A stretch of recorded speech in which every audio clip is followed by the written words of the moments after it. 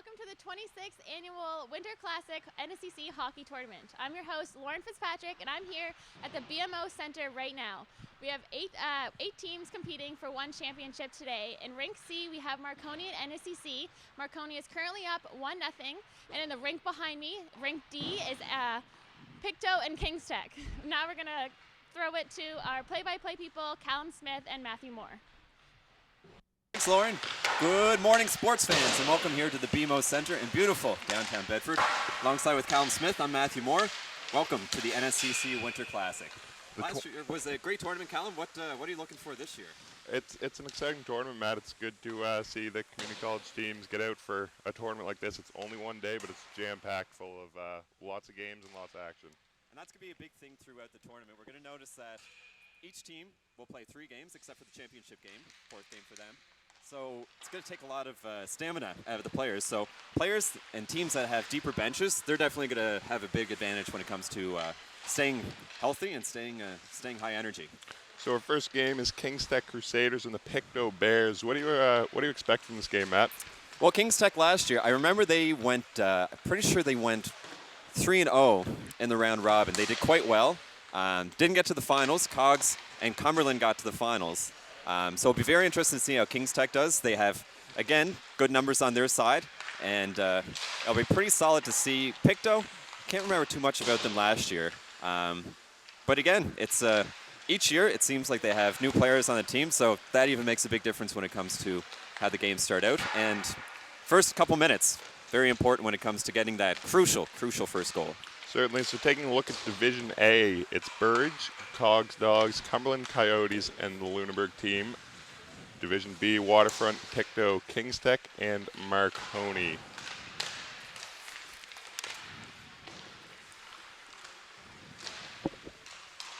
And taking a look at the schedule for the rest of today, obviously Kings Tech and Pictou is happening right now.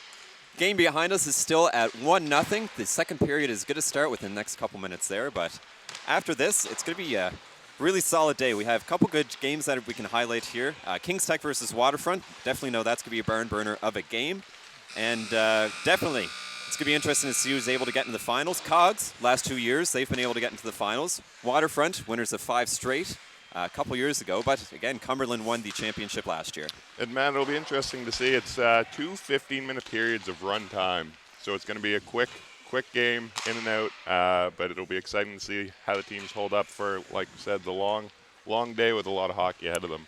And big thing is, gentlemen's tournament, so slap shots are allowed, but no checking. They try to discourage that, and they definitely don't want to see any rough stuff either. So hopefully everything stays clean, and we can expect a great day of hockey here at the BMO Center. Great rink, great facility. And on that note, with penalties where it is run time, penalties will be 3 minutes. Minor penalties are 3 minutes. In the last 2 minutes of the second period, it will be stop time. Stop time. So, but run time until last 2 minutes of the second period. For this game here, definitely have pretty solid numbers on both teams, actually, now that I look at the roster. It's going to be tough for the Pictou team. They have 3 McDonald's, so we'll hopefully be able to call the right names for that. But as we mentioned, we did this tournament last year. It was a great time, lots of great hockey, and I expect this to be no different. And we're getting close to puck drop. 2 teams lining up at center ice. The officials just talking to the coaches on the bench now of Pictou, and we will get things underway shortly. We are a little bit behind schedule as the first game was intended to start at 8:30, but it looks like we're getting pretty close to puck drop.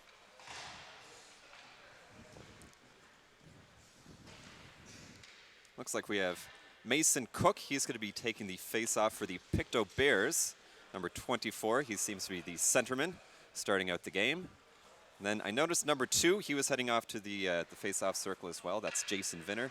So it'll be good to start the game. Puck has been thrown onto the ice. Looks like there's been a couple thrown on the ice.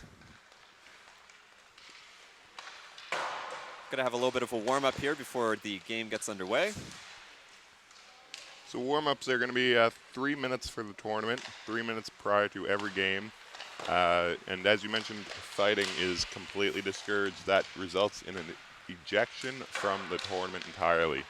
And any major penalty, whatever the degree of it is, in the final 5 minutes of a game will result in the next game suspension. So that'd be interesting to see, especially when you get later in the tournament. If your star player makes a mistake and gets a major penalty at the end of the game, might lose them for a full other game, which is crucial when, like I said, you're playing only 3 games. If you go undefeated, you're probably going to the championship game. Actually, you are. You're going to the championship game if you go undefeated in this tournament.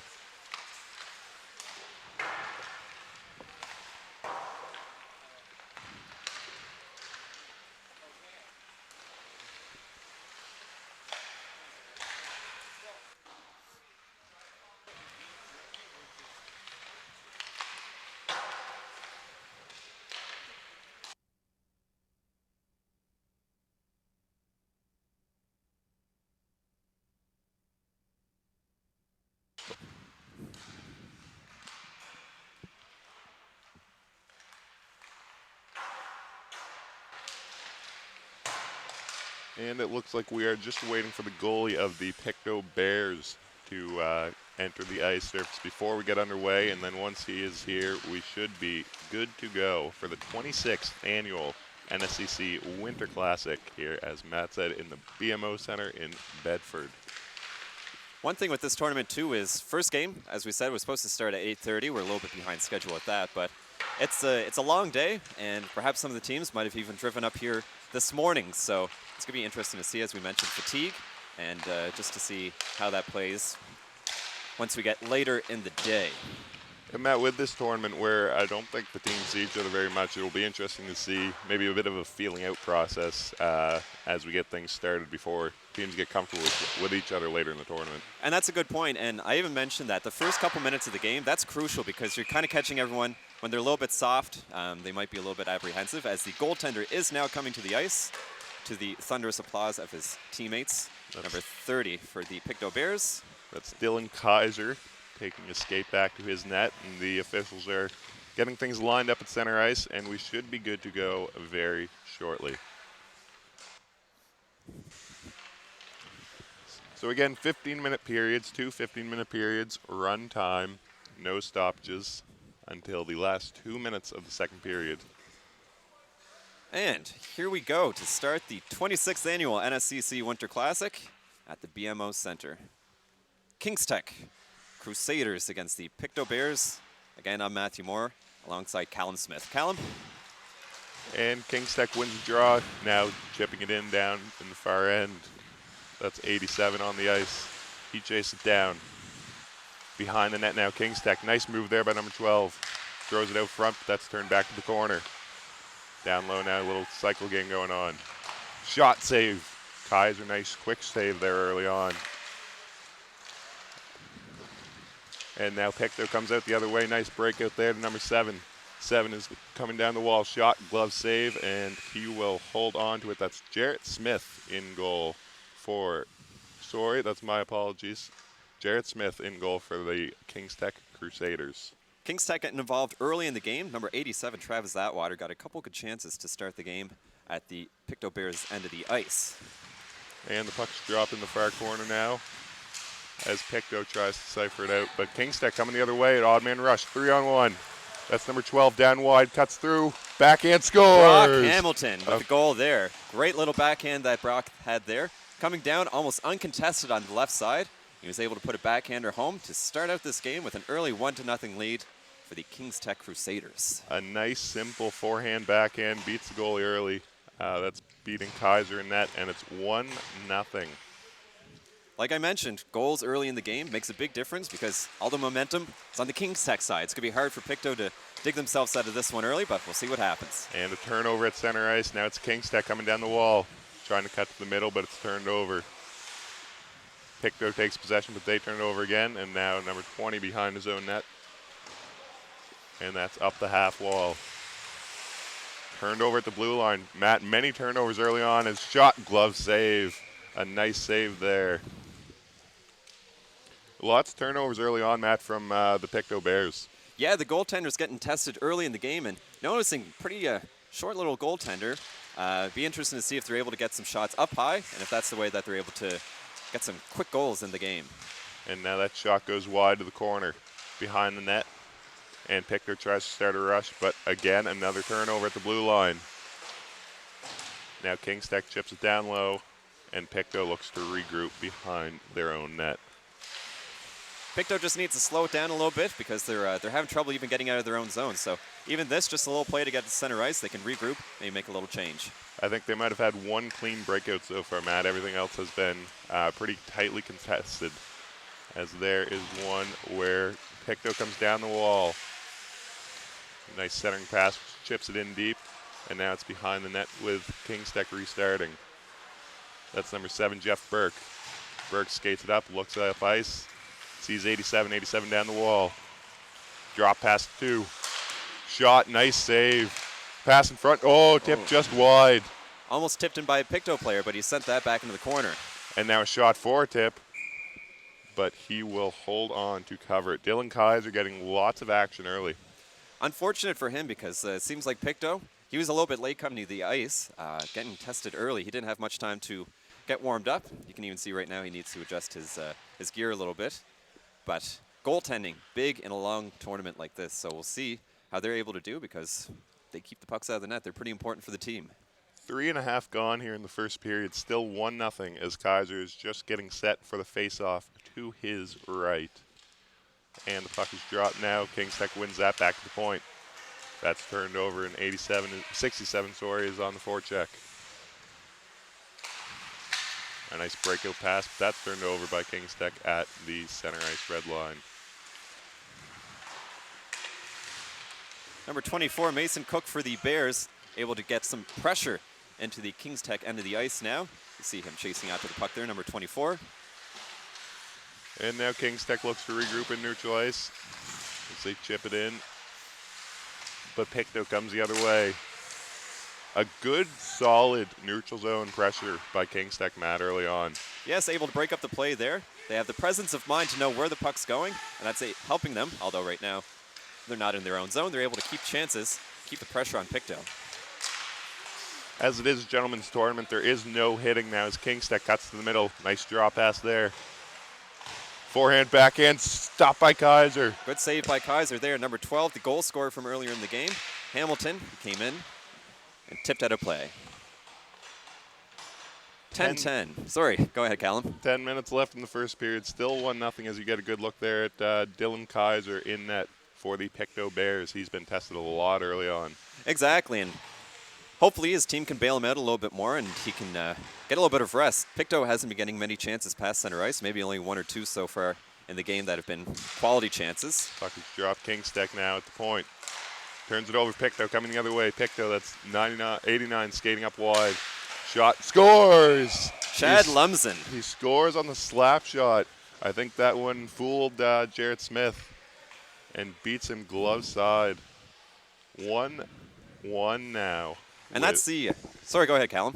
With 9:20 to play in the first period. The goal there, the problem I feel like with Jarrett Smith in goal is he's not getting tested. So when it comes to getting first couple shots on goal late in the game, he's a little bit rusty. Maybe not getting as many chances as Kaiser is down the other end. And that shot goes out of play. So face-off will be to the left of Jarrett Smith now. Dropped into the point. Pictou takes control at the blue line. Nice deke there by 4. He beats 3 guys. Shot blocker save to the corner. And now Pictou again in the corner. Taking control and cycling down low. Nice forecheck there by number 89. That's Chad Lumsden, but now Kingstech coming the other way. Odd man rush turned over. Now behind the net. In the corners, Kingstech takes control. That's 17 on the puck. But that's a breakout, and they will slow up. Pictou will, and just put it in deep. Pictou doing a better job. They're not getting as many chances in their own end anymore, so they're able to have a little bit more of a restful time. Get another shot on goal right there. Offensively, I don't know if they're having high-quality chances like Kingstech is, but now you can definitely see pretty quick improvement. They just need to get any chance. Even like you saw, he just took a pretty simple slap shot. Should have been stopped, but he was able to get it by the goaltender. Scoring goals is the best way to win games, Callum. That is a good point, Matt, as now Pictou gets it in deep, but King's Tech will regroup in their own end. Tries to come out front, but he is denied at the crease, and now it's King's Tech coming out the other way. Number 7, Jeff Burke on King's Tech looks to be a very offensive defenseman. Ooh, what a good save. Good speed and good agility. Able now to it's Pictou coming the other way. As he is stripped up there, but King's Tech. Now that's Burke again. Burke taking a chance on the rush. Jeff Burke tries to put it wide, and he's in the corner now. Good defensive presence there by Josh Langell on the Pictou Bears. He was able to get the puck tied up in his skates and able to slow down the opportunity coming their way. Atwater puts it down low. That's Hamilton. He loses possession, and now it's Pictou trying to get it out of their own end, but again, a struggle with that. Number 2 on the forecheck, that's Viner. And now he chips down low to Hamilton. Hamilton pulling out. Pass in front, but that's turned away, and now Pictou looks to come the other way, but they turn it over again, Matt. Turnovers. That's a sloppy way to get a goal, and almost a good chance right there in front of the net. A lot of blind passes coming out of Pictou's own end, and it's resulting in, as we said, those turnovers. But now King's Tech coming the other way at the blue line. That's Hamilton slowing up, playing it back to the blue line. Nice move there, and he's coming up through center ice. Odd change for Pictou. Shot, pad save, rebound, and that is cleared aside by the defenseman. And now it's a one-on-one down the wall. Shot, that's tipped just wide.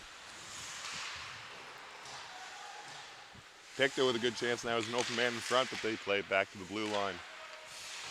Nice move there, beats 3 guys again. Shot for a tip that no one could come through on. Pictou finally generating a solid offensive effort in the King's Tech end. And now King's Tech coming back up. King's Tech down wide, cutting in the middle.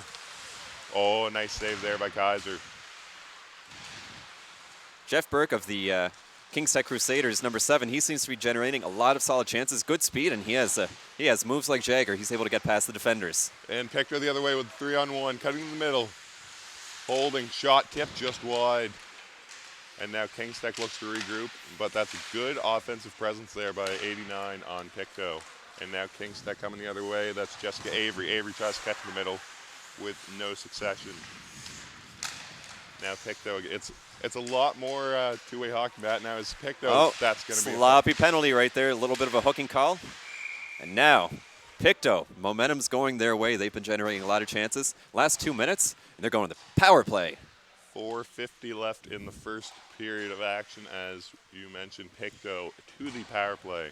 Taylor Wells going to the penalty box, number 33. You saw there was a little bit of a hook, and he'll sit there for 3 minutes. And we're going to have a little bit of a replay coming up here of that last play. You see here, gets the stick up, parallel to the ice, interferes with him, trips him up a little bit too.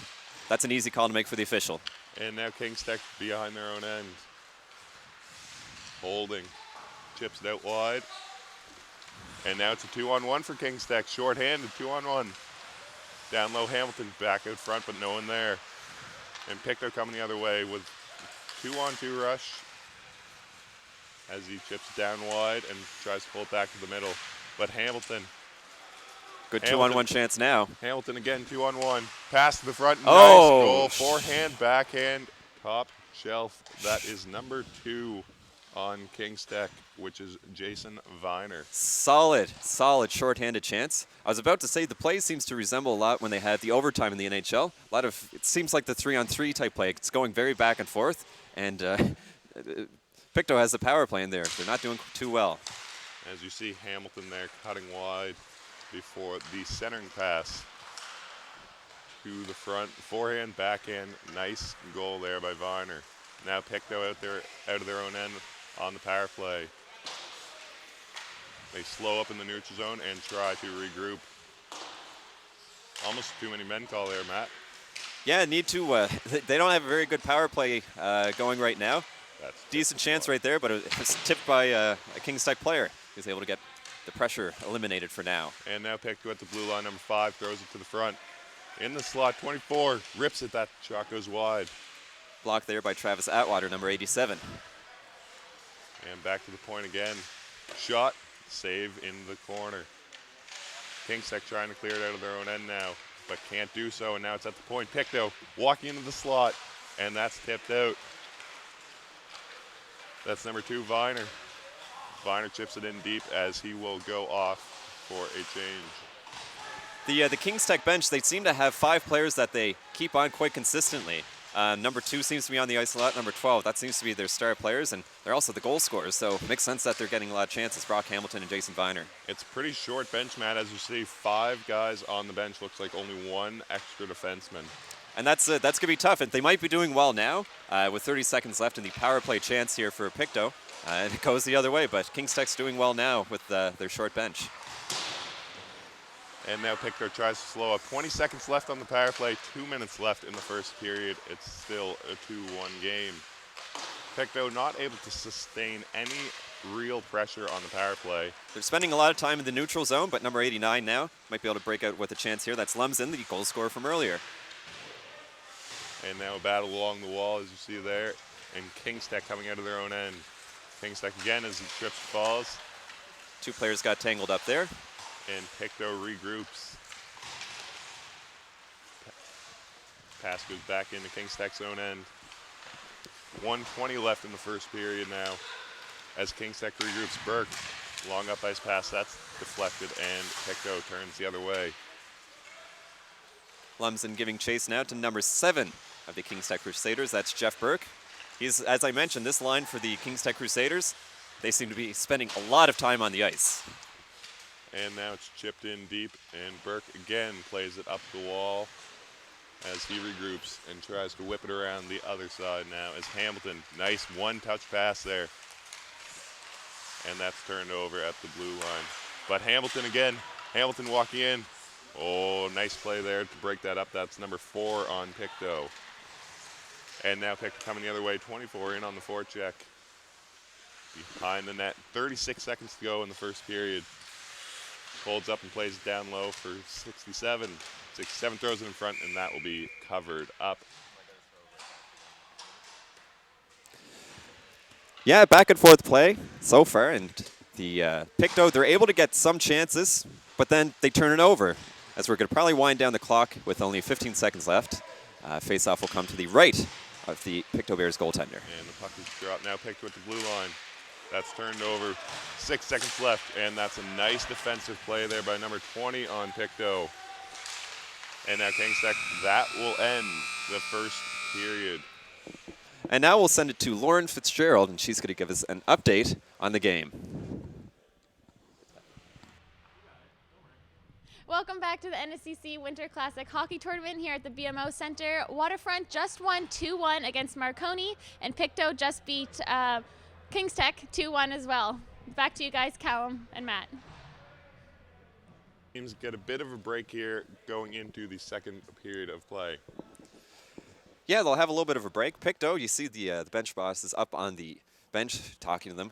Even looking, like we said, numbers, very important in a tournament like this. A lot more blue sweaters, as you can see there. Nice little tie there by the coach. He put it on as well as I did this morning as well. He seems to be talking about getting some chances, maybe throwing the puck in a little bit more. I don't read lips, but that seems to be what he's saying, is just get pucks deep. It's hard to generate chances in your own end, Callum. What you can also see, Matt, is Kings Tech. You look and see a lot more fatigue as you see 3 guys hunched over. So that will be a telltale sign of how things may or may not go later in the tournament with a short bench. A lot of hockey in one day. And that's why I mentioned with 87, Travis Atwater, number 12, Brock Hamilton, and Jason Viner, number 2. They've been on the ice, I'd say 15 minutes so far, the first period, as we're about to get the second period underway here at the BMO Center. And now it's Mason Cook on the draw for Pictou. And Viner for Kings Tech. And want to give a shout out to all the first years that are helping us with the production this year, the RTJ class of 2017. They're doing a great job working the cameras, helping out with tech stuff, so great to have them along for the ride this year. And now Pictou back at the blue line, they chip it down low. Now Sykes it to the corner, but he gets tangled up. And Kings Tech, nice shoulder check there, Matt. No call there. Another good chance generated by Pictou. They shot it over the net. And but Viner on the breakaway. Viner. A oh my nice goodness. Fake, nice head fake, and he brings it backhand, forehand to beat the goalie. He had Dylan Kaiser all backed up. He faked right, came to the left, went left again. Definitely fooled me. We didn't even see that play coming, but you're going to see on the replay here, he just gets a breakout chance, gets across, comes to the left, and pulls it back right, checks him up, scores an easy goal. Jason Viner, again, Kings Tech, solid game so far, with a 3-1 lead right now. Viner with full control of that puck there. And now Kings Tech coming the other way again. Hamilton down the wall. Hamilton looks to the middle, but that's turned over, and now Pictou comes the other way. A little chip in deep there by Lumsden as he turns it over at the blue line, and Kings Tech looks to regroup as delayed offside. Coming the other way, Viner. He loses it but regains it. Viner, look at the speed down the wall. He cuts the middle. Viner. Goodness gracious. That was a smart play by Dylan Kaiser. Just stop the momentum that Kings Tech seems to be generating right now, getting all the chances, and no one seems to be contesting the players as they come into the Pictou end. Jason Viner, as you just saw him take a seat on the bench there, he's shown a lot of speed and a lot of good hands. And this is going to be the first time we see sort of the second line for Kings Tech, so see what they're able to do with a healthy 2-goal lead right now. And Burke holds that in at the blue line as he tries to chip in down low. Now Pictou regrouping in their own end as they look to start a breakout. Holding in the neutral zone now, trying to look for an option as he just chips it in deep. And sometimes that's a smart thing to do. NASCAR driver Dick Trickle, he always had the saying, sometimes to go fast you have to slow down. That seems to be what Pictou's trying to do right now. You're one for the creative sayings, Matt. Thank you, I try. Now Kings Tech can't get it out of their own end. That shot's tipped. Nice glove save there. Little soft fluttering shot from the blue line, but sometimes that fools the goaltender. Even just a knuckleball can come in. Sometimes those are the tougher tips as well to handle, Matt. The slow shots can be fooled by the goalie. Unexpected speed and, like you said, generate a tip. And now Kings Tech tries to get it in deep, but that's turned over now. Now Donnelly. Pictou in shot, pad save, and he will hold on for the whistle. That's Jarrett Smith. A nice save off of Chad Lumsden. Pictou, like I said, seem to be getting some more chances now, but that top line for Kings Tech, they rested for about 2 minutes. They're coming back on with 11:48 left in the second period. Stop time in the last 2 minutes. Should mention that as well. No, we said it earlier, but last 2 minutes there will be stop time. 3-1 game now as Cook tries to chip down low and Burke. Burke rips it around the wall. Nice one-touch pass again. Hamilton across ice. Now Kings Tech down wide with a 3-on-1. Shot scores. Oh my goodness. Drops to a knee, a one-timer by Hamilton to make it 4-1. He shot that upstairs where Mama hides the cookies. That was a great chance. Able to get it from across the ice pass. Not too much that the goaltender could do there. He was hung out to dry just like my laundry yesterday. It was a nice day yesterday. See the replay here. Number 87 coming across. Throws it across and able to get the solid, like you said, from the knee. Number 12 able to score the goal. That is, of course, Brock Hamilton. And now Pictou coming out their own end through the neutral zone. Nice back check there by Kings Tech. Kings Tech just seems to be playing a smarter game. They have some more experienced players, and again, getting another chance right here. Viner, Hamilton, nice glove save there. Hamilton, again, drops to a knee. I mean, it's community college tournament, but you see a bit of Steve Stamkos dropping to a knee like that. And just like Stamkos, getting goals. It's one thing to do it if you're not good, but he's good, and that makes it so much more interesting to see as the faceoff comes now to the left of Dylan Kaiser. And Pictou realizes they have one too many players on the ice, so a bit of a delay there. Viner tries to win it forward. Now behind the net, Hamilton again. Slap shot. That shot goes wide, and now Kings Tech holds it at the blue line as they chip it down low. Holding along the half wall, nice attempt, but Hamilton regains the puck in the corner. Hamilton brings back the point, and Kings Tech can't hold it as Pictou chips it out, but Kings Tech regroups again. Waiting for their players to get on side, had to hold up a little bit there, was Atwater. And Hamilton shot that just wide. Nice hard snapshot, varying from the slap shots that we've seen from Hamilton so far. Pictou coming down as they try to generate a chance, but that's turned over and back in the neutral zone. I think Kings Tech's starting to realize that they have a pretty solid lead in this game, so they're starting to rest some of their players, but number 2 is still on the ice. That's Jason Viner. He's gotten a couple of good goals so far. Viner, rather. Little trip right there. That's a delayed call coming up, Matt, as you see the Kings Tech goalie skate to the bench, and Pictou will touch up. There'll be a power play coming up for Pictou.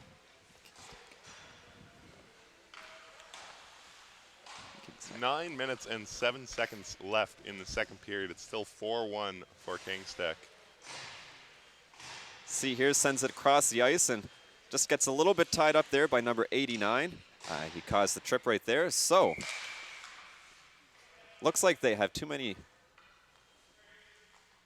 Not sure what, they were still putting the time on the clock there, so have to wait for that to get added on. There we go. Power play for Kings Tech as they look to extend their lead even further. 4-1 now as Kings Tech will regroup in their own end. And what Pictou might start to realize soon as well, still 8:30 left in the period, as you mentioned, that maybe they need to start resting their top players. So when they get to other games later in the day, they're well rested, because Kings Tech does seem to have a stranglehold on this game. And now Avery tries to beat that out, but it's chipped back in by Pictou, and behind his own net is Smith. Kings Tech tries to chip it out, but that's turned over. And now Pictou coming. Nice dig. Shot off the post. Off the post. Number 8 by the Pictou Bears, able to generate a pretty solid chance. That was one of the McDonalds, Ryan McDonald. And now in the neutral zone, Kings Tech regroups, and they try to get it in deep. But Pictou, a nice play there by the defenseman in his own end as he tries to cut wide and start a rush there. What's happening? Pictou's on the penalty kill, but they're getting all the chances. It's a pretty offensive penalty kill, as you see so far, Matt. It's good to see more wide open hockey again after the first couple minutes where I'd say domination by Kings Tech. Exactly, and have to feel for Pictou. They kept it pretty close, but they just let it get out of hand because Kings Tech has some pretty solid players, as we mentioned. And you see there one guy trying to beat 3, and now shot. That shot goes over the net and trickles onto the net, but that's back to the blue line. Kings Tech chips down low. Kings Tech using their second line now. They have number 15 on the ice. I haven't seen much action from Brett Donnelly yet. A lot of intentional tip shots, Matt, as you see from Kings Tech. You saw Jeff Burke just let that one go there. Now Pictou the other way. Nice move there by Ryan McDonald, and he chips it down to the other side. Quality player for Pictou. He's been getting chances the last 2 minutes on this penalty kill. Again, they're doing pretty solid job, even though they're supposed to be down a man. And now Pictou regroups in their own end. We're 5. A nice breakout there by Langell, but he turns it over at the red line. Players flailing all over the ice now as you wonder about the ice conditions on this very warm day. It is quite nice, though. I think I saw the high for today's going to be 11. It's nice for us. It's going to be warm in the arena, but might be hard for the players. And now Pictou shot. That shot tips wide into the corner. Nice chance by Mason Cook there, number 24. Kings Tech coming out of their own end with a potential odd man rush as they have 4 guys, but some slowing up. That's number 3 dropping it for Viner. Viner holding. Nice move there, but he chips down low, and Hamilton back to the blue line. Burke crossed 87 at the point. That shot tipped just wide. Again, another tip shot. And Viner's on the forecheck in the corner. You got to get your head up there, Matt. Exactly, and even you said the tips. When you're right in front of the net, if you tip it, it's pretty hard to make a reaction save that quick when you're just getting only a split second to do anything. And try to see another tip right there from Travis Atwater from the blue line. Back to even strength now as Pictou does indeed kill it off. That's good to see. They were able to finish off the game strong, get a little bit of a momentum push, and look what's going to happen here. Another penalty. Jason Viner will be heading to the box, as we mentioned earlier. No checking in this tournament. Big thing. 4-1 game right now, but later, when we get to the end of the tournament, goal differential could be a big difference. So might matter a little bit more as you see the penalty here. Just put a little too much contact in that. Tripped up number 69, Noah Chisholm of the Pictou Bears. And now Avery down the left side. She holds shot. And Kaiser, it looked like that fluttered on him a little bit, but he holds on for the whistle. 4:50 to go in the second and final period. Smart thing by Kings Tech. If they get the goaltender hold the puck, they're killing off time because they run clock until the last 2 minutes of the period. And now Burke throws it wide. Chipped in down low, and Pictou will try to regroup, but they don't come up with the puck. They were doing better on the penalty kill, Colin. They were struggling to do anything with the power play. And we noticed that earlier in the game, they allowed a shorthanded goal. It's almost like the formality of the setup on a power play, but now you see them with pressure down low, but they do turn it over. And Burke tries to chip it in deep, but he can't do so as he touches up. And Burke again turns right around, makes a breakaway out of it, backhand, stopped by Kaiser, getting the pad down. Hugged the post well, able to keep that puck out of the net.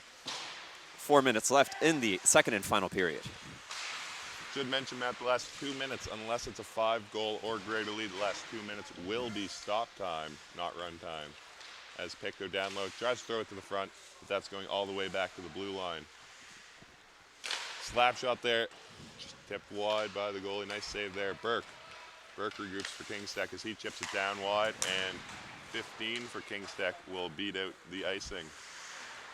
Now he holds and pulls it down low behind the net, tries to throw it out front, but there is no one there. Should give a shout out to Jarrett Smith. He's the goaltender for Kingsteck. Hasn't been tested much, but he's making some pretty solid saves on shots from the blue line by Pictou. A lot of good defensemen for Pictou, and number 89 coming up with a good chance here. But look, Smith comes out, aggressive play. Comes out to meet him, thrown back in front, but no one is there for Pictou. 3 minutes on the clock with 45 seconds left on the power play for Pictou. A nice slap shot there. That shot's tipped wide. That fluttered right over his head, and he didn't have much time to make a chance for a save, and didn't make any contact. Puck missed the net. And now there is another slap shot at the blue line from number 20. Now Kingsteck at the red line. They try to throw it down low, but Pictou regroups. 2:30 to go in the second and final period as Kingsteck tries to regroup in their own end. Nice pressure there by Pictou as they do manage to turn it over and throw it out in front, but the stick was down. And Pictou at the point, holding, chips down low. Nice little give and go shot. That shot goes wide. And that's thrown in front. Look for another tip, but not there as Varner tries to chip it out.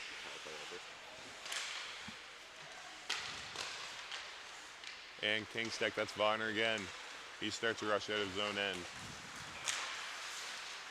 Turn back over to the neutral zone. Kingsteck is playing a lot more defensively now, Matt. They're trying to more so just get it out of their own end versus the earlier domination from the offensive zone. Just nursing it. They're riding a 3-goal lead. That's pretty solid.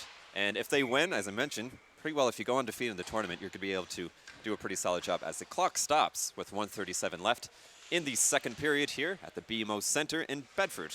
You got to look there. Carson Dunbar heading to the bench. That's number 7 for Pictou, as the draw will be to the left of Jarrett Smith. And Pictou's been generating good chances in the last 3 minutes of this game. So it'll be good to see if they're able to keep this momentum up, maybe get a close game and ride up the tournament standings a little bit. Thrown in front, but that shot goes wide, and now Kingsteck chips it out of their own end. Hamilton cuts to the middle. Hamilton down low. Nice little toe drag there as he chips it down low and regains the puck. He cuts out in front. Hamilton back into the corner. Burke regrouping. Almost an end-to-end effort by Hamilton. He controlled the puck, able to keep the defenseman off him. A nice give and go there, but no finish there from Burke as he just lost possession right before the goalie. Last minute of play in the second period, still 4-1. As Kingsteck turns it over, but that's Varner again. Varner, he'll slow up and regroup. He realizes the time left on the clock, doesn't need to rush anything. Quite content with a 3-goal lead right now. And that's number 10 for Kingsteck as he chips it in low, and Varner on the forecheck. He will win the race to that puck in the corner and throw it back in the blue line. Burke beats one man, but not the second, and now Pictou turns it the other way. That's 2 for Pictou. He holds up, but that will be offside with 27.8 seconds left in the second period. And Pictou, they're a pretty solid team. They're able to get good chances, like I said, from the blue line. Nice hard shots. But Kingsteck's really, really good. They're doing a great job defensively. But I know we've been harping over it. They have a pretty short bench. So it'll be interesting to see once they get to Game 2 and Game 3 how fatigue sets in. 25 seconds left to go now as Kingstech tries to get it out of their own end. Avery plays it back to Burke. Burke rips it off the wall, and that goes out into the neutral zone as Pictou turns it over very quickly, and Pictou back in the other way, slap shot. But he fans on that one, and now Burke chips it out. 2-on-1 now for Kingstech. Shot that goes wide. Nice defensive play there by number 8, I believe it is, for Pictou, and that will be it for the first game. Alongside Callum Smith, I'm Matthew Moore. Thanks for tuning in. Our next game will be at 9:30, featuring Jean-Marc Sampson and Callum Smith as well. It'll be Burge against Cogs. Now we'll send it back. And we'll see you in a bit.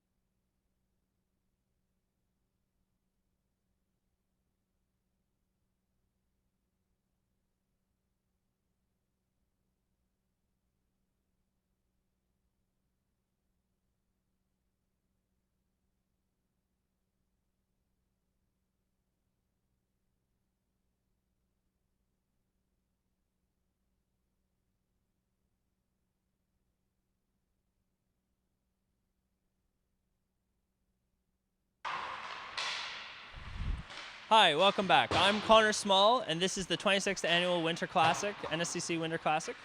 We have Cogswell taken to the ice now for an early warm-up. Still waiting to see Burridge. Over on the ice over here, we have Lunenburg and Cumberland, and it's a 1-0 game at the moment for visiting team. Should look to be exciting. Seen a lot of play, seen a lot of hits. Waiting to see the Burridge game, though. We've got a lot more games going today. And I'll throw it back to you, Callum and John Mark at the booth. Thank you very much, Connor. As we look to get things started, warm-up is winding down, but still only Cogs on the ice. We are awaiting the arrival of Burridge. Callum Smith along with Jean-Marc Sampson. Jean-Marc, back for the second year. What do you expect from the tournament? Good morning, Callum. This is an exciting game today. Or a lot of games today, actually. We just witnessed behind us, we had Waterfront taking the first game. We got the champions of last year's tournament behind us. Excited to see what they have this year. Cogs looks very professional. They got all the same jerseys, all the same socks. I think they're in it to win it. That's me personally, but we'll see. They got a solid team this year, I imagine. All kinds of fun today. Really glad you guys are tuning into the live stream. But again, if you guys can make it out, all the SAs are asking that you make it out today. And you come out here to the BMO Center in Bedford. Beautiful rink. All kinds of good stuff here happening. So come on out. We're here till 4 or 5 this afternoon, Callum. So come on out if you got a minute or two. Jean-Marc, you mentioned Cogs last year and the year before. They made it to the finals but came up short in the finals both years. So it'll be interesting to see if they can regroup this year and maybe come out on top. Be interesting to see. Still awaiting the arrival of Burridge.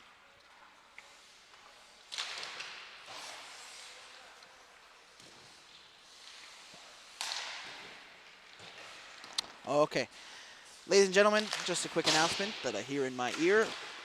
Cogs is on the ice, but unfortunately the other team seems to have a mishap with their gear logistically. So it looks like we're going to have a little postponement of the game, possibly not a game at all. But we'll have to see, and we'll keep you guys posted, of course. But Cogs is supposed to take on Burridge. And we'll have to see when Burridge gears arrive. And we hope that is soon, of course.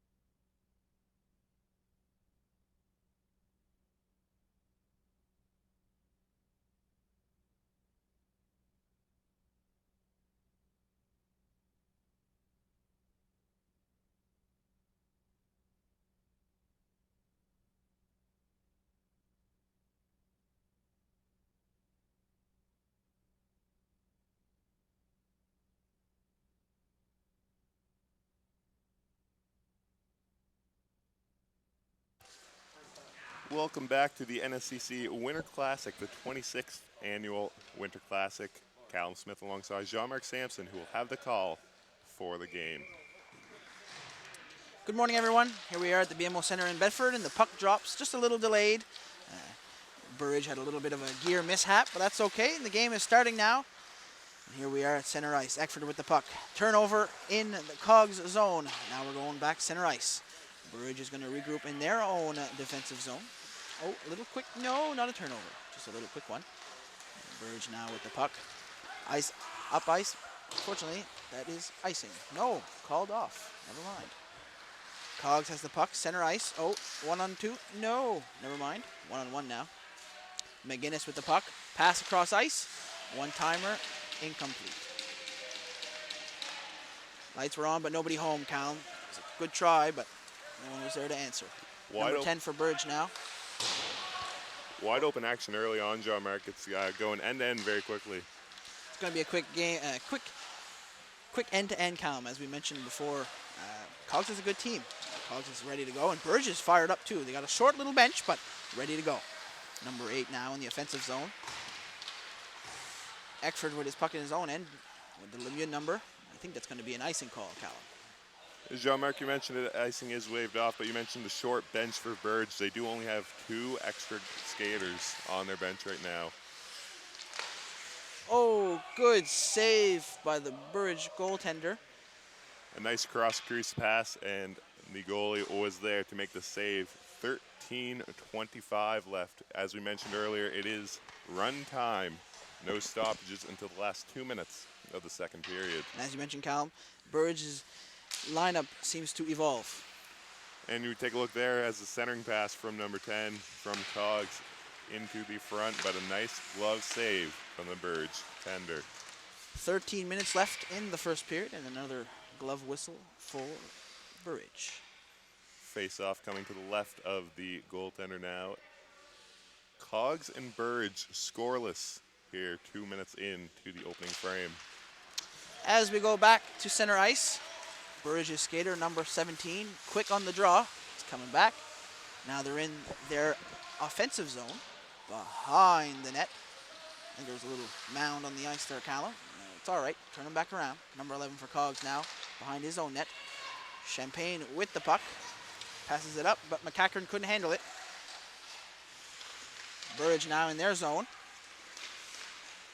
Cross ice, no dice. Champagne with the puck. Little stumble for him, but that's okay. Little fight for the puck behind the net. Champagne and Burridge. Good move, but no luck. And Jean-Marc, there is no checking in this tournament as it is a gentleman's tournament. No checking, but there is slap shots allowed in the NSCC Winter Classic. An exciting one. 26th edition already. Wow, 26 years. Oh my. Champagne with the puck. What's he going to do? Shoots and scores. Bottom right corner. 1 goal for Cogs. 1-0. 11:45 left in the first period. What do you think, Callum? Jean-Marc, that was a nice shot. He placed it very well, but the goalie for Burridge has to get to the top of the crease there if you want to cut down the angles. Very deep in his net. As you take a look there, Champagne one-on-one with the goalie, but the goalie stayed on the red line the whole time, and a nice shot beating the tender glove side. As I mentioned, 1-0 for Cogs. 11 minutes left here in the first period. Another cross ice. Kind of a weird goal there, Callum. That shot got tipped in. I don't know if it was 47 on Cogs. I believe it was 47 on Cogs. Might have been a defenseman for Burridge, but like I said, I believe that was a tip in from Cogs. 4 minutes in, and it's 2-0 for the Cogs. So the first goal coming from number Champagne for Cogs. And that was a quick goal. I'm not sure who they're going to give that goal to, Callum, but as soon as we find out, we will let you guys know. I believe that was Josh Staboon. He is number 47 for the Dogs as gets tied up behind the net, and a power play coming up. There you go. So Pat Champagne scored the first one, and Staboon scored the second one. There it was, 2-0. 10:35 left in the first period, and as Callum mentioned, it is a runtime game, so the time does not stop. So we'll continue. Shift a couple of players here. We're going to keep going. Burridge's lineup seems to keep growing. We started off with 2, Callum. Now we're down to 4, or up to 4, I should say. So. But it is Burridge is shorthanded as they try to break out of their own end, but Cogs regroups in their own end. Ubley with the puck now. center ice. A quick little poke check. Burridge in their own defensive zone. In troubled waters, unfortunately. Number 11 for Burridge has the puck now. Staboon with the puck, looking to see if he can score another one.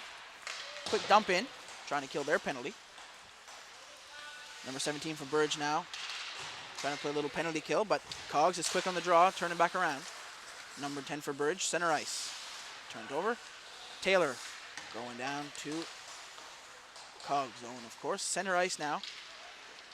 Trying to see how good he can go. Fire Ubley has the puck. Pass it up to Eckford. No chance for Eckford. Going back down. Ubley with the puck now. Cog seems to be a lot more confident in the offensive zone, Jean-Marc. It looks like they're controlling play when they have it down low, but otherwise it is, as we mentioned earlier, pretty open end-to-end. Number 2 for Burridge, trying to see if they can get something going while on the penalty kill. Doesn't seem lucky for them.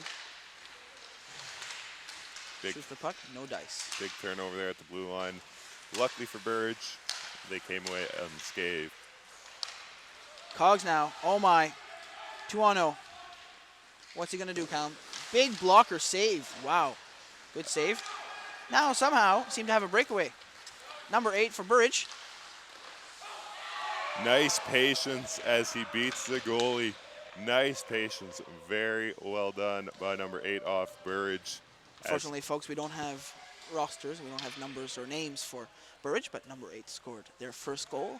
They're halfway, 2-1 for Cogs with 8:30.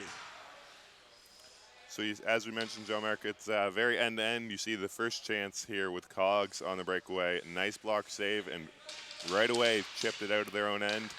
And 8 went in on the breakaway, slowed it down, and a nice move to beat the goalie to make it a 2-1 game. As you see that, Callum, went end-to-end again. Eckford shot on the goalie, but unfortunately a big save for him. Burridge goalie, he's solid, Callum. You think he's keeping them in the game? What? We're facing a lot of action early on, Jean-Marc. A lot of pucks going towards Burridge's way as they look to clear it out of their own end. As we ship down the ice again, behind the Cogs net. Malenfant to play the puck. Indecisive. Little goalie tap there. I'm not sure what was going on. I don't think that was on purpose. But. And delayed offside there as Cogs will tag up and Burridge regroups.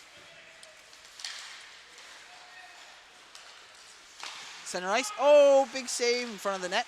Eckford with the puck. Backhand. Another big save from Burridge's goalie. It's working hard down there in the Burridge net. A nice little change there, and Burridge comes the other way. They slow up and try to turn it down low now. As we are still in Cogs' defensive zone, we're turning it around. Eckford with the puck. Oh, little miscommunication there, I think, ladies and gentlemen, but that's okay. We're going to keep going now. McInnes with the puck, 77. Big shot, but stopped. Burridge turns around with the puck now. Center ice, and he is stopped. 6:50 to go in the first period with run time as Burridge completes another change, and they start another rush going the other way. Ubley in his own zone. Nice little nifty pass there, looking up ice. But the teammate is intercepting it. Nice hand McCackern with the shot. Oh, blocker save. Nice hand eye by McCackern to turn that puck the other way as he batted out of the air. And now Burridge comes the other way.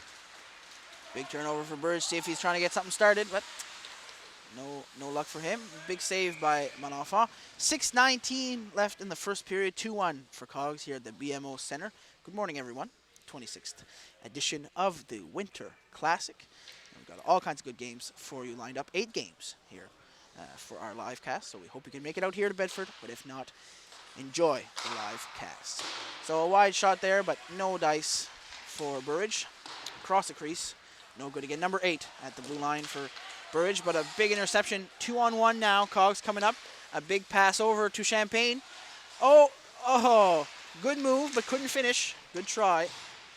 We're still in Burridge's defensive zone. Number 10 now for Burridge. Beat the goalie there, Jean-Marc, but couldn't find the handle when he went to the backhand, and now Cogs will try to regroup behind their own end.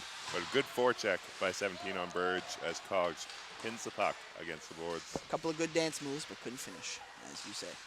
We're now in the Cogs defensive zone, behind the net, or to the side of the net, I should say, to the right of Champagne. Now a fancy couple behind the pass, and Champagne is there. trying to see if he can get it out of their zone, but no luck for him. Little spinorama from his knees. Good try. Scores. Wow. That was fancy. That was highlight of the night. I think that was pretty impressive from his knees. 17 finishes on the rebound, but a great job there. Great pressure by Burge to tie the game at 2. That was number 10 with the spin move off the top. That shot went through the legs of Malenfant, and they finished there to tie the game at 2s with 4:45 to go in the first period. As you take a look there, a nice spin, drops to his knees and got tripped up a little bit. Threw it on net, and it just trickled through Malenfant's legs, and just a tap in there. And as you mentioned, Callum, it's not over till the fat lady sings. Don't count Burridge out yet. But here we are on a breakaway. Cogs. Oh my! Callum, we just finished saying a goal, and now we got another goal. 3-2 for Cogs with 4:18 left. Sean McIntosh with that shot, kept it on the ice, but just picking corners, going far side, beating the Burridge goalie. As you take a look there, again, Jean-Marc, another odd man rush. Cogs with a lot of offensive chances, with not too much contest from the Burridge defenseman. 4 minutes left in the first period. 3-2 for Cogs as we are here at the BMO Center. Taylor with the puck, shoots. Nice little pad save for the Burridge goalie. He's really keeping his team in the game. Ubley at the blue line. Little dump in. Burridge behind their own net. And tried to get it out. Romano passes the puck to Katsanavsis. And now Cogs chips in deep Hubley, but that's turned over, and Burridge comes the other way now. Number 13 for Burridge. Good try. Turnover. Taylor with the puck now. Seems like a good shooter. Cross ice. No luck. Burridge turnover now. And again, the puck is turned over to Cogs. 3:09 left in the first period. 3-2 for Cogs. Here at the 2017 Winter Classic. And Eckford with the puck. Oh, big glove save. What were you saying, Callum? I apologize. Eckford, nice move there to cut to the middle, but a big glove save by the Burridge goalie. You mentioned the action that the Burridge goalie is facing. 2:50 left in the first period. Lots of pucks going the Burridge way, as you see Eckford there. Brought it to the backhand. A nice glove stop with 2:40 to go in the first period. I don't know how long Burridge's goalie can keep them in the game, Callum, but I'm hoping for a little bit. 3-2. Big save there down low. Eckford with the puck now. Behind the net. Burridge. Little kick pass. Playing soccer a little bit. Number 16 behind the net. Still has the puck. 17. Coming up. Center ice on the left wing. Passes it over to the right wing. Big slap shot. What a save by Malenfant. Still down in the corner. Eckford with the puck now. Trying to see if they can turn it around. They dump it down the ice. And Burridge in their own defensive zone. Now number 10 for Burridge. Turns around, see how long he can wheel for. It's going all the way north to south, but gets stuck at the equator. Turned around. Penny now with the puck in his own offensive zone, or defensive zone rather. Now Champagne's going for the puck. A little foot race here. A little slash there. A little friendly slash. Oh, good try. Number 16 for Cogs. Turns around, see what he can do. Oh, evaluating. Little wrist shot from the point. Didn't get very far. That's okay. Good try. Another dump in for Burridge. A nice chip out there by Burridge to get the puck out of their own end and clear the pressure as Cogs tries to regroup in their own end. Little forecheck by Burridge now. Cogs turns around and see what they can do. He's looking up ice. Nice little pass, but intercepted by Burridge. Shoots. Glove save. Now we're right in the middle of the ice here. Burridge with the puck. See if he's going to take a slap shot. Oh, hits his own teammate. And that will be offside, Jean-Marc, with 1:09 to go in the first period. You saw Burridge defensemen, both the defensemen stood at the red line there. They weren't in the offensive zone, and that was number 8, the goal scorer from earlier on, who tried to take the slap shot from the red line. And the puck will go back to the Burridge blue line for the offside face-off. 45 seconds left in the first period. 3-2 for Cogs here. And we're just outside the offensive zone, hoping to get no offside. Now they're going to go back in. McNaughton with the puck. Champagne passes it up. Oh, a little hook, I think, ladies and gentlemen, but no calls coming from the ref, it seems. Oh, never mind. I missed it. 20 seconds left. It'll be interesting to see if they can get a face-off and a chance before the end of the first period.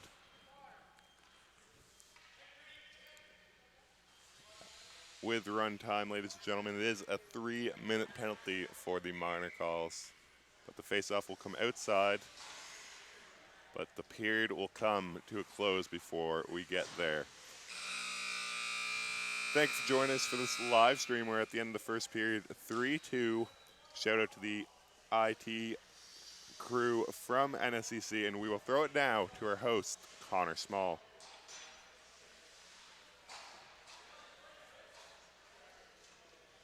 Oh, you're waiting to.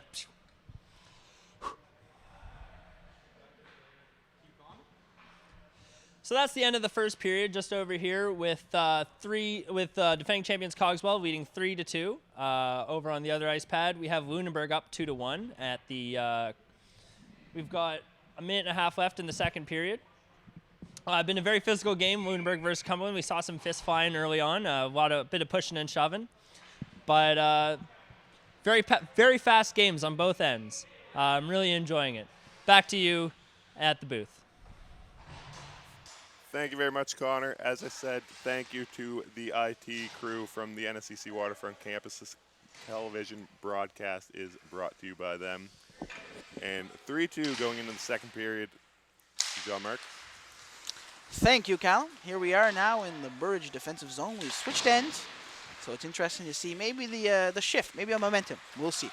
3-2 Cogs with 50 minutes left here in the first period, or second period now. We're into the last and second period, so we'll see what happens. And I mentioned a little earlier, it's not over till the little fat lady sings. So it's interesting to see who will come out on top in this one. Here we are in the Cogs zone now, but quick turnover. Center ice now, number 8 for Burridge. Passes it out. Ubley is going to go behind his net or in front of his net, and a big dump in. Of course, Burridge or Cogs has a gentleman in the box, so they're trying to kill the penalty. Burridge now with the puck, 5-on-4. Nice little move, but intercepted. That's number 8, Jean-Marc, getting up on the rush for Burridge. Another offensive chance as now they try to throw it back to the point, and the shot coming, slap shot. That shot goes wide. Outside of the zone now, but an offside call. 13:55, 3-2 for Cogs. Cogs are the visitors, and Burridge is home. Exciting game so far, Callum. And early prediction. I don't like to predict, but what are you thinking? You know, it's Jean-Marc, it's going both ways, but the goalie for Burridge has kept his team in the game so far, so it'll be interesting to see if that can stand up, per se. Staboon in 13 for the puck drop. Just waiting for a quick line change, I believe. And there we are. Back to the action. Romano in his own zone. A little push there. A little friendly love tap. Burridge trying to decide. I think it's a slap shot coming. Big shot, but a big glove save from Manalfa. Number 8 again, Jean-Marc, from the blue line for Burridge. Lets the slap shot go. Very offensive defenseman.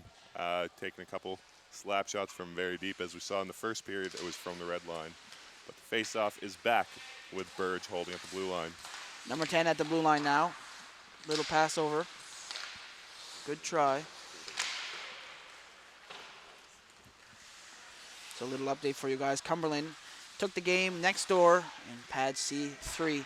So there you go, Cumberland, the champs of last year, taking it again, and a good start for them, Cal.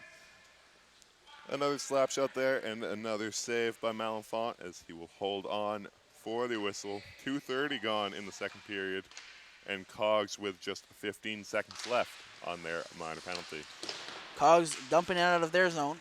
See if they can regroup and get off the power play, get another man on the ice. But Burridge behind their own net, looking up ice, weighing out his options. And a pass to the left wing. Chance for no cigar.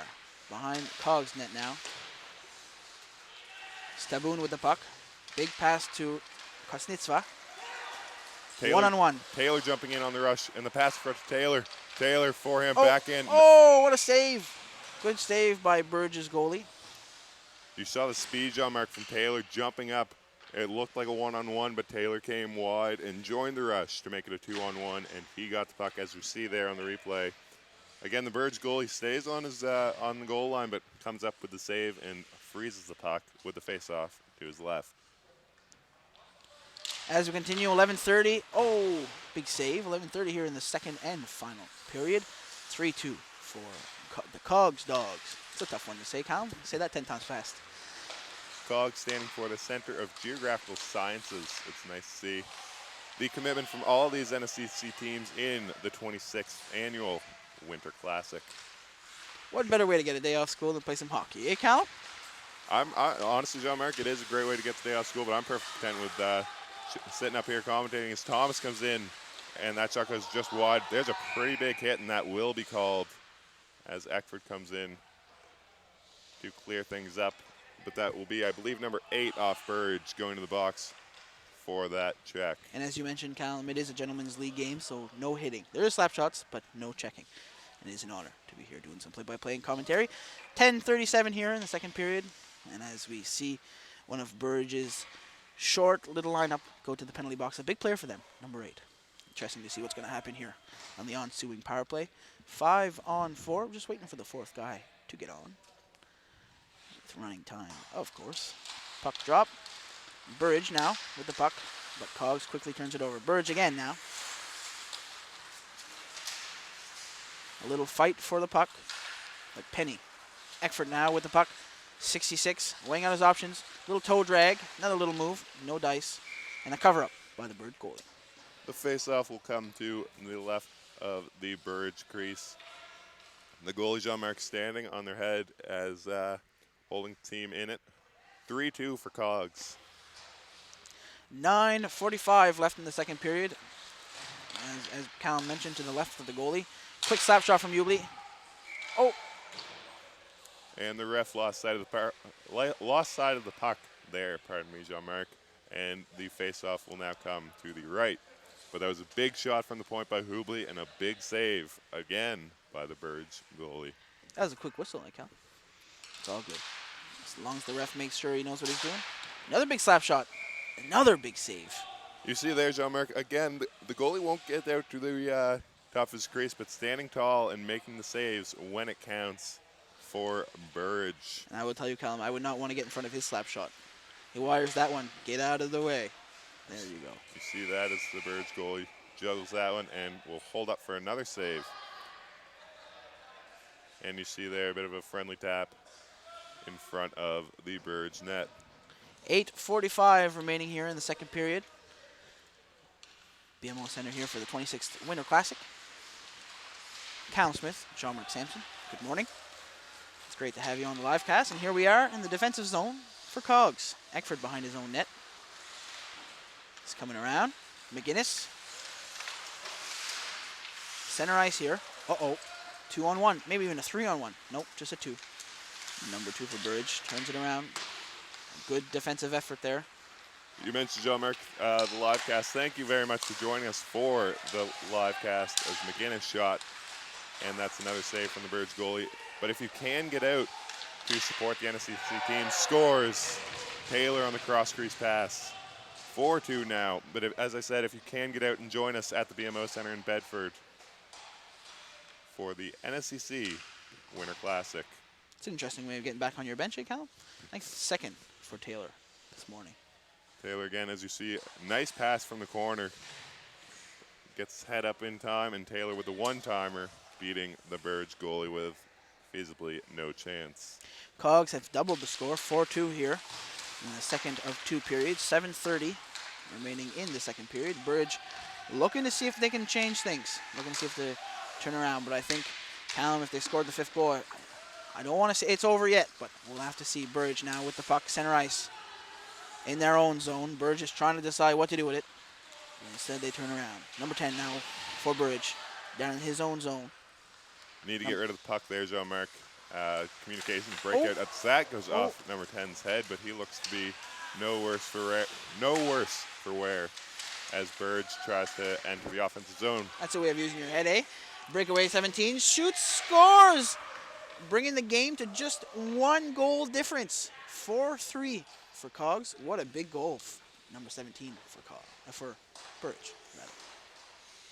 A nice shot there from 17 on Burge. As we take a look at the replay here.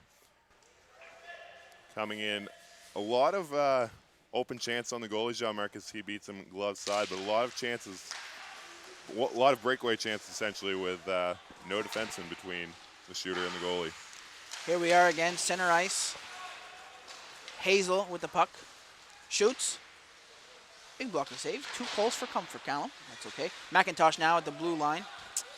Lets it go outside of the zone. McIntosh, number 11, still with the puck for Cogs. Hazel out there. Couldn't handle it, though. A big chop. Try to get it out. Big interception. 2-on-2 now. And as you mentioned, Callum, number 10, received the puck on the head. That's a way of using your head, I suppose, but probably not very good feeling for him. Oh, a little interception of the slap shot. McCackern with the puck. 2-on-1. Big pass cross ice. Oh! Right on the doorstep. Lights were on, but nobody's home. Couldn't finish the goal. Callum, that was close, but no cigar.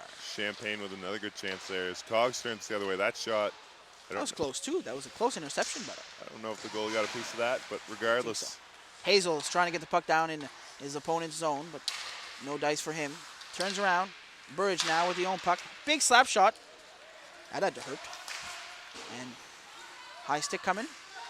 It appears some frustration, Jean-Marc, from the Burge team as they're just trying to get the puck out of their own end, but they need to get their head up to make smart plays to break out. Hazel now in the opponent's zone. Deep in Burge's zone.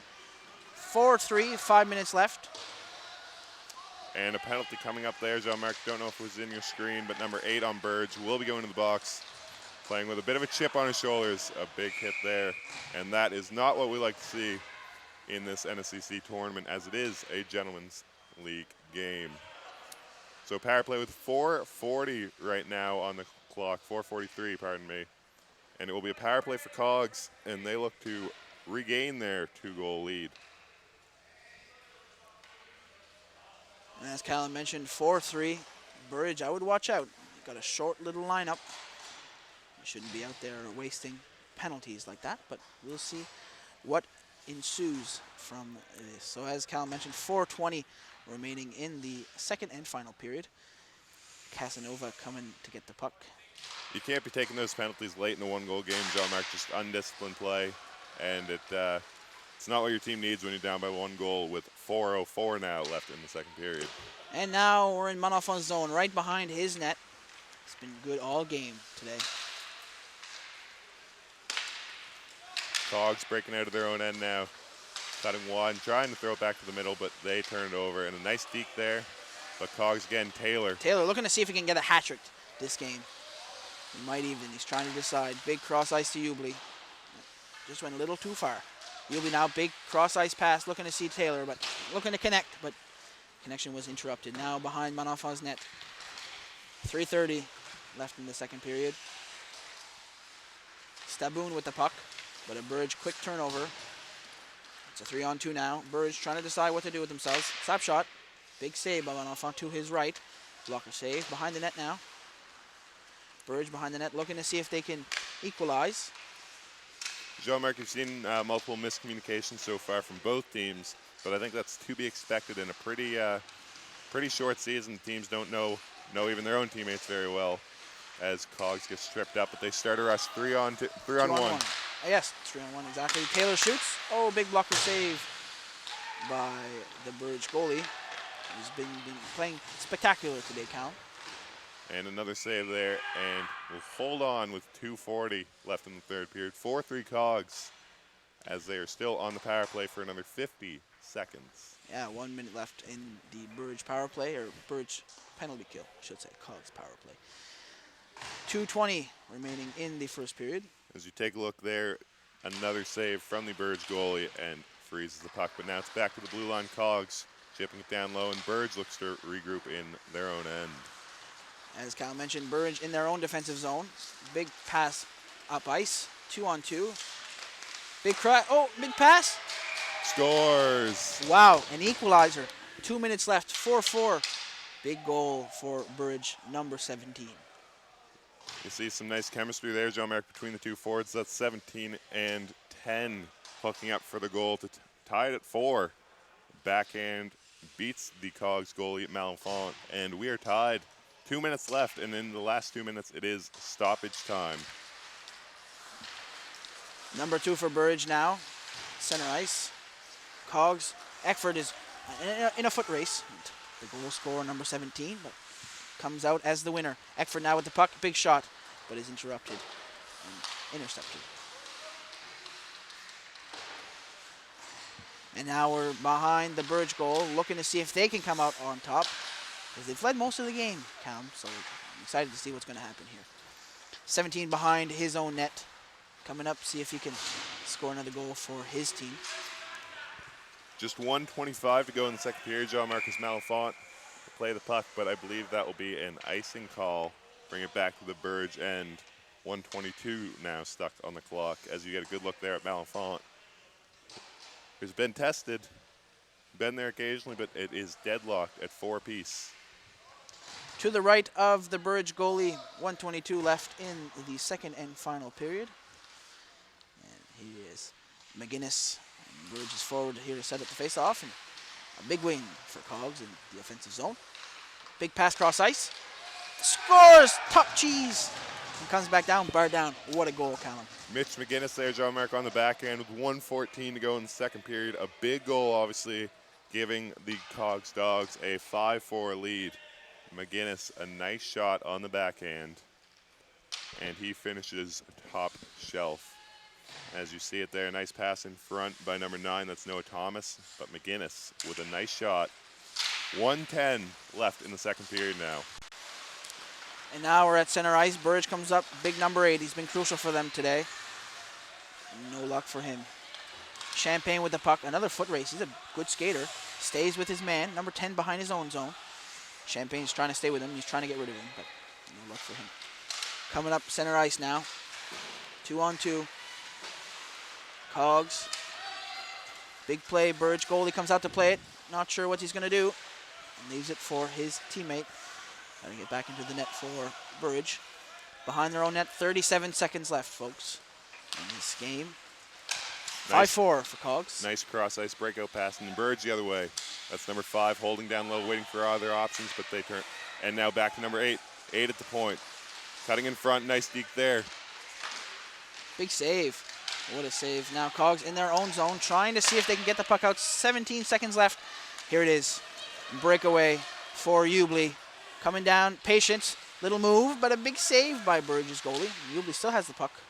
6 seconds left, folks, and that's the game. Burge dumps the puck, gets out of it. Big win for Cogs. The Cog Dogs taking their first game 5-4. And that's it for this game. We'll be back in a few minutes where Matt Moore and Blake Seymour will bring you Kings Tech versus the Waterfront Sharks. What a game to look forward to, Callum. Thank you.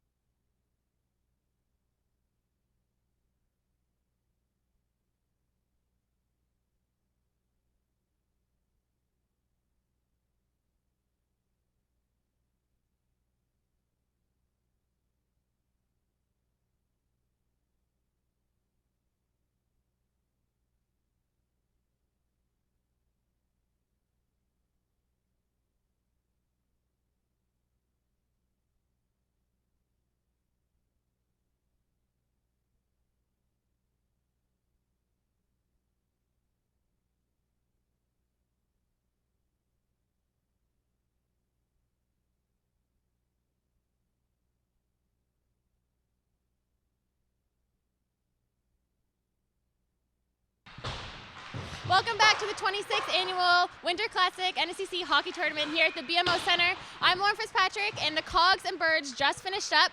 Cogs beat the Burge 5-4, and up next is Waterfront and Kings Tech. And now they both recently just won their last game, so this one should be an interesting one. Back to you, Matt and Blake. Thanks, Lauren. I'm Blake Seymour alongside Matt Moore, and we're here at the NSCC Winter Classic at the BMO Center in Bedford. Matt, we're about to watch the Waterfront Sharks up against the Kings Tech Crusaders. What do you think about this game? Pivotal game when it comes to this division. I think I'm not a prophet. I'm not one of those people that makes predictions, but I definitely think whoever wins this game is going to have a strong edge when it comes to the championship game, because these are two very, very solid teams. Earlier in the tournament, I know that both teams undefeated so far. Kings Tech won the first game against Pictou 4-1. And you can take a look at the standings here. As you see in Division B, the one that we're focusing on, Kings Tech and Waterfront both have 2 points. But key thing can be the goal for and against differential. You see Kings Tech has 4 to Waterfront's 2. Strong teams. As Lauren and Connor have both mentioned, Waterfront have won 5 tournaments in a row. They didn't win last year. That went to Cumberland. But it's definitely going to be interesting to see this game. Blake Seymour, what's something that you noticed from the last game that Kings Tech played? So Kings Tech had a lot of offense generated from their 3 main forwards. That's Travis Atwater, number 87, Jason Veneer at number 2, and Brock Hamilton as number 12. Brock had 2 goals and 1 assist in the last game, while Jason also had 2 goals to his name. Number 87, Travis, didn't score any goals, but was moving the puck very quickly and had 2 assists throughout the game. It was very easy to tell that those 3 players alone dictated the whole pace of the game, and I anticipate you're going to see a lot of the same going into this. And Callum and I mentioned it, that the bench seems to be a little short for Kings Tech, and they did use those 3 players a lot. So when we get to this game, and perhaps the next game, it's going to be interesting to see how fatigue plays in. But you are right, like you said, stats don't lie. They were scoring goals, they were getting assists, they were creating good chances. It wasn't that they were sloppy plays. They were doing a great job generating goals. That's a good way to win a championship, is score the most goals. Yeah, but it is a very important point that if you're relying on these 3 players to generate your offense, it's a long day. We're only on the second game here, and even though it is the second game, this could prove to be the most important game of the day outside of the finals for these teams. That's a pretty important game. If we look at these 2 teams as the top of their group, ultimately this game is going to decide which of the 2 is going to move on. Is that a prediction? Well, my prediction is that these 2 teams will probably end up as 1 and 2. So if that's the case, this game could very well decide which of these 2 teams goes to the championship before the next one's even played. Getting ahead of ourselves a little bit there, but we do look at these teams as some of the favorites coming in, so this match is incredibly important for the group standings. Where you're using hard facts like mathematics to figure this out. So, as you mentioned, pivotal game, so more than likely, winner of this game, we will be seeing them again, eventually, in the championship game. And not sure who's going to come from Division A. That's been a bit of a toss-up so far. Cumberland's doing well. You saw Cogs had a big win against the Burridge team at this ice surface just moments ago. As we're getting ready for puck drop here with the Waterfront Sharks and the Kings Tech Crusaders. This will be a battle of all battles. Face-off won by the Waterfront team, number 14. Taking it back behind his zone, sends it in. Now being picked up, going through center ice with a good head of speed is number 16. Tries to get past the defender, broken up play. And now number 12 for Kings Tech sends it to center ice. Big slap shot coming, he fakes it. He fooled me, he fooled the goaltender, but he missed the net, so that goes into the corner. Now it is picked up by Waterfront Sharks again. 16 sends it over to number 19, clap bomb, and the puck goes out of play, and that is in the stands. If someone would like a souvenir puck, it's down in the corner. Nice little souvenir for the NSCC Winter Classic. I think that first shift is going to set the pace of the game pretty well, Matt. Really quick movement from the forwards on both sides. I think in some of the earlier games you could see a difference in the speed between the 2 teams, but both sides moving the puck very, very quickly in and out of the end, so I think we're going to see some fast-paced, aggressive hockey. If you want to follow along, be sure to check out the Twitter if you want to look. They have the hashtag NSCC Classic, and it looks like we're getting a quick penalty. This could change everything. Yeah, this is dangerous. If you have 2 teams that are explosive as these 2 teams are, giving up penalties like that, especially this early in the game, is going to be a pretty big deal. Number 15, Kent Paruk, is going to be the one taking the penalty for that tripping call right off the face-off. And now it looks like the Crusaders are going to have to fend off the Sharks in their own end. And it was interesting to see in the first game against Pictou, a lot of chances were generated shorthand, and you can even see right now, number 17 was almost able to get it out. Instead, it's held in by Waterfront. Take a shot, save made there, but number 3 circles behind the net, sends the puck, and it clears out and is able to get down the blue line. That's going to kill some precious seconds, Blake. Yeah, it's good. So far, no real great chance, and this dump in here is also not going to help the Sharks at all. Controlled by the Crusaders pretty well so far. The Sharks are going to have to make some changes to use this power play to their advantage. Jake Brown tried to get some forecheck generated there, but he did not succeed. And now, in behind the Waterfront goaltender, handling the puck a little bit there, is heading up to center ice now. Number 10, coming in with good speed, hesitates, gets past the defender, but it gets tripped up and skates. Now a 2-on-3 going the other way. I believe that is number 33 coming in. Gets tied up a little bit right there. Would have been a good tip-in chance had there been a player in the crease. No one was home, though. Now Waterfront. Not able to sustain any pressure in the Kings Tech end. Let's see what they're able to do here. Checks up, shot from the point.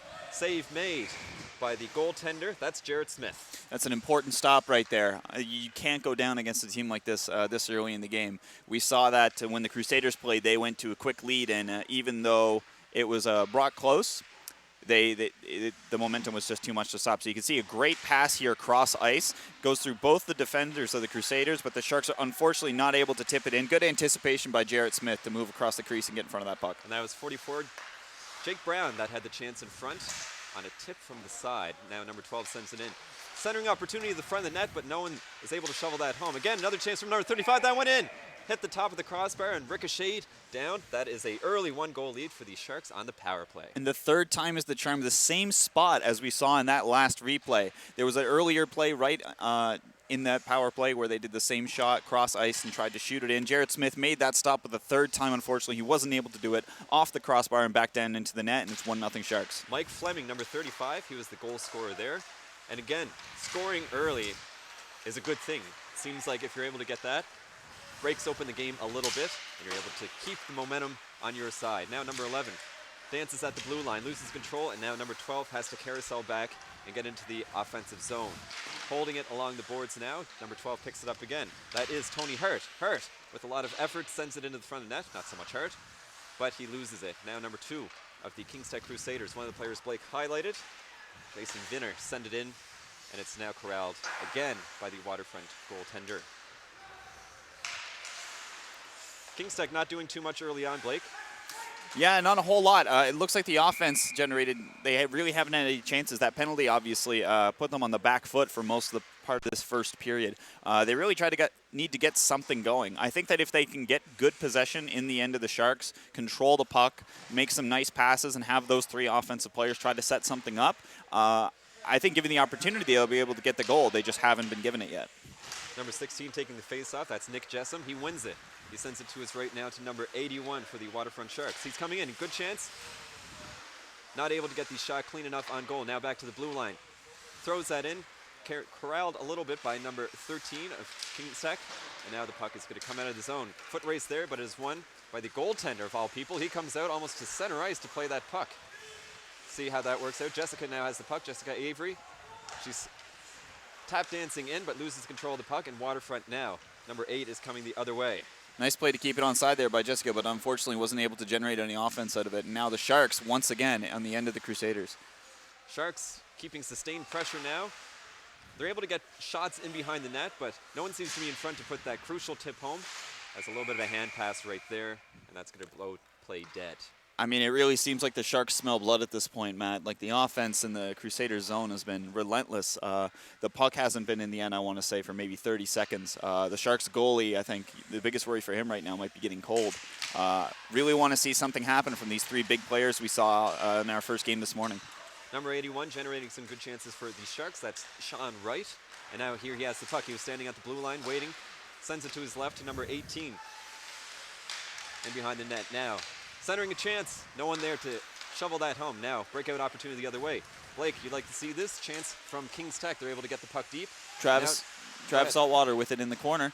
Trying to cycle it through, but it doesn't look like they're going to be able to maintain position right in front, but nobody's there, and here we go. Sharks on the other end. Sharks coming the other way. Number 81, just mentioned him, Sean Wright. Let's see if he can do the right thing. Deeks past the defender. What a move right there. Shot over the glove and just barely missing the net. Great chance generated there by a turnover and the defensive end. King's Tech coming the other way now. Back and forth action, but that is offside.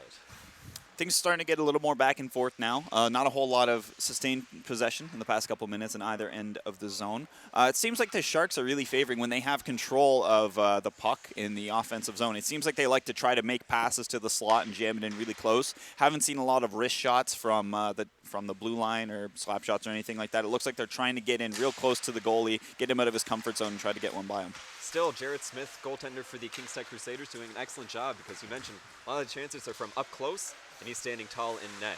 Now, Waterfront getting control in the zone again. Hit into the boards there was number 2. He continues to control it, now 87, tips it over to his right-hand man, number 12. He's coming in, he has some speed, but he gets defended well by his enemy, number 12 of the Waterfront Sharks. 44 tries to tip it past number 2 of the King's Tech Crusaders, that's Jason Vinner. And behind now, Waterfront. Dangerous time in their own zone, but they're able to get it out now as number 44 picks up the puck. He's heading in. That's Jake Brown. Sends it in deep. Picked up by King's Tech now. The Crusaders are doing a better job of trying to get the puck in the other end, but the sustained pressure is what they're lacking right now. They need to be able to find that. Another offside call coming up here, unfortunately. 2 in a row. Those are 2 chances that really could have made something and got them on the board to tie this game, but unfortunately they're really struggling to get solid possession in the offensive zone. And you mentioned the Sharks, they smell blood. Maybe the Crusaders, their armor has been weakened. They might be a little rusty from lack of use, you know. Need to get a squire on that, polish that up, and get it combat ready. Turtle wax, maybe get that thing buffered and shining again. Now number 7 coming in, circling behind his own net, sending it to the blue line. Number 35 tips it ahead, and that's going to head down. Not for icing, goes through the crease, so Jarrett Smith has to hold on to that for a second. Liam Mason, the other end, the goalie, really hasn't been tested. I can't think of a serious shot on it that he's had now. Jarrett Smith faces his God knows how many shot so far this game. Breakaway. He's tuckered out. A breakaway chance right here for King's Tech. Not able to shovel that home. The goaltender was able to keep close to the post. That keeps that at a 1-goal game. Waterfront now breaking out the other way. Number 35 chasing after the puck. He's going to lose that race to number 7 of the King's Tech Crusaders. That's Jeff Burke. Berkey sends it ahead to Jessica. Jessica's coming across center ice now. Again, and another offside call. Sloppy plays. That's a can't generate chances when the whistle's being blown and you're not getting shots on goal. Nah, you really can't. They had a good chance up against Mason. Had the right move, and I think he had him beat, but just couldn't lift the puck up off the ice enough. Had that pad down flat against the net, and there just wasn't enough room. He needed to elevate it a bit, and unfortunately wasn't able to do it on the backhand. Playing with a butterfly style, it's hard to chip things over to the blocker and the pads, as Blake mentioned. And now, number 14 for Waterfront Sharks holds the puck. Battle along the boards now. He's able to control it. King's Tech doing a great job trying to keep the play down the offensive zone. But now they're skating backwards. Number 81, Sean Wright, comes in with a wrist shot. My. He got that right over the glove of Jarrett Smith, and now we have a 2-0 game. What a shot, what a pass. Just great play by the Sharks, bursting into the zone. Clean pass across the ice. The same pass they made to get their first goal, but only this time further back from the crease, right at the hash marks, and takes an absolutely beautiful wrist shot. Top shelf. No chance for Jarrett Smith, and the Crusaders need to get something going before this period's over. We had a good angle of that shot, and he had no room for error. He didn't need any room. He got it right in where it needs to go. That's in the back of the net. And another chance right here in front. Jarrett Smith holds on and keeps it a 2-goal game. Another chance in front of the net now, and smart thing to do. Jarrett Smith, he's just going to hold on to that. Yeah, he's really doing what he can to try to keep his team in the game. I don't think that there was much chance he had on either 2 opportunities. I mean, when you give, it's been clear that number 81, Sean Wright's had a lot of space, and he's created a lot of opportunities for the Sharks. So of all the players we've seen so far on the ice, he seems like one of those you can't let him have that shot, and he just did what he was supposed to do there and buried it. A dangerous turnover right there, and coming in now is number 2, shot, but the save is made. A little bit of a hack there. That you don't like to see that in a tournament like this, Blake. Yeah, I think a bit of frustration coming out from him. Probably a great chance, but unfortunately didn't really have the time that Sean Wright had in the opposite end. Instead of being able to set up his shot, had to dash up and get down on the knee and take whatever shot he could. And you can see it here. He gets the shot off, but really it's just going directly into Liam Mason. One of the few shots he's faced so far this game, and again, just kept his composure in a good stance and made the easy save. And you mentioned might be a little cold feet for Mason as well in the goal because he hasn't gotten many chances. So maybe that's a good thing for Kings Tech is that they can get a sneaky one by him. And now they're working in the zone, trying to get it in behind the net. Centering opportunity number 2 again. Jason not able to shovel that home. That goes high and over the net. Not a goal there, but that's the kind of offense that Kings Tech needs to generate. We'll see if they can continue it with this possession. Cycle around the boards, send it in front, chip it ahead, and that's a good way to score a goal. Now Jason's coming in again. Cycled, that was tipped, Jason didn't score, and that seems to be their favorite play. Great tip there by Brock Hamilton to try to regain control, but unfortunately, again, seems to be the story of the game so far for the offense on Kings Tech, just not able to land that solid shot or that solid pass to really get them on the board. They're doing a much better job of keeping the puck. I think that's probably the best shift I've seen 87-12 and 2 have so far this game. Let's see if they can have a few more before this period's over, and if not, in the second. And it's funny you mentioned that. The Kings Tech, they did a rare line change. They seem to keep that top 3 line out. And look what's going to happen. It might generate a 2-on-2 chance, but solid defensive play. They're able to put the puck in the opposite direction. Good play there to break it up. I think Kings Tech in general seems to have gotten their bearing a bit more in this game. So let's see if it makes enough of a difference that they can come back from this 2-goal deficit. Number 17 trying to do-si-do in. He does not succeed. Now, the Waterfront Sharks holding the puck with 2 minutes and 25 seconds left in the first period. Coming back the other way is number 11 for the Waterfront Sharks. He holds it. He gets around 2 defender. Another shot there. That just misses the net. He did a solid job going end-to-end almost. Now he sends it to the D-man. Skating in. Number 11 tries to regain control of the puck, but a drop pass. Trying to be a little too pretty, and that was ugly. Not working so far. No offense generated yet from the Sharks, but again, Kings Tech unable to clear it. They're going to get their chance here, and Jessica Avery coming down one-on-one. Is she going to be able to beat the defender? No. Poke check off to the corner. She'll forecheck to see if she can get it, but we'll see if Kings Tech can keep the puck in the enemy zone. That was Tony Hart that has the puck, and he sends it to center ice now. Looking for his man, number 3. A little bit of a collision there mid-ice. No harm, no foul. Number 2 gains control of the puck for Waterfront. He's getting hacked out a little bit right there. This has definitely been the most competitive game we've seen so far with 2 pretty even teams. Waterfront with the early lead, however, and they're trying to hold on to that. Keeping the play down to the Kings Tech end. 44 chasing after the puck for the Waterfront Sharks. That's Jake Brown. Goes down in the corner. Now looking for a man in center ice. No one's there. And number 87, Atwood, picks it up. He's heading nowhere. Tough for Kings Tech. They're not doing a good job with getting past center ice right now. Crusaders have it in their own zone, and they've got 1 minute left to try to get on the board before this period is over. And as I say that, the Sharks look to stop them. Breaking out of the zone is Atwater, feeds it to number 2, and we'll see what happens here in the end zone. Number 2 waiting, holding, trying to get around a couple defenders, and he does it. What a shot that was. He had a great goal, and that was Jason Vinner. He's a goal-scoring machine right now. That is his 3rd goal in 2 games so far, and an incredibly important one for the Kings Tech Crusaders. Has he entered beast mode, do you think? Is he there? I don't know if he's in beast mode quite yet. I think if he gets 1 more, if he averages a goal a period, I think that technically qualifies as beast mode. But you can see here, beautiful wrist shot right from that face-off marker. And it's one of the few great opportunities they've had to get a good shot on net, and he buries it. Well done. Mason, he's cold, but another chance right here. That barely missed going in the net. Now we're going to have a stoppage in play as the puck seemed to have gone out of play. Seems like the same kind of play we saw the Sharks do a lot early in the period where they were on that power play. Short passes right in front of the goalie at the top of the crease to try to get a quick one-timer in. That is going to end the first period, and we're going to see what happens next. We're going to throw it to Lauren Fitzpatrick to let us know what she thought about that first period of play. We'll be back very shortly after that. Lauren?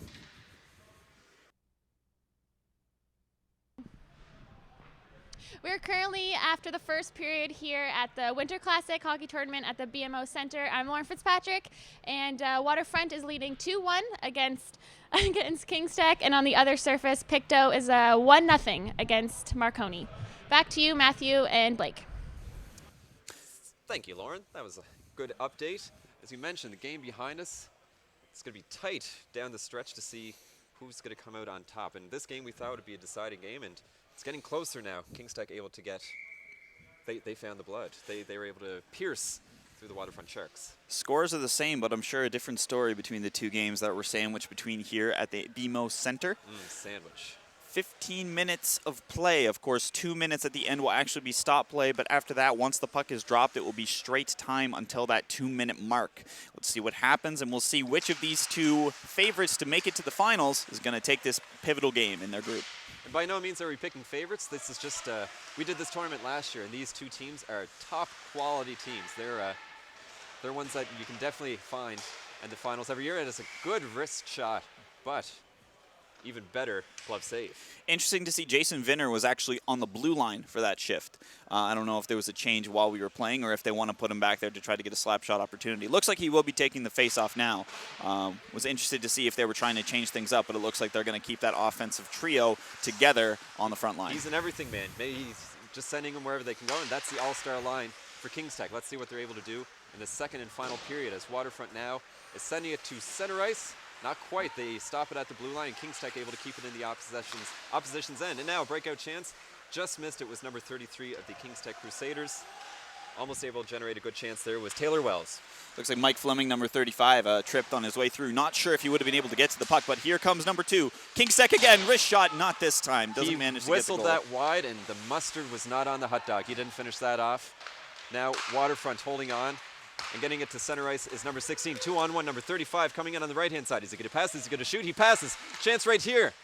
And wow, what a goal. What a game. This features more plot twists than Star Wars Episode 5. I could not believe Darth Vader was Luke Skywalker's father. Mike Fleming fell on the last play, but man, did he ever keep his footing this time, skating right down into the zone and makes that clean cross-ice pass, and then the nice move and putting it in 5-hole, just really, really, really clean. Here's the replay you see here. Mike Fleming, great pass right under the stick, pulls it to the right, but manages to slide it through 5-hole. Doesn't go all the way to the other side.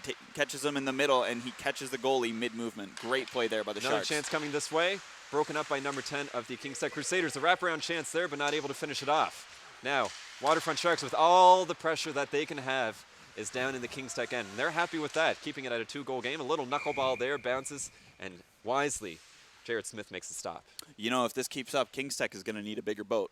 They're under a lot of pressure right now, and it kind of seems like they're capsizing. So we're going to have to see if they can bail out what's going on in this game right now and continue the pressure and tie it up. 2 goals in 12 minutes is not going to be easy, and that's if they manage to limit the Sharks, and it's still in their end. And it's not good to be out to water when there's sharks hounding you. Did you like that? It was all right. It was all right.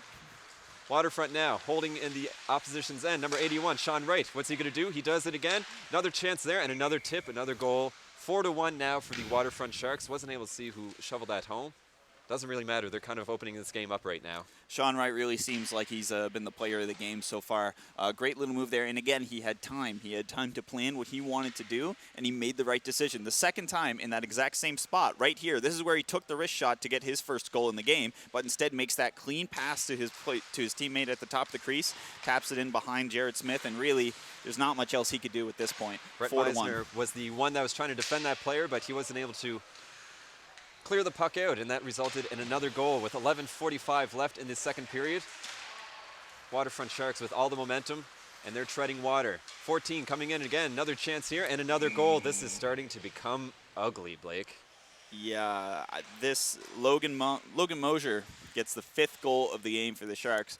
And when we watched the Kings Tech game, the 4-1 win, we thought, wow, this is really strong offense. This is a trio that's been really impressive, and we're wanting to watch them throughout the tournament. There's nothing. There's no offense here, and the Sharks just seem to be outclassing them. I'm sure fatigue playing a part for Kings Tech. We weren't able to watch the Sharks game, but how good must the team they played last time have been to limit them to 2 goals?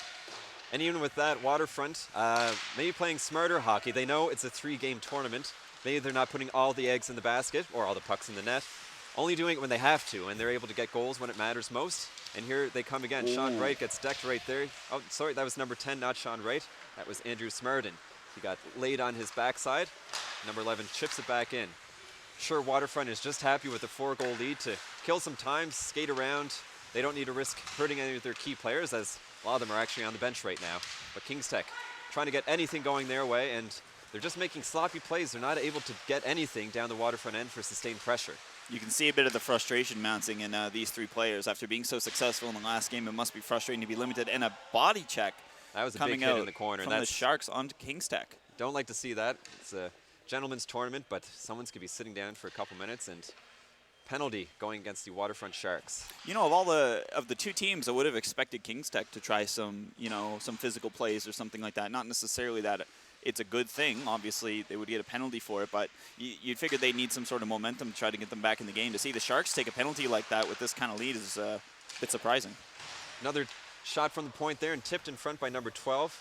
Not able to shovel that home, though. It was number 12, and that's Brock Hamilton, a good goal scorer. As the goaltender gets hacked again right there, but he covers up for a whistle, and that's going to come to his right now.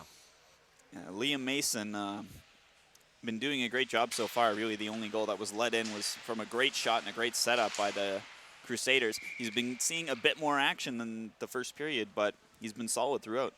And that's going to be key for this tournament. Goaltending definitely wins championships. Goal scoring wins games, but when it gets down to the nitty-gritty, we can expect the championship game to be close, and the goaltenders, they're going to have to stand on their heads when it gets to that. As the face-off happens again in the Waterfront end, power play is at 2 minutes left for the Kings Tech Crusaders, hoping to get anything to maybe increase the goal differential that they are experiencing right now. But they can't do too much when they're in their own zone. So, circling back now is number 7. He's sending it ahead, taking it by himself. Tiptoeing around the defender. Standing at the blue line is number 2. He sends it in again, holding it. Looking for that tip in front now. Waterfront doing a good job defending. Keeping a 4-box right here. You can see all 4 players. They're circling in almost a box in diamond shape. Able to keep the pressure wherever the puck's going. And another chance right there, but no tip. Able to put that in as the Waterfront Sharks able to kill off more time on this penalty. And as the lead may seem insurmountable for Kings Tech right now, but even if they're not able to beat it, every single goal counts. If there's a tie in the groups, the winner of the tie will come down to whatever team has the best goal differential. So even if the difference between losing 5-1 and the difference between losing 5-2 could be where they lie in the groups. So even if they can't get the win, they want to get as many goals as possible. And Waterfront doing a good job killing time on that clock. They just want to make sure they're able to hold this lead because, as you mentioned, keeping goals for them could be pivotal down the road. Might not matter too much now. 5-2 looks good on the scorecard, but they want to make sure that they have as many goals as possible in their back pocket. It's all about being consistent, and that's the thing with tournaments like these and events like these, is it's part being able to play great, it's part being able to play great consistently. When you're tired, later on in the day, after you've played 3 games of hockey already, it's going to be a really important part. This is a fast team. We're going to have to wait and see if that speed is still here in 5 hours. Good point to note, and coming from a star hockey player, Blake Seymour himself, as now Waterfront chasing back into their end, number 8 holding onto the puck. He's in behind the net. He's doing a smart thing. He's killing precious seconds, and he just flutters that, and that hits the top of the net and goes out of play. We'll have another, not stoppage in play. Clock keeps running, and that's going to kill off the penalty that Waterfront Sharks had. Good chance for Kings Tech. It's gone to waste. So just to clarify, the tiebreaker rules are goals against, not goals for. So the goals that Kings Tech score will count in order to knock down Waterfront in a tiebreaker scenario, but they won't put themselves forward. But that being the case, this game must hurt for them in that kind of situation. Taylor Wells takes a shot there, but now Sharks coming out the other way. Number 9 holding onto the puck. He's coming in by himself with a wrist shot, and that's saved by Jarrett Smith. Loses the control of the puck on the rebound, and now Waterfront able to hold it in the opposition's end. 44 sends it in again, and Smith getting a little frustrated. He just bats that out of the way. Good play by Kings Tech to clear. They're going to try to get some offensive opportunities here, but the play is broken up by Keegan McInnes. Well played by him, and now more offense for the Sharks. They're hardly able to get past center ice, which is unfortunate, as another chance is there from the Waterfront Sharks. If they get past center ice, they're obviously able to generate chances, but they're struggling to get anything that seems to be well thought out. It just seems to be a haphazard plays, and that's not a good way to play, as a stick goes flying there, and number 15 kicks it into the corner, and the Kings Tech Crusaders, they lose control of the puck. This is just getting to be a sloppy game. Number 9 centers it right there, but no one able to put that into the net. Big shot block there by Andrew Smartin, but it doesn't look like it's going to amount to too much. Does keep the puck in the zone, no goal scored from it. I'm sure he felt that one pretty soundly in his shin, but he's still up and standing, so everything looks good. Waterfront, another shot from the point, and a glove save made by Jarrett Smith. Even just looking at him, slow to get up. He's getting pretty tuckered out, I think. Yeah, I mean, with the amount of shots that he's faced this game, I can't really blame him.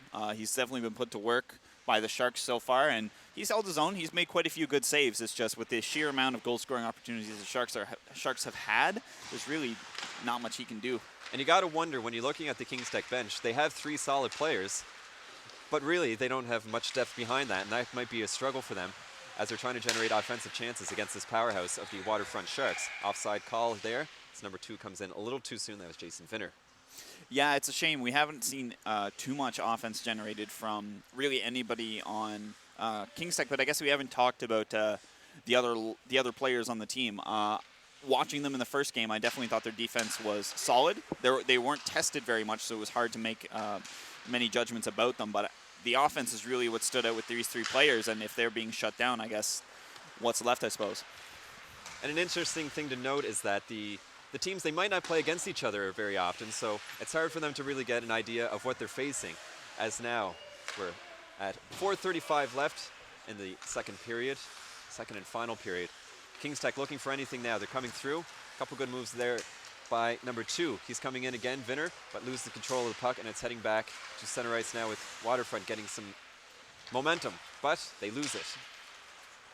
Sending it in now is number 2 again. He's holding onto the puck. That's number 7, rather. A shot there from the point, and Liam Mason flashes the glove and says, no, no, no, not today. Nice glove save by Mason. They're going to force a face-off in that zone. This is going to be important. This is likely going to be the last play before stop time starts. So it'll be interesting to see if they can get anything started before those last 2 minutes. Slow down the pace of the game.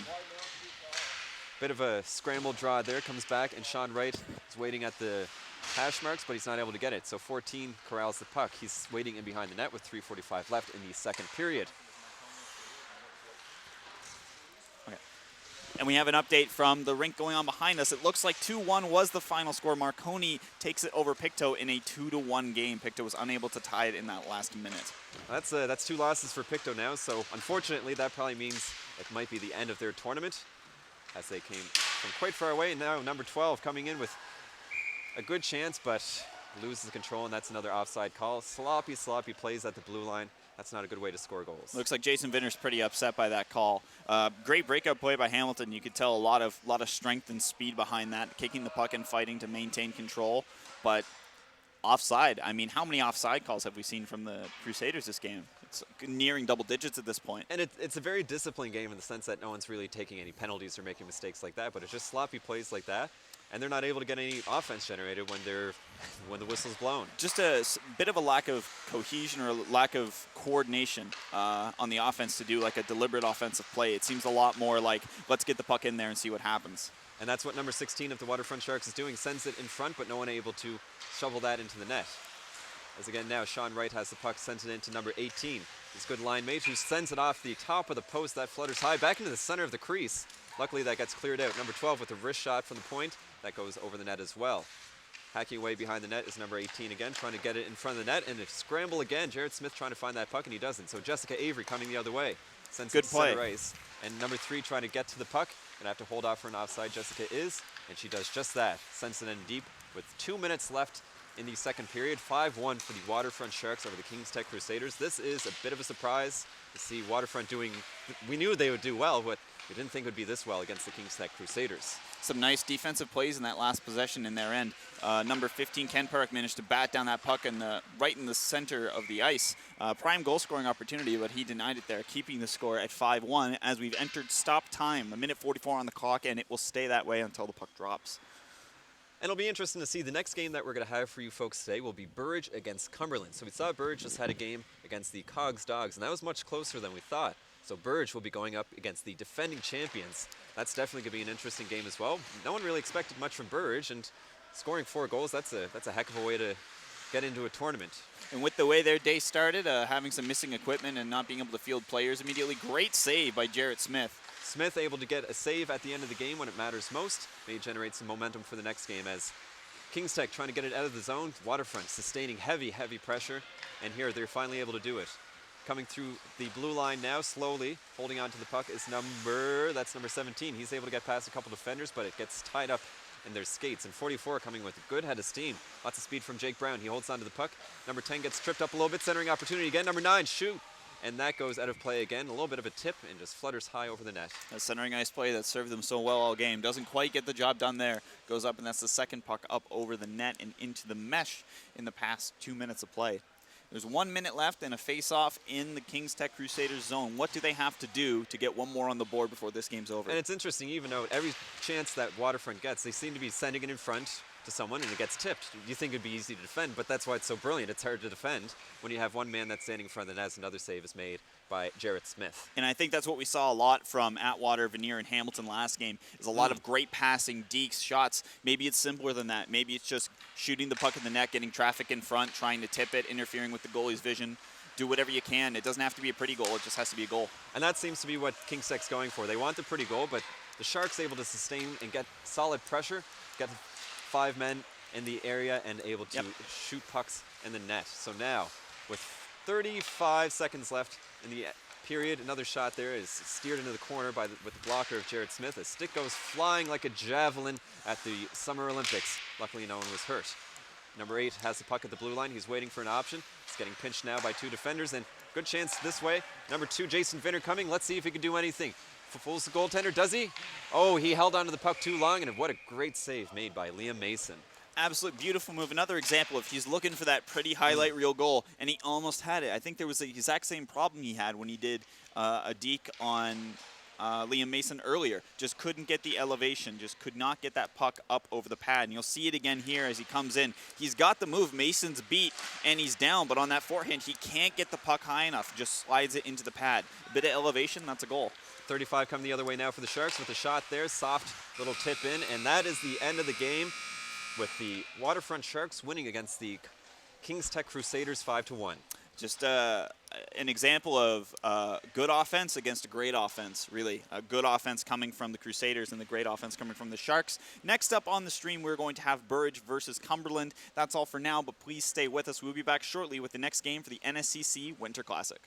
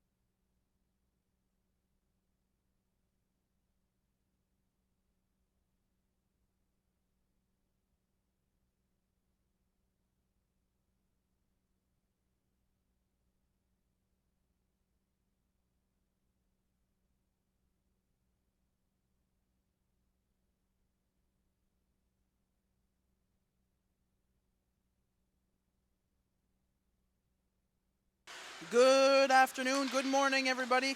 We're here at the 26th annual of the Winter Classic, and what a quick goal. Wow, 1-0 already for Cumberland, as I was mentioning before I was interrupted by a beautiful goal. We are here in Bedford at the BMO Center. Blake Seymour and Jean-Marc Sampson for the game. Welcome to the Classic. Blake, how's it going so far? Well, obviously, we were late to the action, but man, I really didn't expect things to get started that quickly. The Cumberland player just rushing down in the zone with a quick wrist shot, manages to get the goal. Quick 1-0 lead, but as we settle into the game, it looks like Burridge not going to settle for that. Number 8 bringing it down in the zone. Trying to keep it there. Is it going to be cleared? No, not quite, but Cumberland will regain possession. Try to feed it up through the neutral zone. Number 6 keeping possession. Cycling it back to the blue line. Waits, passes in front, right in front, not able to get the shot off, bounced off to the side. Now the player in the dark blue jersey there is actually on the Cumberland side. Some of the jerseys are inconsistent. You can see him there, number 19 or 49. I can't quite see behind the jersey, but nonetheless, Cumberland still with possession. Passes it right out in front, tries to get the snapshot, but doesn't quite work. Feeds it back to number 5 in front of the net. Burridge regains possession, trying to clear it out through the neutral zone. Good pressure, but nothing came from it, Jean-Marc. Blake, as you mentioned, this year, Cumberland is not expected to win necessarily, but they have won the last past years. So I'm excited to see what's going to happen this game. Feeding it up through the zone, back into the neutral zone. Number 21 for Cumberland, coming down the lane. Feeds it out in front again, same pass, and it's good. The second goal for Cumberland already. Only 2 minutes of non-stop play into this game, and it's a 2-0 lead for Cumberland. They tried for that pass, the exact same pass they've done right in front. They had it about 3 times in the last possession in the zone, but this time they get it. 2 goals in 2 minutes, a goal a minute. That's a quick. pretty good pace. That's quick. If we keep on going like that, it'll be a what? 15-goal You see, will game? be a 30-goal game? Yeah, 30-goal game? I I'd be all right with I that. don't think so. I'm not a betting man, but I don't think that'll happen. We'll have to see, though. Dumped into the Cumberland zone by Burridge. Controlled by the Cumberland goalie. And being fed out through the neutral zone. Back into the Burridge end again. They don't want it here. They don't want to go down 3-0 in 3 minutes. Goalie tries to cover the puck, but it's regained by Cumberland. Fed out in front. And that's it. That's the 3rd goal in 3 minutes for Cumberland. Number 21, the same pass behind the net, out in front, and just jammed in off a quick one-timer. I don't know if they're going to start noticing the trick. I think it's gotta be noticed. 3 goals in 3 minutes. I'm going to put my pro line on this, and I don't think it's going to go a goal a minute, but as you mentioned, the goalie for Cumberland, Dylan Ross, is solid. We'll see how many shots he faces. So far, Blake, not too much action, but we'll see. Well, unfortunately, looks like the goalie for Burridge has seen a little too much action so far. It's got to be a little overwhelming having all this pressure on you. And again, Cumberland controlling the corner. Tries to feed it out in front from behind the red line again. Doesn't quite work. Clears off to the corner. Burridge tried to gain possession. Number 17 corralling it in his own end. Waits. Tries to make a pass. Intercepted. Big slap shot from the blue line, but it's tipped by a Burridge player. Cumberland behind the net again. Are they going to make the same pass? They do, but it doesn't connect this time. Kept in the line again. Snapshot goes straight to the boards. Number 69 for Cumberland in that odd colored jersey. The very dark blue, again, is the Cumberland player. And the light blue is Burridge. No goal, but we'll see if Burridge can actually counter. And Blake, I have to apologize. Dylan Ross is the goalie for Burridge. The Burridge, okay. So poor Dylan Ross has faced 3 or 5 shots and has too many, let's seen say. goals. Too quick. Too quick. And his counterpart on the other side has seen not too many. So we'll see. Number 31 coming down the left wing. Quick moves, takes the shot, and it's good. 4th goal in 4.5 minutes. Bit of a slower pace. Things are slowing down here for Cumberland, but realistically, they're not. A 4-0 lead in the first 5 non-stop minutes in play. It's a clinic right now. So as we get a second look here, number 31, as you say, Blake, the goalie here comes out, but I don't think he was centered and ready. So 31 said, well, I'm going glove hand. There you go. He comes out with the big goal.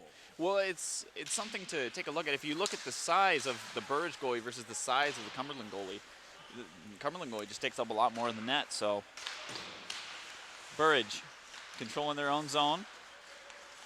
Stick handling the puck. They manage to clear it, but Cumberland regains possession in the neutral zone. Burridge has it on the right, number 10. Crowing the puck, trying to figure out where he's going. Passes, cross ice, these other defensemen. Feeds it through the neutral zone. Can't quite get it. Number 13 misses the pass. Goalie's out to play the puck. Feeds it around the boards. Can they keep it into the blue line? Not quite. Burridge defensemen have possession again. Back into the neutral zone. Here comes Burridge. Here's an opportunity. Number 5 brings it to the zone. 13 on the far side takes the shot. It's a bit wide. Not kept in the zone. It's cleared out. Burridge still had possession. Number 10, he's been making good passes so far. Can he keep it up? Feeds it to 6, but it gets knocked off the puck. Scramble in the middle ice, and Burridge comes out on top. Here comes number 31. He's been involved in multiple goals already. On the left wing, waiting, passes cross ice, tees it up at the faceoff spot, and he hits the side of the net. Back to the defenseman, number 14. Will he take the shot? Yes, he will. Blocked by the glove of the Burridge goalie. Well played up into the mesh. Blake, I've always questioned if it's a good thing or a bad thing for a goalie to not see a lot of action. So as we see the goalie, the big goalie, as you said, I wouldn't want to take him in a fist fight. He seems like a big guy. I question if it's not good to have a lot of action, but we'll see. We'll see if that turns into It's a difficult balance. It seems crazy to wish that you had more shots against you, but it's catch-22. Catch-22, that's right. Cumberland in their own zone, passing DDD again. Try to feed it up through the neutral zone off the boards. And number 8, here we go. Here's a good rush. Defenseman managed to keep up and close the distance. Can't make the cross-ice pass, but a pad save from the goalie of Burridge, and things will cover up. See, Dylan Ross, he's just warming up. You know, a quick start. You know, 4 goals early, that's okay, but he's getting there. He's getting warmed up. Well, I mean, with the amount of shots Ross has seen already, you know, he's warmed up. They are ready to go, that's for sure. Mm-hmm. And I think now that a few saves have made, you can see a little starting to get back into the game a little bit more. Absolutely. Exactly. It's going to need to be to get their team back in this game. Number 10, Cumberland cycles it back to the other D. Takes a weak shot deflected by the stick up into the mesh by Dylan Ross again, and we'll see another face-off in the Burridge zone. 7:40 left already in this first period. Face-off's going to be to the left of Dylan Ross. Period's about halfway over now. Not a lot of offense generated for Burridge, but we're going to see if they can change that now. Coming through the neutral zone. 3-on-2. Tries to make a move, doesn't quite get a hold of the puck and not able to get the shot off. In the corner, Cumberland gains possession. Bounces it off the boards. It's off the skate of a Burridge player, and he keeps it in. On the left wing, takes the shot into the pads. Nice save by Cumberland goalie, and then they'll bring it back the other way. Waits on the left wing. Cross-ice pass into the corner. Rush for possession, and Burridge will get it. Number 10 defenseman. He's made clean passes so far this game. We'll see if he can set up anything else. Being held up and hooked, and that is definitely going to be a penalty call. Easy call for the official there. Delayed penalty as Burridge brings it down the other end. On the right wing, number 17 had an open shot on the right-hand side of the net, but he just wings it wide, bounces off the glass, and is back to the blue line. Cumberland will finally touch the puck, and the penalty is called for holding or hooking. I didn't see the call Not there, sure. but it was one of the two. He was being obstructed, that's for sure. I'm not a doctor, and I don't think I'm a statistician, but I think the goalie, number 1 for Cumberland, faced his first shot at 7:01. So as we get a second look here of the penalty, and as you say, Blake, I think it might be a hold. Yeah. Because he didn't have his stick around him, but we'll have to see what the official call from the ref was. Well, it's a scary thing to do when you're ahead. You don't want to give opportunities for the other team to come back in, and Burridge might have that now. Goalie has the puck and will send it out all the way down into the zone. Nice clear to start the penalty kill for Cumberland. Burridge with the puck in their own zone. Great forecheck by the Cumberland player. Trying to get a hold of the puck, and it looks like he will. Tries to make a centering pass to number 6, but it doesn't work. Kept in by the defenseman. Defenseman can't quite get good control of the puck. Manages to get a snapshot off, but it doesn't quite work. And now Burridge the other way with Cumberland players deep in the zone. Try to feed it through the end zone. Tipped by number 6, and the 8 on Burridge. Will gain control of the puck in the corner. Tries to feed it out front, but there's nobody there. Kept in by Burridge, but it looks like Cumberland will have an opportunity to clear. No, great poke check. Number 8, Camaro Atwood in the corner. Feeds it to his teammate. Waiting on the right wing, he takes it again. Tees up a shot, takes it. Big glove save, snaps it up after bouncing it off his blocker. That was a big save, Blake? So yeah. That was incredible. And I think he's on his game. He's focused. He's ready to go. I questioned maybe if he hadn't faced action for solid half a period, but I think he's He's ready to go. I think the goalie is going to make or break. I think in a tournament like this, Blake, anyway, a goalie make or break. Absolutely. Makes or breaks your tournament. And Burge coming alive now. We're being able to see some offense from them. Let's see if they can keep it up. Loses the face-off, and the penalty kill on Cumberland will cycle it around the boards. Great play by the Burge defenseman to keep it in the zone. Loses the stick, though. Cumberland still with possession. Number 5 bounces it off the boards. 13 behind the net. Has someone on the right wing. Cycles it back around to Atwood again. Cross-ice pass to Jared Noltruson. Top of the shot. Big block by Cumberland. He's down on the ice. Is he all right? Yeah, he's able to get back up.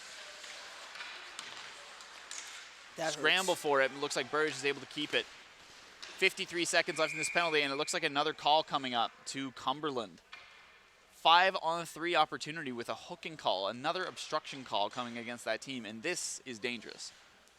I think we're finally going to see Burge get on the map, yeah. Mr. Blake. I think this is the time. If they don't capitalize on this 5-on-3 penalty, I don't know if they ever will. Justin Newell taking the face-off, an important one. I just hope that Cumberland doesn't get too frustrated with their players and they don't get angry at one another. If there's a way to lose a lead, this is the way to do it. Great slap shot, but it's covered up by the goalie right into his pads. When you're up 4-0 like this, taking penalties is dangerous. It seems like 4-0 is almost a sure thing, I feel, when you're playing. But it's so easy with penalty calls like this, especially 5-on-3 scenarios. We're back to 5-on-4 now, but in those situations, it does get dangerous. Oh, we're not quite back to 5-on-4 now. My mistake. The penalty timer's not quite on. But we're going to have another face-off. I think the important thing is, and again, I'm not a sports professional, but it's important. If I was to be the Cumberland coach, I would tell my players to not take the foot off the gas. Yeah. And by that, I mean not necessarily run up the score, but don't get lazy with the lead. Yeah, don't take hooking calls. Don't take these holding calls. Absolutely. Exactly. So. Cumberland has possession in their zone, and they will be able to clear it now. They get to breathe for a little while. Number 9 doing more than just breathing, though, putting it all the way down in the Burge end. Here comes number 10, Justin Newell. Been a great playmaker so far for Burge. Nothing to show for it yet, but I think there will be soon. Puck's all the way in the end. In the corner. Scramble for the puck, cycled back behind. Atwood with the puck again. Tries to center it, but was blocked by a defenseman. Scramble in the front of the net, and it's good! Burge score their first of the game by popping the puck up over the goaltender. And it's a 4-1 game. What a goal, Blake. Finally end the shutout streak. What a beautiful goal, as you mentioned. I'm not sure I didn't catch what the number of the scorer was. Yeah, it was quite a scramble in front of the net. We'll get another look at it here. You see here. Looks like number 13. Yeah, manages to just chip it. Yes, Brendan Fitzgerald. Just tipped it. Yes, just a little chip. Yep. And it's good. Not a lot of power behind it, but he had the altitude to get over the goalie, and that's all he needed. To finally put his Burge team on the board. Cumberland with the puck in their own zone. Able to get it out now, a 3-on-2 rush. Down the left wing with the puck. Tries to center it, and he does. Great pass and buries it. And just as quickly as it wasn't a 4-goal lead, and now it's a 4-goal lead all over again. It's like deja vu all over again. Yeah, it really is. Up by 4. Big goal by number 21 for his team, the Cumberland Wolves. 5-1, what a game. You see Burge with these great plays and moving the puck and managing to finally get a goal after the persistence, and then almost out of nowhere, Cumberland gets one possession, quick pass all the way through center ice, and just buries it. And now they've got another opportunity here behind the net. Stick handling, feeds it back to the defenseman, number 8. Thinking about it, passes it cross ice to the corner. Right winger number 21, just off that goal. Tries to pass across ice, but doesn't quite work. Burge with an attempt to clear, but they won't get it. Cumberland cross ice again to number 21. Deep in the zone, great pass. Doesn't quite connect. Cross ice pass to the defenseman, tees up a shot, takes it, blocked in front. Cumberland can't get possession after the block. Burge trying to pass it up to a forward to clear it, and they will manage to do it. Cross ice pass to number 5, can't control the puck. Defenseman number 10. Nice move to get around that forward. And now he's going to break with it. Down the left wing. Not stopped by any of the defenders. Another great cross-ice pass, but unfortunately no shot. Just a tip that goes way too high and up into the mesh. Exactly. And 25 seconds left in this first period. You got to wonder, I really hope that Burge is going to keep up their effort and maybe make a comeback maybe not necessarily tied the game, but at least a solid effort coming from the Burridge team, which is good. I mean, this is a good team. You know, you got to give Burridge a little bit more credit. And you know, obviously, it is possible to score 5 goals in a period. Absolutely. Right? Cambridge just did it, so it's not out of this world that it'll happen. Oh my! The players all standing idle, thinking that the game would time up before the face-off mattered. But no. And the Cambridge player just walks into the zone, unobstructed, takes a wrist shot from the top of the circle and scores. 6-1. Cumberland, excuse me.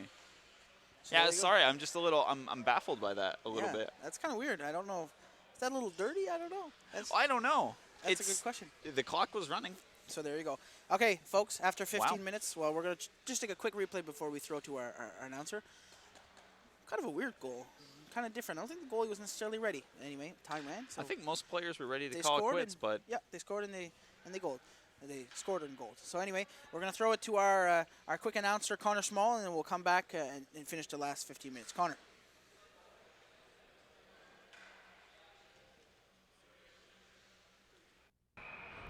Hi there, I'm Connor Small, and this is the NSCC 2016 Winter Classic. We're halfway through the game between Cogswell and Cumberland is up 5-1 at the moment. It's a very competitive game. 6-1, sorry. And currently it's much closer over here between Lunenburg and Cogswell. Cogswell is currently maintaining a 3-2 lead well into the second period. Back to you guys in the booth there. Thank you, Connor. And as you mentioned, 6-1 for Cumberland, the Cumberland Wolves against Burridge. So there you go. That's where we're at right now. And the last 15 minutes here, and see if Burridge can come back and make a grip. Maybe, hopefully, see if they can come back a little bit. Yeah, the Burridge Thunder not able to get a second goal. We'll see if Lightning can strike twice here in the second period. Looking good so far with possession behind the net. Sends it out in front, but can't quite keep the puck under control. And now here's a chance for Cumberland. 2-on-1 situation. Number 3 tries to make the pass. Doesn't quite work. Covered up by Dylan Ross. And as you mentioned, Blake, Thunder rolls and the Lightning strikes. We'll have to see how many times they can strike the net and get it past the gentle giant Cumberland has in their net. I'm still trying to recover from that 6th goal. I'll be honest to you. That was a little off-putting to me the way that all happened. That's non-stop time play for you. I'm sure not a lot of players are used to it. Great wrist shot right off the face-off. Number 31 again. His second, maybe third. It's difficult to keep track. At least his second goal so far, but just right in the dot where that face-off was. Wrist shot off the post and in. That's got to be. I think that was practice. I think these folks had to practice. We're going to get a second look here. Right off, like you say, Blake, right off the face-off dot and just lets her fly and puts her right off the post. It was close. You know, the goalie's best friend was not feeling it today. No. And let the puck in this time. But next time, I'm sure he'll get you another one. The post missed Dylan Ross's birthday. Exactly, yeah. Cumberland takes control in their end. Pass the puck all the way down. Won't be an icing call as number 10, Justin Newell, regains control. Burridge Thunder in the zone. Cross-ice pass to the defenseman. Walks right into the slot. Takes a wrist shot. Doesn't go in. Rebound. Can't quite get his hands on it. And now Cumberland, a 3-on-1 situation coming through the neutral zone. Going in. Staying onside. Nice play by 11 to stick the leg out. But an even better poke check by the Burridge defenseman. And now, here we go. Back the other way. Back and forth. Back and forth. Offside, unfortunately. Burridge not able to capitalize on this chance. 7-1 already. What a game. Just shy of 11 or 13 minutes, I suppose, left in the second period. So, of course, Blake, it's, as you mentioned, non-stop 26th Winter Classic. And we're going to see who's going to become the champ. So, Cumberland has won the last couple of years, and we're going to see who's going to become 27 champ. Well, they're looking in good shape this year, that's for sure. One of the more convincing games I've seen so far this tournament. Burridge gains possession in their end. Feeds it up along the wing. Can't quite control it, and now there's a scuffle in the neutral zone to try to regain control of the puck. Cumberland will win, and it gets down in the zone. 25 walking in, tries to make a move, but a nice play by the defenseman. Number 8, Atwood. Tries to feed it into the slot again, doesn't quite work. Chips it through this time. Puck's caught on a skate, has all the time in the world, but can't quite finish it off. Puck's behind the net and tries to chip it in, and that also doesn't happen. Send it again, but nobody there. All the way, nice pass, all the way for Atwood. He's got a chance, he's in alone. Nice stop by the goalie. Can't quite get the move he wants there. The team takes a shot, it's blocked. Atwood again in the front of the net, chopping away at it. He desperately wants to get one on the board for his team, but nothing's quite working yet. Fed along the boards. Chipped up by Cumberland, and here we go. Another 3-on-2 situation. Nice weight. Oh, but the pass is intercepted by the defenseman, number 16. Cumberland with it in the corner. Passes it back behind the net. There's somebody waiting in front, but the shot might be blocked. No, it's not. He fans on the shot. Had a great opportunity, but unfortunately couldn't finish the job. Burry's trying to gain control of the puck. The pass is too hard. Can't quite get it. Smacked it back into the Cumberland zone. Number 15. Feeds it up along the boards, but he loses control. Slaps the puck out of the Burge zone. It looks like Burge might be getting a little fatigued, maybe a little frustrated at this point. Yeah, I think as you mentioned, the Thunder, I think they're just about to mention, it seems as if they're getting flabbergasted a little bit, and that shouldn't be the case. I know the score is not in their favor, but never give up. Walks in slowly, number 9 with possession of the puck, but not able to get a shot off. Cumberland still has possession. Pass in front, tries to tip it, doesn't get it, regains possession and buries it top left corner. Nice, easy goal coming out of Cumberland there. And as you hear the great sounds from the fans, 8-1, 10 minutes left in the second period of the final period of the game, of course. 7-1 or now 8-1 for the Cumberland Wolves. And as we take a second look here, quick little pass, a little dangle, tip off the goalie. Literally, I think I could have scored that goal.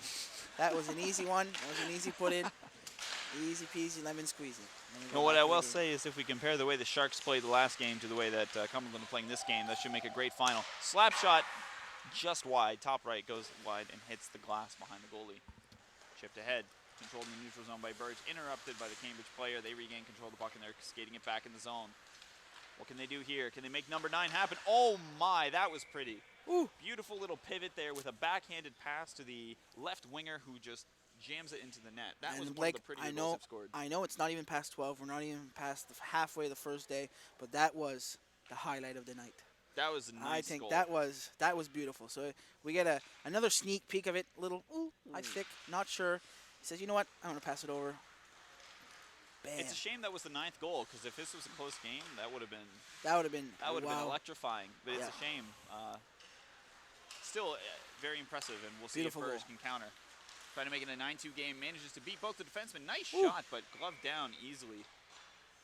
Big glove save by the big Made it look goalie, like it number was 1. nothing. Yeah, he just like he was just playing catch. Yeah, Very easy. What a day at save. work. Yeah. Just him being a pro as always.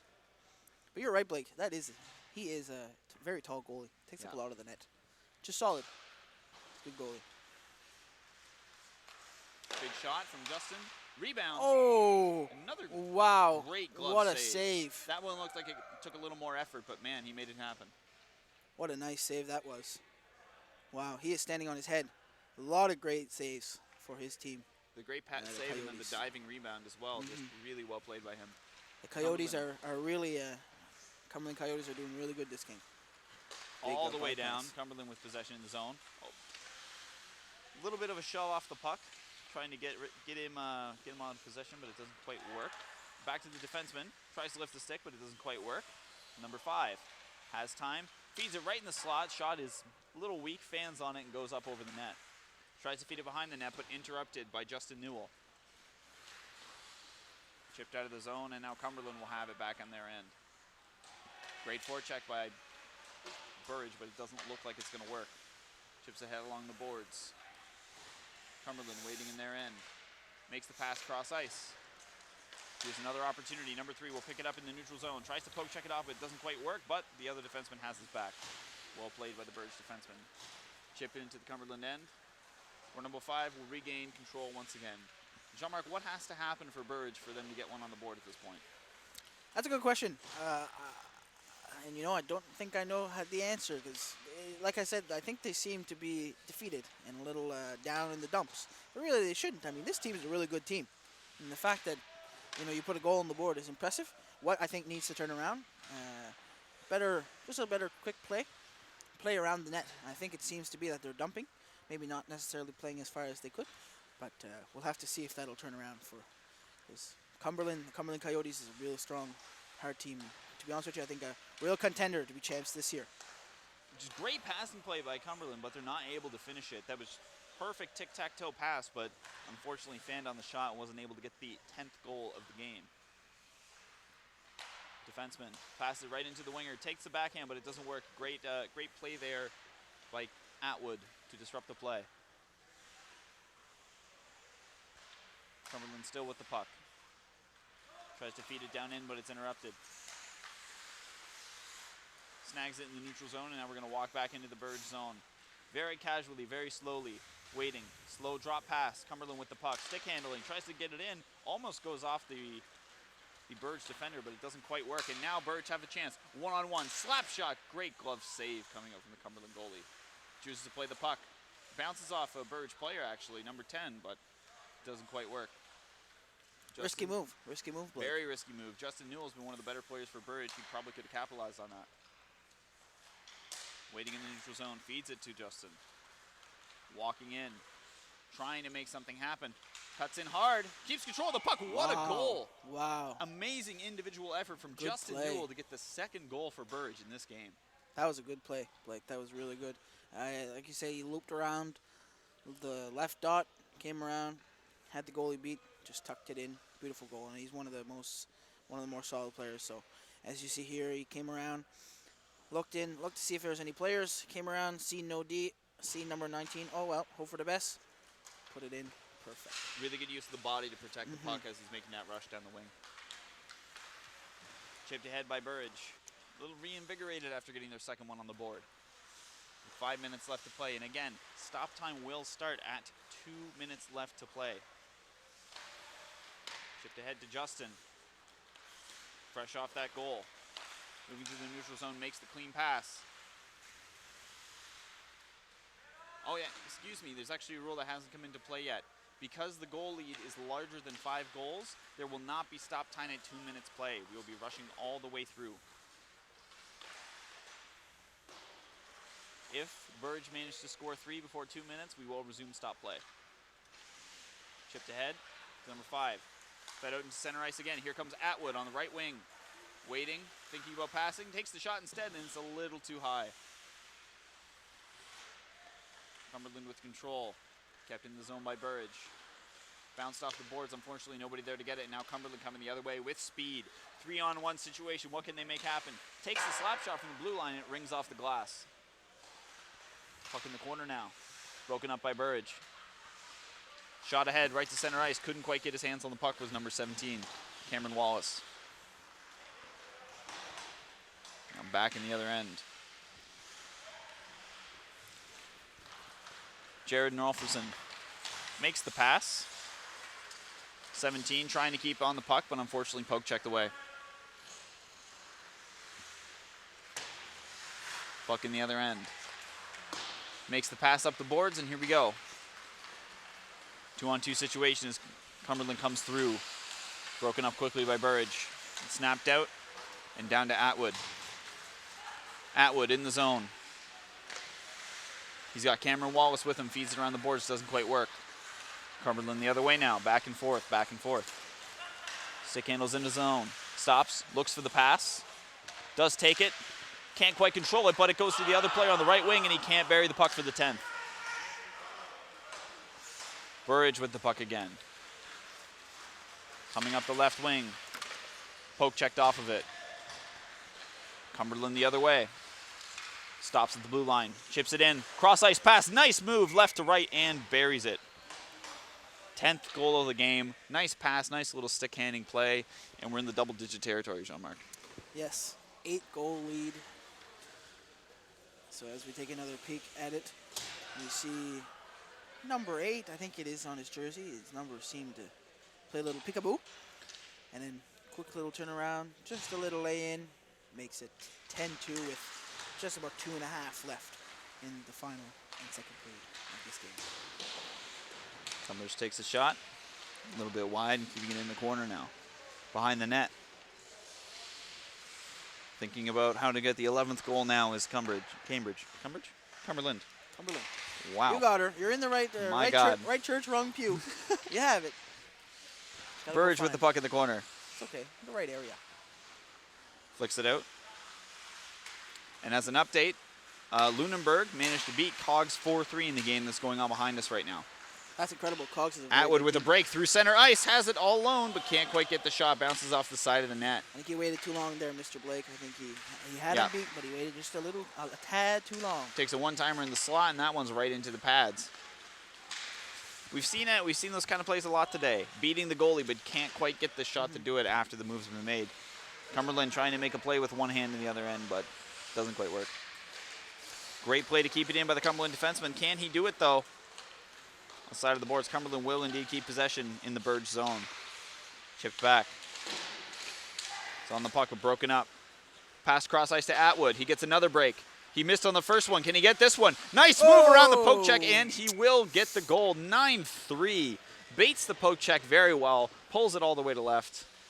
Clean, nice goal, and Atwood's been working hard all game. It's nice to see him get one. Now, I know the goalie is really good, but I question, so as we see a second look here, I question, he zones in, knows he's going to go for the breakaway, but why poke check? He's coming in, but like I say, I'm not a goalie coach, and I'm not a goalie pro, but I think I would have waited a little bit. I get the impression that style points were a factor in the goalie's decision making. Okay. I think he feels, you know what, we've got 10 goals. He owed him one. Yeah, I want to do some flashy stuff too, and unfortunately Atwood too smart for that. Yeah. Makes you happy, makes me happier. For Mr. Atwood. Cumberland has possession in the Burge zone again. Manages to dodge a lot of hockey sticks in his face, but makes it happen. Burge with 15 seconds left. Can they make it 10-4? Chips it down the other end. 10 seconds left. Goalie has possession. Looks like most of the players are tuckered out at this point. Cumberland will gain control of the puck. 3 seconds left, and everybody's done playing at this point. Convincing win, to say the least, for the Cumberland Coyotes in a 10-3 win over the Burge Thunder. There it is. So 10-3, as Blake mentioned. We just have to take a quick break. We're going to come back in a few minutes, and we'll have Kings Tech and Marconi will be in about 30 minutes, 25 minutes. But this one, folks, is a good game. Stay tuned for that one. If there's any game you're going to watch, this is the one to watch. And we'll be back in half an hour.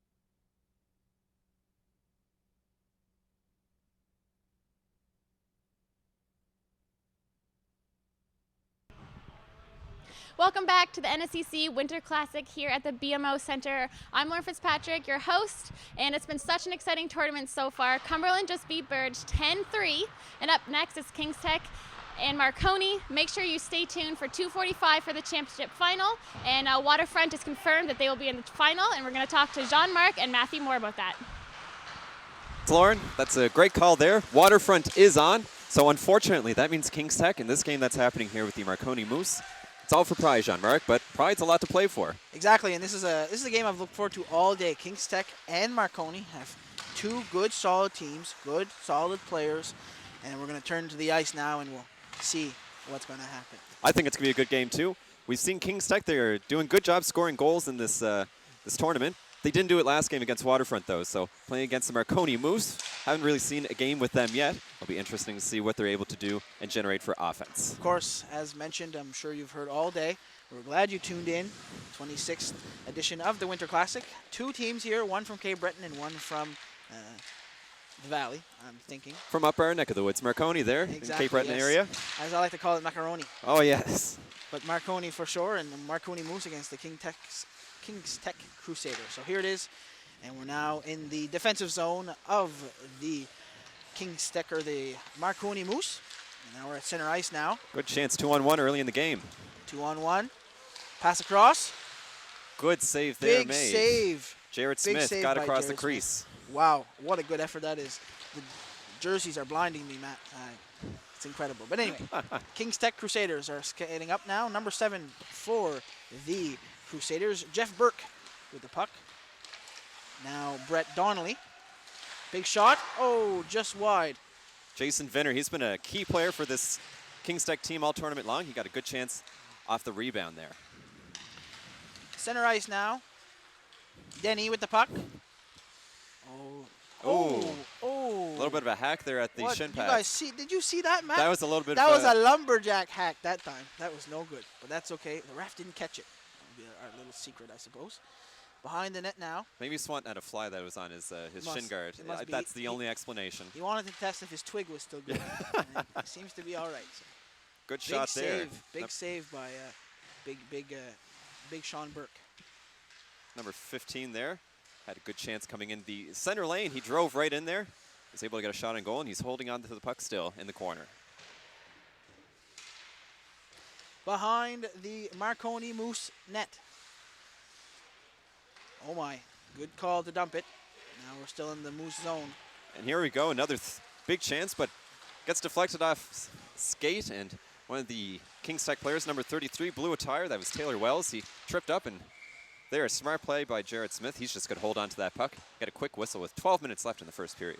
This is a quick game so far, Matt. End to end, coast to coast. I think it's probably not necessarily the quickest game we've seen, but one of definitely the quickest. And even just then, a lot of even chances. It's not like one team is spending a lot of time in the offensive zone and the other team is playing on their heels. Both teams getting good chances early in the game, but some sloppy turnovers, and you see another one here at the Marconi end, or the Kings Tech end, rather.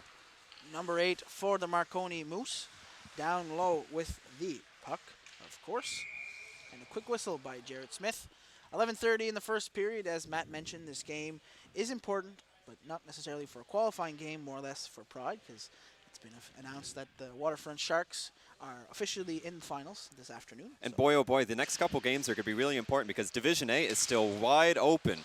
Any team, either Cumberland, Cogs, or the Lunenburg team, they have a chance to get to the finals. So that's what everyone's here to play for, is to get a chance to get that championship. Center ice now. Kings Tech with the puck. And a big turnover.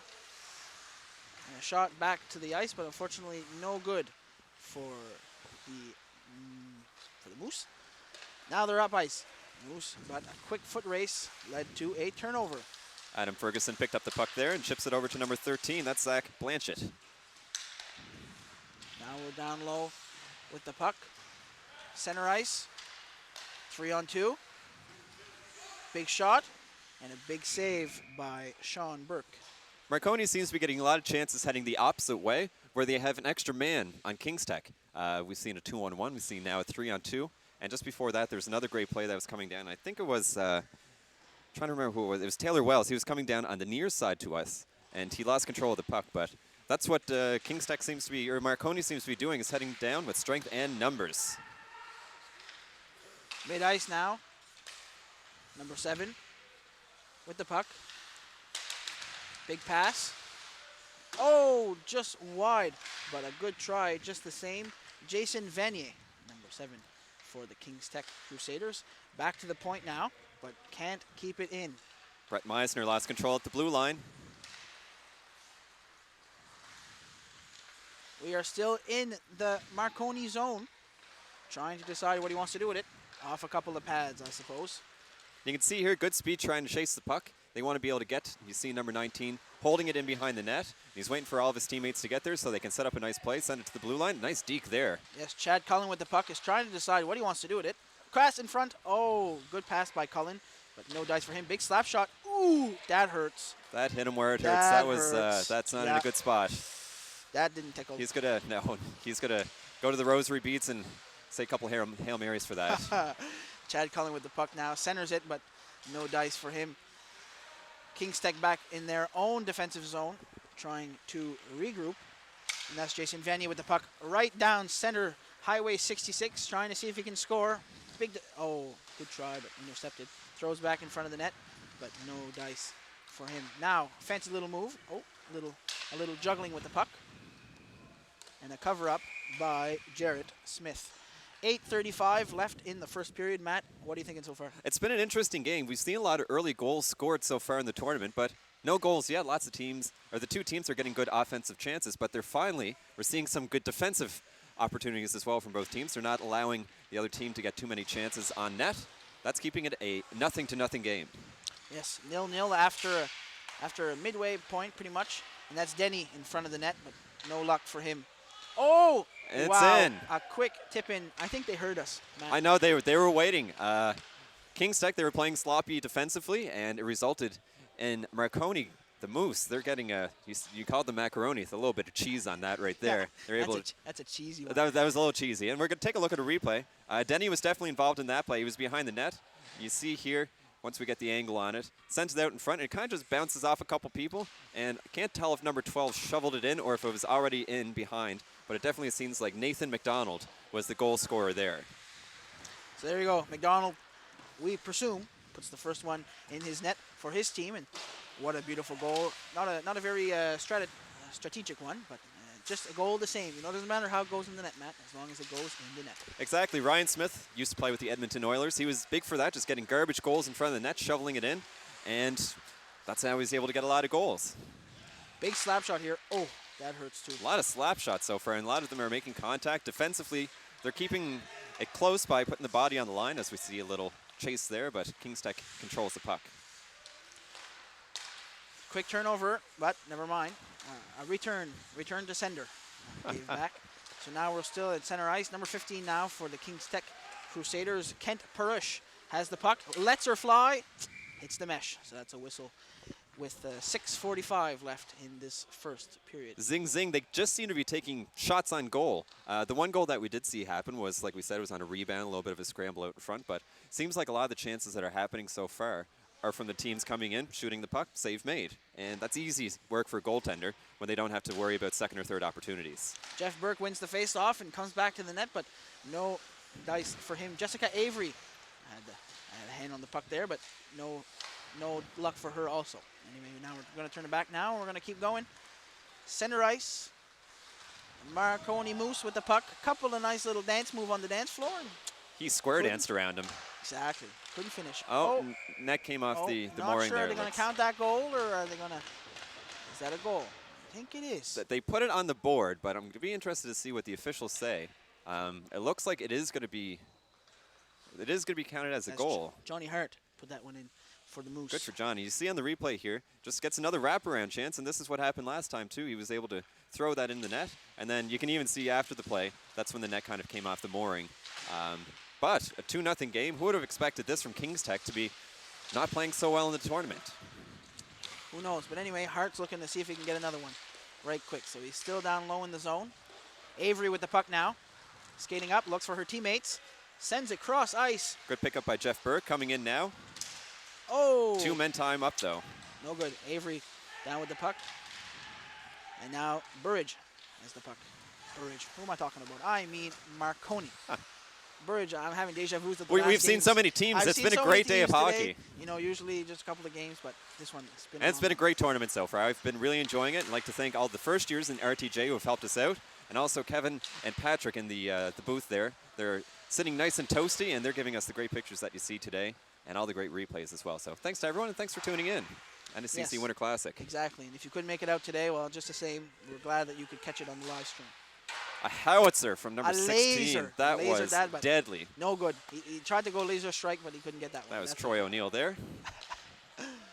Big pass. Oh, I think I've been mine off a helmet. It looks like that. I heard a little ting, and then it almost went up to the rafters here. Luckily, it didn't go through the roof. You know what? That almost went up to the 7 new planets we have. I think that hit the 3rd one. That's pretty interesting. NASA's doing pretty fascinating things with space right now. 40 light years away. Might take a while to get there. But if we start making our way downtown, we might get there. Yeah, exactly. Marconi still with the puck now. A couple of fancy moves. Bringing it back to the blue line. Down low, behind the net, behind Jared Smith's net. We keep going. Kings Tech with the puck now. Big pass. Oh, intercepted by Marconi. Atwater had a good chance to send it over to his favorite partner, number 2, Jason Vinet, but pass was broken up. And just like a grade 12 prom date. DJ Collins with the puck now. He is a big guy with the puck. Marconi has a lot of big guys on the team. You said that to me earlier, and now that I see them, they're sort of dominating because of that. They have a big size advantage.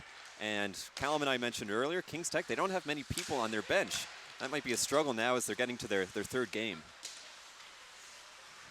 As you see a slash from Denny, I think it's going to be a penalty, I think. And a little bit of bickering between, and of course it's a gentleman tournament, so. They're a little frustrated, and you can expect that. They both know that they won't get to the championship game.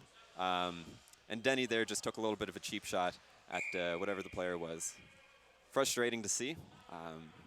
See replay here. Just comes around and hits the hands a little bit too hard, and number 2 didn't. He took exception to that, Jason Vinet.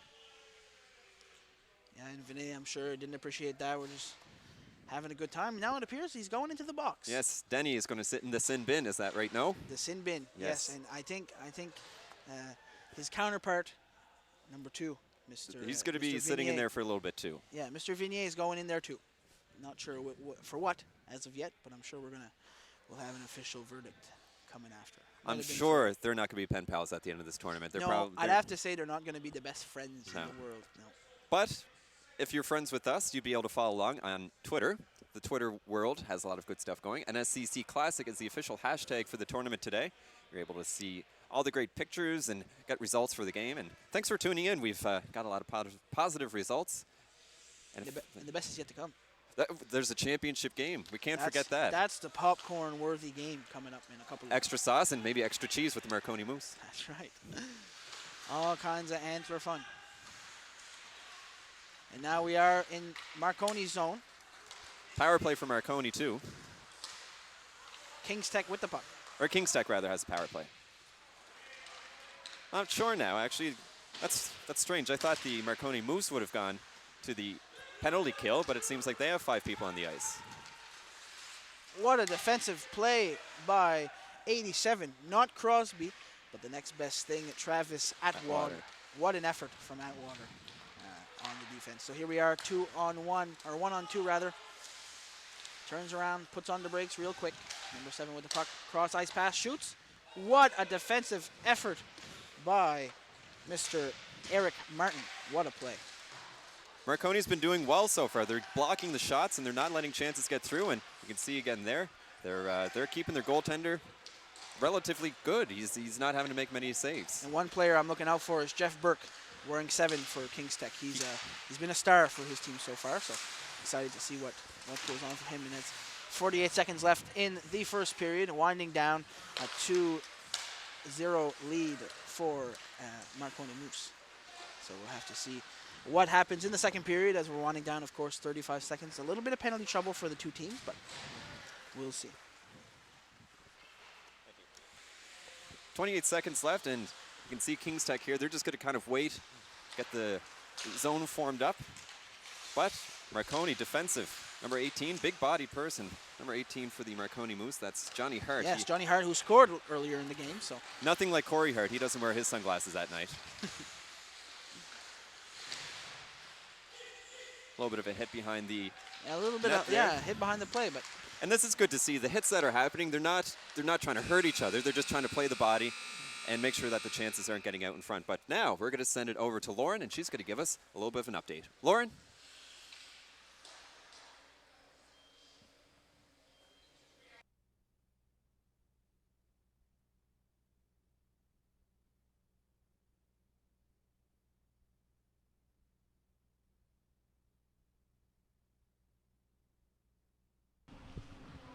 Welcome back to the NSCC's Winter Classic. Currently, after the first period, Marconi is beating Kings Tech 2-0, and in the other game, the Waterfront campus is losing to Pictou 4-3. But it does not matter if the Waterfront wins or loses, as they have their ticket to the finals already.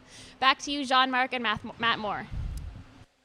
Thanks, Lauren. That's very interesting. I just looked behind me, and it's actually now 5-3. A goal was just scored, so Waterfront, they're losing a game. That's interesting. That's a plot twist if I've ever seen one. And not that it matters, as Lauren mentioned, it doesn't really necessarily matter for stats and for standings, but just the same, good on Pictou for, trying their keeping best it at interesting. Exactly. Making things. You never know in the game of hockey and in sports in general. You never know what's going to happen. So they can even say maybe they're going to defeat one of the championship-bound teams. That's a pretty good thing to say at the end of the tournament. Very true. Going back down into the Kings Tech zone to the right of Smith. He's getting ready. Big shot. Oh, that was not even close, but that's okay. Shot wide. A kick down, playing soccer. Shoots. No luck. Big Johnny Hart shoots back on the net, but no luck for him too. Moose still with the puck. Shot wide. 14:20 left in the second of two periods. 2-0, of course, for the Moose. Now, I'm a little confused. It says there's a penalty on the board. But there's 5 skaters aside right now, so not too sure what's happening there. Maybe the score clock's incorrect, but shot there. It kind of hit the outside of the post and fluttered over to the Marconi player. Is that the goalie's best friend, Matt? Is that luck or what? I'd Lady Luck and a little bit of the post there. Nothing but metal. Metal's good. Metal's good. Johnny Hart with the puck now. Skates up. A lot of speed from number 19. Is he Johnny Hockey or is that someone else? I think he might be Johnny Hockey. Oh, wow. What a cross-crease pass. Number what a goal. 7. Dylan Grant. What a beautiful goal. We've had a couple of highlights of the night, but I think that's a contender. That I know we don't say, but that could be a big turning point for this game. And we're going to look at a replay. The fact that they're up 3-0 now, it's been a close game, but getting a good chance here. 19 with the solid cross-crease pass. And then, as you said, number 7, Dylan Grant able to shovel that home. All from a great feed from number 19, Chad Cullen. What a pass, eh? I think Cullen seen the ice well that time, and he said, he did, and not too much of a defensive effort from Kings Tech. There's only one player that was back there, and when you only have to play one defenseman, you usually get good chances 2-on-1. There you go, and Sean Burke puts his glove on the ice, and that's it. Going to go to the left now, or pardon me, that is Jared Smith. Wrong goalie, right position, wrong goalie. Goaltender for Marconi is doing exceptionally well. We thought Kings Tech was going to be a powerhouse team. Slap shot there again. But he is standing on his head and giving the Moose something to be proud of. Howl about. Or what do Moose do? Do they howl? I don't know. They make sort of a grunting noise. Yes. I think it's more like. I'm not sure. I haven't seen a Moose. What a show! You get to hear some hockey play-by-play by Jean-Marc and Matt, and you also get to hear animal biology. It's like the science files. Nature of things. And space, it's just, there's no end to the knowledge. We're a wealth of knowledge. Exactly. Number 3 behind the net now for Kings Tech. Avery with the puck back there. Ships it to her teammate. Back to the point now.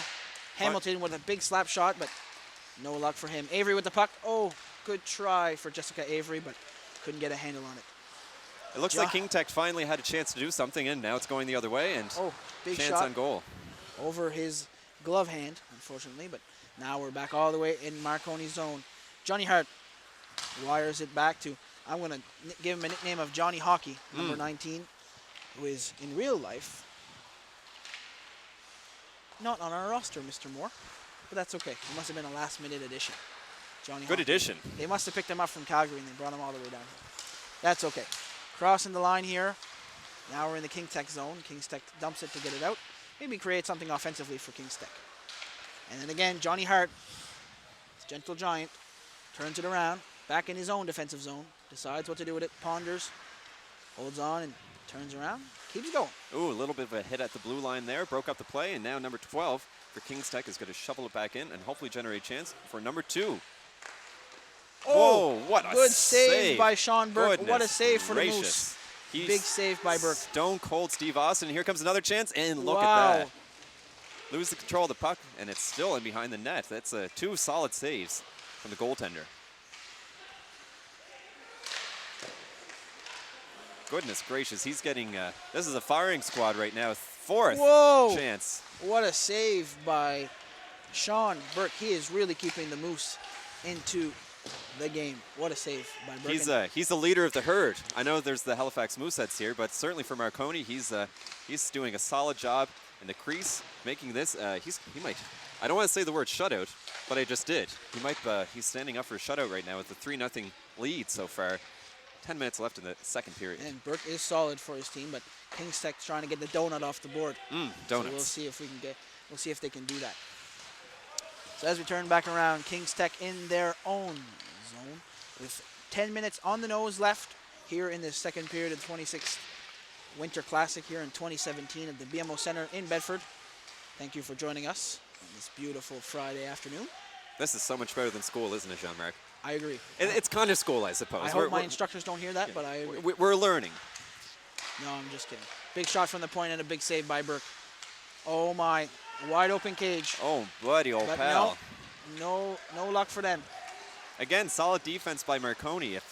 It's too bad they can't go to the championship game because they are doing a great job. And look at that. They're getting What a shot by too. Shepard. What a shot. Good forecheck there, too. Real good job as his line mates, or as his teammates change. And another good effort by Shepard there to intercept and turn it around. All of Kings Tech passes, they're not really the saucer pass that you see. They're staying close to the ice, and that makes it easy to break up the play. Big shot on Burke and a big save for him. And that shot come from another Burke. They might be brothers, Jeff and Sean Burke. Well, if that's the case, they're not going to be happy with one another because No, one's that's going to make for an awkward family dinner. he's shutting him down. He's not going to get. I don't think he's going to get much for Christmas this year if this is the way he's going to treat his brother. A big lump of coal. We also that was a pass, but they changed. They weren't ready for that, and all the way back to the Kings Tech end. all the way back to where they came from. And here comes Denny and Shepard. Denny's been in the box a couple of times. Exactly. It'd be interesting to keep an eye on him and see if he's able to keep his team disciplined because they have a 3-0 lead. Let's see if he can stay. Oh, Ooh. That was not on purpose, I believe, but Tripped him up. exactly. Let's see if Denny. Oh, Shepard. Good try from him. Big shot from King. Oh, finally. They solved the mystery. There goes the donut. That's too bad, but great chance by Kings Tech. They finally applied enough pressure, sustained pressure, and they were able to shovel a goal home. That's a big Kent Parush scored, finally answered, as you say. He crypted the code and put it past Sean Burke to put the game 3-1. I know the score is tripled, but that's okay. Just the same, it's not over till it's over, as they say. And we're interested to see what goes on the rest of the game. And this has been a good game. Like we said, the two teams, they don't have much to play for in the sense of a championship, but they're still having a good time. This has been a fun game to watch. And Brett Donnelly there for Kings Tech is right close to the goalie, and sometimes players don't like to have their opponents too close to the goalie, but that's okay. I think the young kids say up in their grill. Up in the face. No one likes that. Luckily, he has a mask. To the right of Sean Burke now, or another face-off with a big Bret Hart. Passes it up. And all the way down into the Kings Tech zone. 10 for the Kings Tech. Interesting. Marconi had all the pressure in the first period, but I was about to say that was the first time that they were able to get in the opposition end, and it was actually an offside call. And Chad Cullen, I was mentioning number 19. He is talented, Matt Moore. I was watching him, as I called him, I nicknamed him Johnny Hockey. And here we see on the camera, he is good. Hands smooth as butter. I don't know if that's smooth, but you know what? Butter's good. Goes well with a lot of things. And he's going well with this team. Very good. Down the street. Johnny Hockey, as I call him. Good try. Big shot and a big save by Burke. Nifty dangle there by number 14. That's Adam Ferguson. There you go, and Burke covers it up. There is 6:35 remaining in the second period here And we have the Kings Tech Crusaders taking on the Marconi Moose, and we're going to have another face-off coming to the left of Sean Burke. We're going to take a quick look at the replay here. Good chance by, again, number 14, Adam Ferguson. Backhand on goal, but steered into the corner and canceled any chance of a goal. Oh, another slash there. Yeah, that's going to become a penalty, folks. Ladies and gentlemen, Zach Blanchette is going to go to the box. Could be a little bickering here on the ice. Things are getting dirty. But we want to keep it professional, gentlemen and ladies. We want to keep it professional on the ice. You and I are definitely not professional, my son, but no, I'm just kidding. Yes, so Zach Blanchette heading to the box, and I imagine for a slash. He had a two-hander on the sticks. Yeah, he was, and like you said, the team's getting a little bit frustrated. They know that they've lost. They're tired. Some of the teams have been here since 8 in the morning, playing hockey. 3 games throughout the day. That's a lot to do, and hopefully keep it clean for the rest of the game. A lot of fun. I'm not sure for the players, but I definitely had a lot of fun here today. And I hope the players keep it PG-13 and have a lot of fun too. Now we're behind the net here, behind the Kings Tech Crusaders net, and that's Jared Smith. He hasn't faced too much action recently because he's mostly been in the Moose zone. But we're going to see if Jessica Avery and her team can turn it around and maybe not necessarily tie up, but keep it going. Just need one goal first. That would make it 3-2, and then the next goal would make it 3-3. That would be a tie game, and then after that, all the marbles are out. We could see what happens. Exactly. 4:50. And if you've been tuning in all day, it's been stop time. And it comes down to 2 minutes, and then the stop time stops. That's a lot of stops in one sentence. Yes, you can stop that if you want. Next game's actually going to be Burge and Lunenburg. That's going to be a big game. We'll talk about that later because that could determine who's going to go from the A side of the division. It's still very, very tight. Looking behind us, holy cannoli, when I look at the scoreboard, it looks like Waterfront Sharks were actually able to tie it up. It was a 5-5 final score with that game that happened behind us. And Denny lets one just fire. I would not want to be in front of that slap shot. That would be a tough one to block. But no luck for him. Just went wide of the puck. Passes it up to Shepard. Shepard's there looking for Denny. Oh. Good play broken up there. And now you can see, I believe that's number 2 that's trying to come up. Yes, it is. Jason Veneer. Shepard back with the puck. Hits into his own teammate. I don't think he's seen him. Another little hit there. A little love. Denny's in a foot race for it. Oh. Almost had it. One-on-one chance. Slow the play down a little bit. See what he can do with his feet. Oh, good goodness. save by Burke on his blocker side. That was a hard save to make. He had to go across the crease entirely, and he might not have known that another player was coming down, streaking from the left side. Johnny Hart tries to send it out, but a laser back off, and then Sean Burke puts his glove on the puck, and that's 3:25 left. We have the Marconi Moose 3 and the good old Kings Tech Crusaders. Yeah, we're going to take a look at the replay here from that great chance. See a little bit of a spinorama right there, and he throws it across the crease, as I mentioned. Shot there, but stone cold was Burke in net. Keeps this a 3-1 game, as you mentioned. 3 minutes left. Vinier losing the puck, or losing the face-off, I should say. And it comes back to the zone. 2-on-1, big shot. Oh, what a save by Jared Smith. As I mentioned, the penalty just wrapped up for Bisonet. So that's at 3-1 now. It's going to be even strength for both teams, 3-1, with 2:40 remaining. Of course, the Moose are up 3-1, and the Crusaders are looking to see if they can maybe put a dent in that lead. And I'd like to thank everyone also at the BMO Center here. This has been a great tournament, and really enjoyed it, and glad that they could help us by giving us 4 great ice surfaces to use to have this tournament, and everything's been rolling smoothly. And thanks to everyone at NSCC for letting this happen. Taking the face-off now to the right of Jared Smith. Face-off loss for his own team. A dump out now by his own team. And that's the big Johnny Hart, the big 11. He's almost going for it, but didn't have the chance. Number 15 picked it What up a weird, instead. what a weird interception. Right in front. No luck. Needed to get the stick down on the ice, and he would have been able to tap that in, but instead, it's going the other way now. Not so fast. Almost. Close, but no cigar. So now we're back in the Marconi zone. Another 2-on-1 chance here. Coming in, a couple of dangles, but he's stopped right in his tracks. He was stopped like a train at the station. He got off when he had to. That's Vanya with the puck, number 7 for the Kings Tech Crusaders, and now we're going back. The Moose trying to decide, and I think that may be an icing. Looks like that is. As the clock will come to a stop with 1 minute and 23 seconds left. As you mentioned, this was I really enjoyed this game. Solid defensive game, a lot of the ones that we've seen so far, running up the scoreboard lately, but Marconi and Kings Tech, they're keeping it close and they're keeping it interesting for us, which makes it fun. Of course. To the right now of Sean Burke. It is 3-1. As Matt mentioned, 1:20 remaining in the second of 2 periods. And now we're going on a 2-0. I thought it was going to be a breakaway, but wait for the offside. There you go.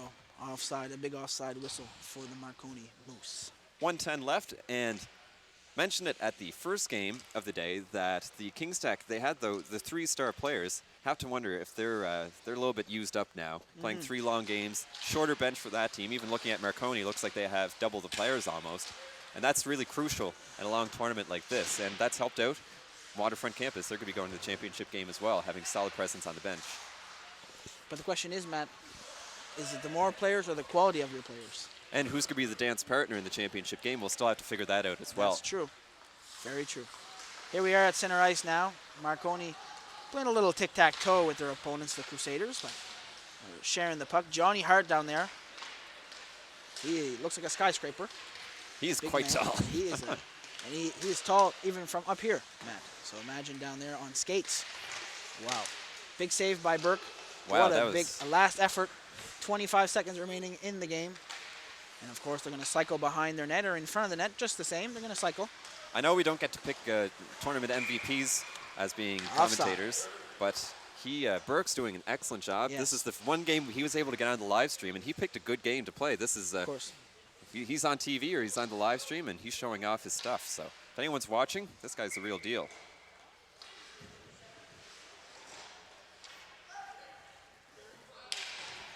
.16 seconds remaining on the nose. 3-1 for the Marconi Moose. And these 2 last games coming up, or 3, I suppose. Championship game, or 2. And they have 2 left. Another game is going to be starting behind us in a couple minutes, I think. And then, like I said, we'll have Burge and Lunenburg coming up next. And Lunenburg, that's going to be a big game. If they win, that certainly strengthens their chance of getting to the finals. It's always interesting to see games like this, Matt, who comes out on top. Well, and even it's going to come down, it might be a tiebreaker to see which team wins. As the clock didn't get going, now it's rolling with 10 seconds left in the game. Right in front of Burke, but Burke seems to get a piece of it. And now Marconi dumps it, but I'm not sure if they're going to call an offside in time of, there you go. Yeah. Just a couple of seconds remaining in the offside. 0.5 seconds left. In a quick 3-1 game. Of course, the Marconi Moose taking on the Kings Tech Crusaders. Looks like there's a little bit of a conversation happening at the bench. Maybe they're a little upset with how much time was run off the clock there. But looks like this one will go in the history books as a 3-1 win for the Marconi Moose. Yes, and Jeff Burke here for the Crusaders tries to see if he can get a last effort shot. Oh, what a save. And that is the end of it. 3-1 for the Marconi Moose over the Kings Tech Crusaders. I'd like to thank you for tuning in. And our next game will be at 1:30. Again, that'll have Burridge and Lunenburg. We'll see you then.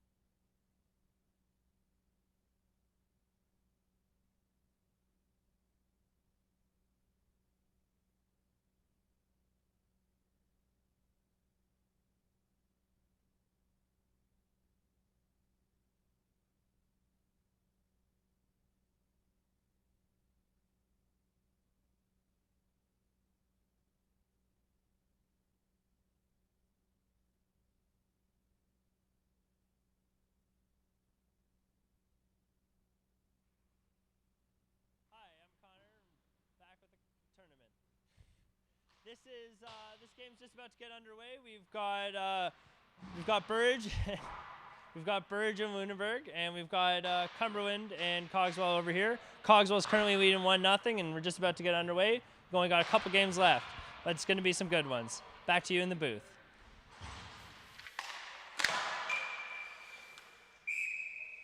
Thanks, Connor.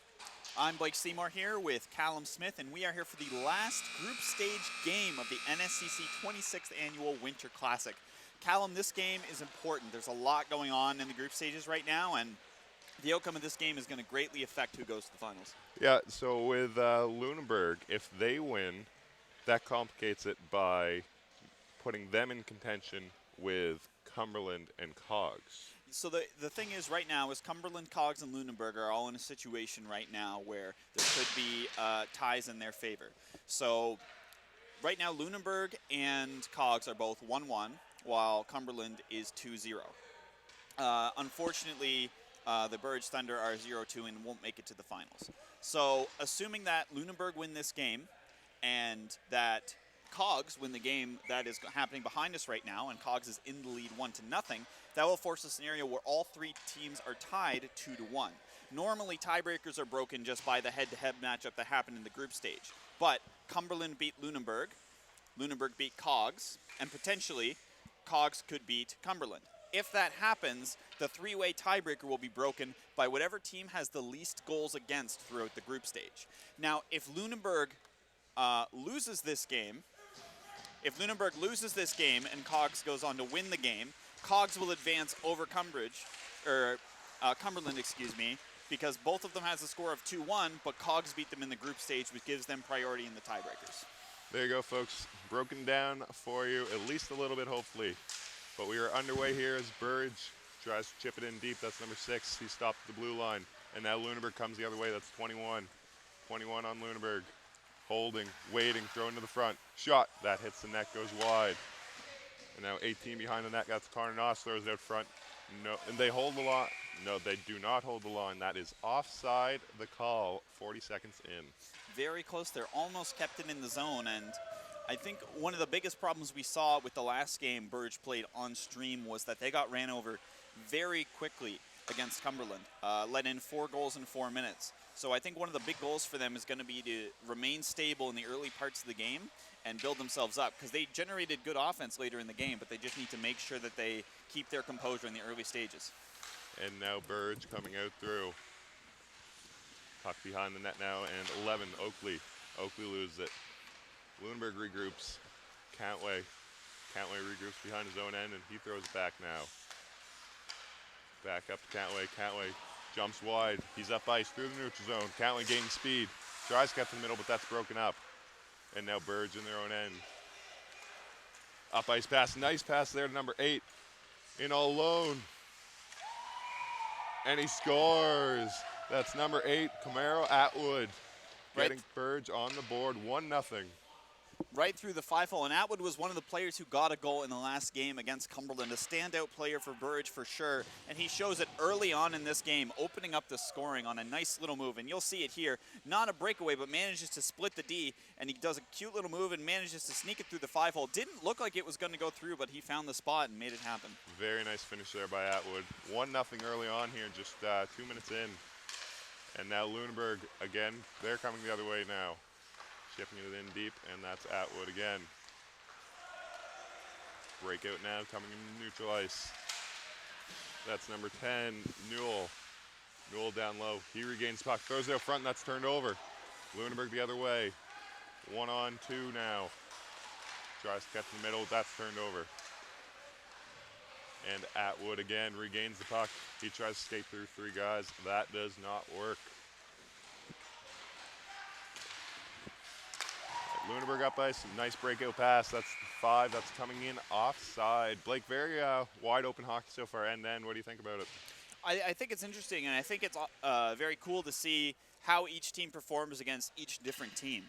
Because if you look at Burge, this game compared to last game, there's already a major difference. And the fact that we're in these sort of tiebreaker scenarios is nice because it shows that the teams are competitive with each other throughout the group. If the last place team can compete with a tie for first, you're in good shape. Noss wins the face-off back to the blue line. That's number 6. He chips it in deep now. Lunenburg over the blue line. Noss drives wide. He's taken down, no call there, and 7 is taken down as well. That's Edwards. Now Burge regains possession in their own end. Off the half wall, and that's number 6 for Lunenburg, Sawyer. He gets it in deep. And Burge regrouping behind their own end. Noss tries to get a handle on it, and he scores. Connor Noss with the backhand just taps it in as the goalie, Zach Thibault, was down and out. Connor Noss. Great job putting on pressure in the offensive zone, forces the turnover, and it's not a hard shot to make once he got in that position, but the maneuvering he did to get around the goalie was very well done. We've got a tied hockey game, only 4 minutes in. You can see it right here. There's a bit of a scramble as some of the players who have possession get knocked down. It's chipped ahead by number 5, and then a nice, easy move around the goalie and open net. And now Burge chips it in deep, going for a little dump and chase there. And now that's 10 holding Newell. Newell cycles down low. He holds the puck. Back behind. Throwing it up front. Backhand save. Nice pad save on a low but hard shot. And now Lunenburg coming the other way. They hold up, stay on side. Now cutting wide, driving wide. Shot off the post. I believe that beat the goalie Zach Thibault through the pads and off the post. The late offside now as Lunenburg tags up, so Burge will regroup. Great breakout there by Lunenburg, but unfortunately just barely not able to finish the deal. Big forward pass. Long up ice pass. That does not work, and Burge is still offside, so they should be regrouping. Lunenburg out to neutral ice. And a battle for the puck there. 11 comes out for Lunenburg. That's Cooper Stewart. Cooper Stewart holding. He cuts back. Stewart, nice little move there. Nice toe drag. Shot. That goes wide. And now at the point, holding. The shot goes wide, and Stewart will not hold the blue line. Needs to get the pressure up there as Atwood is on the forecheck hard. Stewart rims it around the wall.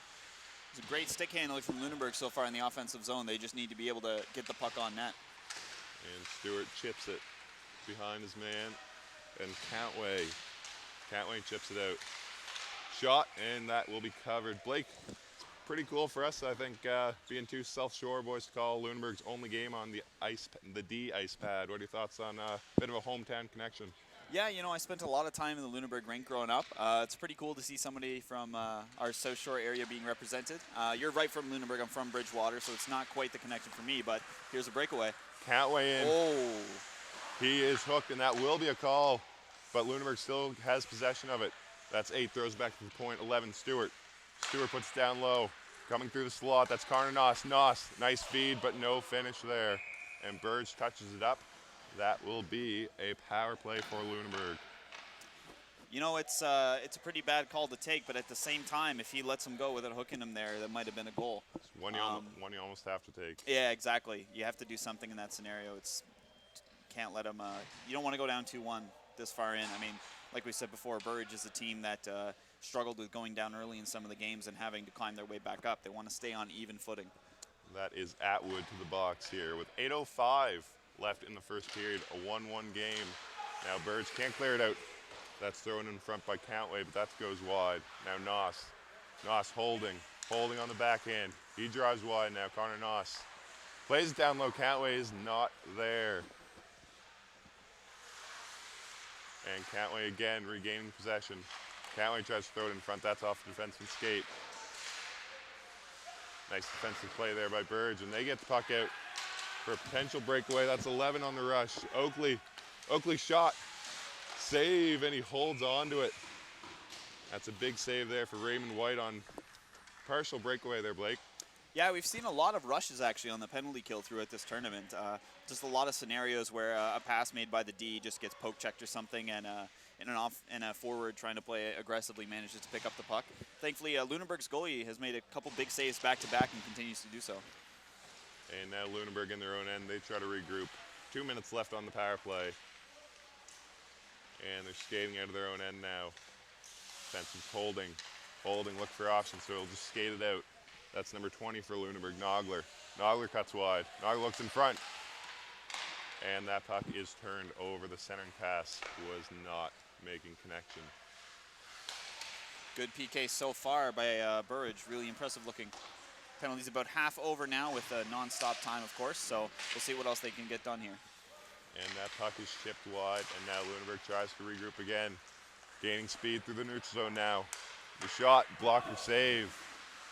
And now it's in the corner. That's number 10, Spencer Demone. Demone holding. Behind the net, he cuts out front. The pass doesn't connect with Sawyer. Nice dangle on the blue line, but he is hauled down, and that will be another Birds penalty. And they touch it up there. A tripping call coming up to make it a 5-on-3. Yeah, last time the poke check attempt led to a nice rush by Burridge, but this time it leads to another tripping call. They're going to have about a minute of 5-on-3 as Atwood welcomes his teammate Fitzgerald to the penalty box with him. It's going to be a rough minute or so, and an even rougher 2 minutes after that. But we'll see if Burridge can hold out. 5:45 as you see on the clock there in the first period. And Burridge wins it. 5-on-3, a big time in this big game. Lunenburg can't hold the blue line. They'll have to regroup. And now that's back to Sawyer. Sawyer throws it up the wall. That's 87, Fraughton. Fraughton drives wide, gains speed. He tries to cut in front and takes the net off its moorings. Nice wheels there by Jack Fraughton as he cut wide. Fraughton's been pretty quick so far this period. A couple chances have been generated just from his skating skill. Unfortunately, I think earlier he made a cross-ice pass. It didn't quite pan out, hit the post, and you'll see here he makes a great drive to the net, uses his body to protect the puck, but unfortunately just doesn't have the angle to get a good shot off and ends up having to knock the net off the post, and the face-off will be taken outside of the Bird zone. And Connor Noss will be on the draw with number 6, that is not Christian Tufts. That is number 10, which is Newell. Burridge chips it out. Atwood gains the puck just out of the box. Atwood cutting to the middle. He's gaining speed. Holds, cuts wide. Atwood loses the puck now. Sawyer turns it over to Tufts. Tufts is on the back check. But Lunenburg breaks out. That's Fraughton. Fraughton with Noss. 2-on-1 Noss. Connor Noss in. Shot. Blockers, or pad save. Standing up. Looked a little awkward there, Blake. Zach Tebow with the pad save. You know, butterfly is not all you need, I guess. He just makes a great pad stop, but here he comes again. And now Fraughton in that shot. Hard wrist shot. That puck goes wide, and Lunenburg regroups in the corner.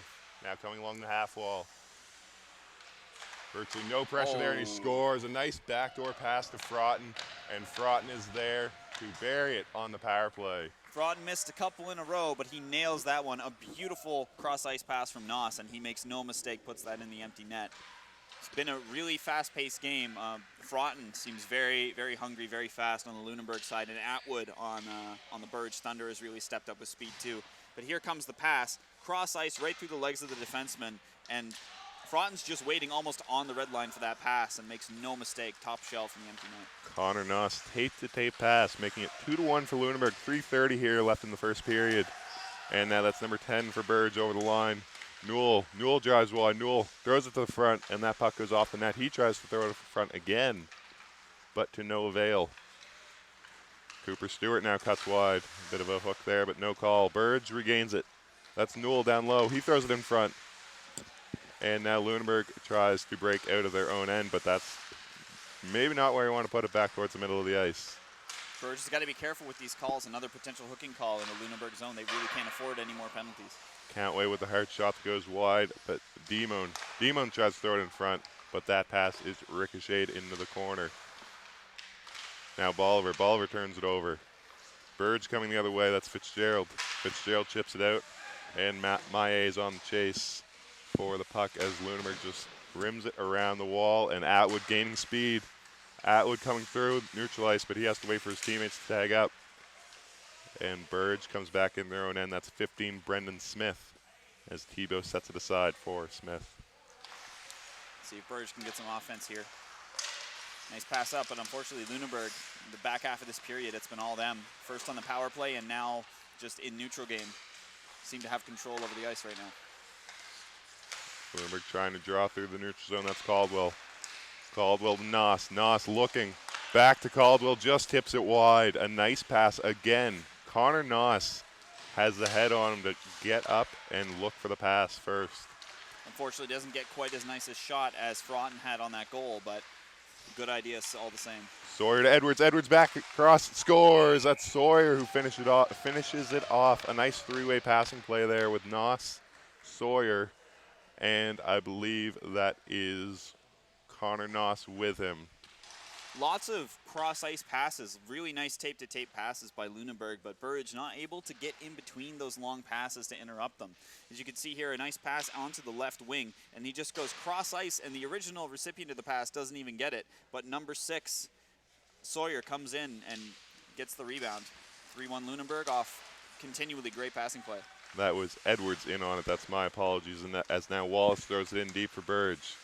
Holding behind the net. That's a nice little stick move there, but he loses the puck.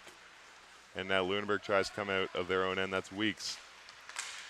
Weeks throws it to Noss. Noss.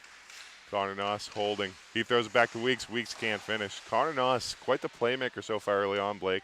Yeah, big passer. I mean, really solid. I think all the passes he's made have connected really well, and they're not just passes, but serious scoring opportunities. It'll be interesting to see what he can do for the rest of this game.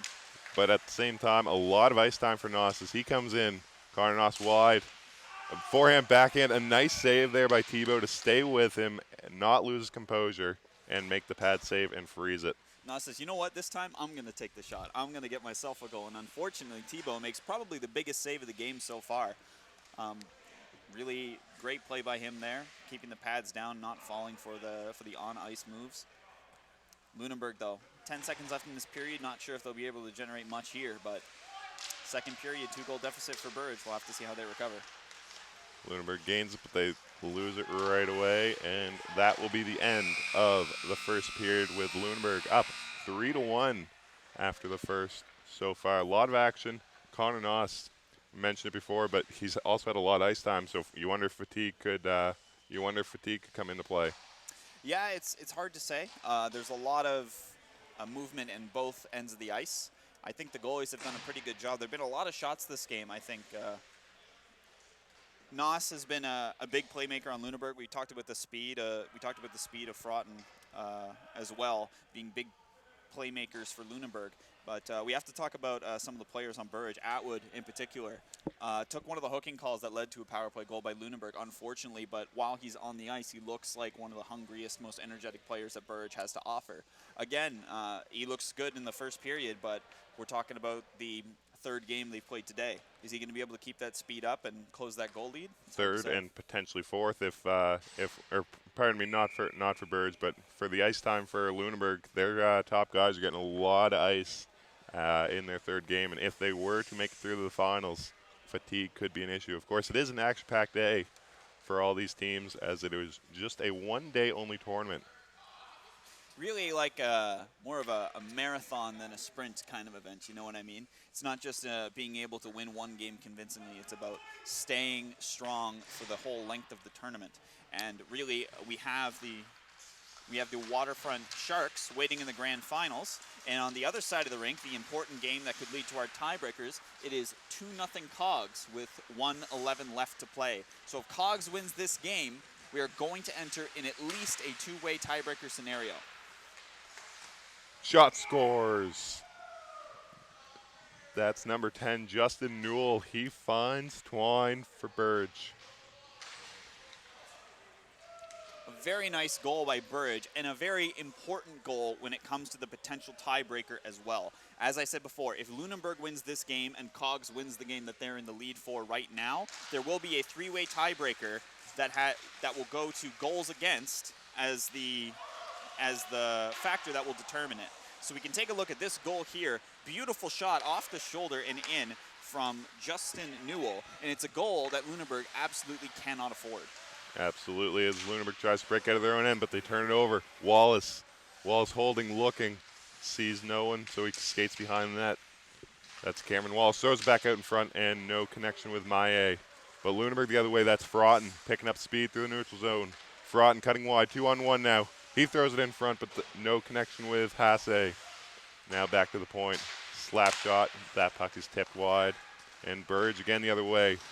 Nice headman pass as Burridge coming down the wall, but that shot is thrown wide, and Wallace tries to chip it in deep. Pass out front and can't deflect that home as it just goes wide. Burge coming into this second period looking strong. Lots of offensive opportunities, and they want to close this goal lead. Let's see if they can do it here. Fitzgerald, that shot tipped aside, and now Lunenburg regroups out of their own end. Cantway slows up. And you wonder, Blake, we talked about the fatigue. You wonder if fatigue was an issue there. A big hit behind the net. And no call. I'd say incidental on both ends of it, but there is one coming, and that's not good for 14 on Burge as he takes a bit of a retaliation minor coming up after the hit. It's a shame they started off so strong, and now Burridge problems with the penalty box once again. It almost looks like he is getting tossed, Blake. You see the hit there behind the net from, that's Bailey Countway, number 14 off Lunenburg. And then 14 on Burge, I believe it was, through the hit afterwards. I don't know if you'll see it there on the replay. It's right there. Oh, yeah, okay. Right at the end there. And I believe he is tossed out of this game as he did not go to the box.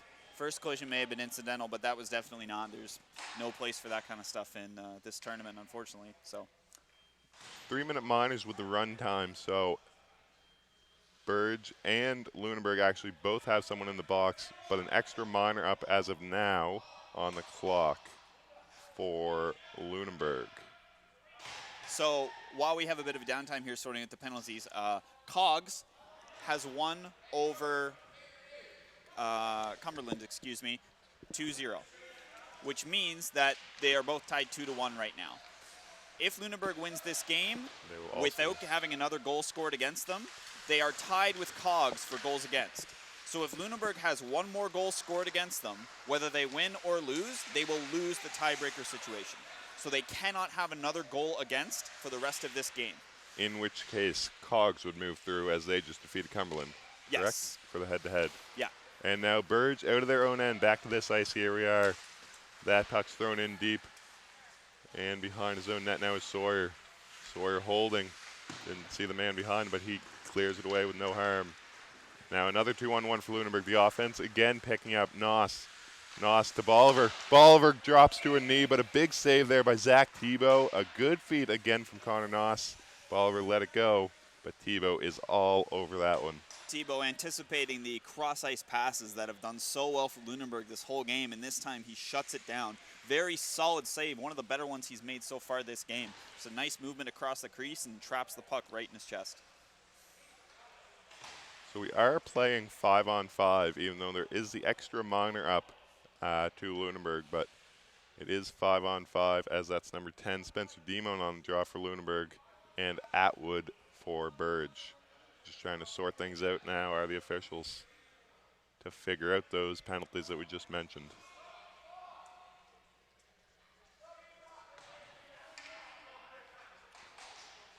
And 10 minutes left in the second period. It appears as though the standings are getting more complicated as we try to sort out the tiebreakers, so we'll provide more accurate information once they come up. A big shot from the blue line. That's Cooper Stewart letting that one go. But again, Thibault is on top of that one to smother it and hold for the whistle. Get a good look there at Zach Thibault. He's seen a lot of rubber in this game, Blake. Yeah, and he stood his ground very well.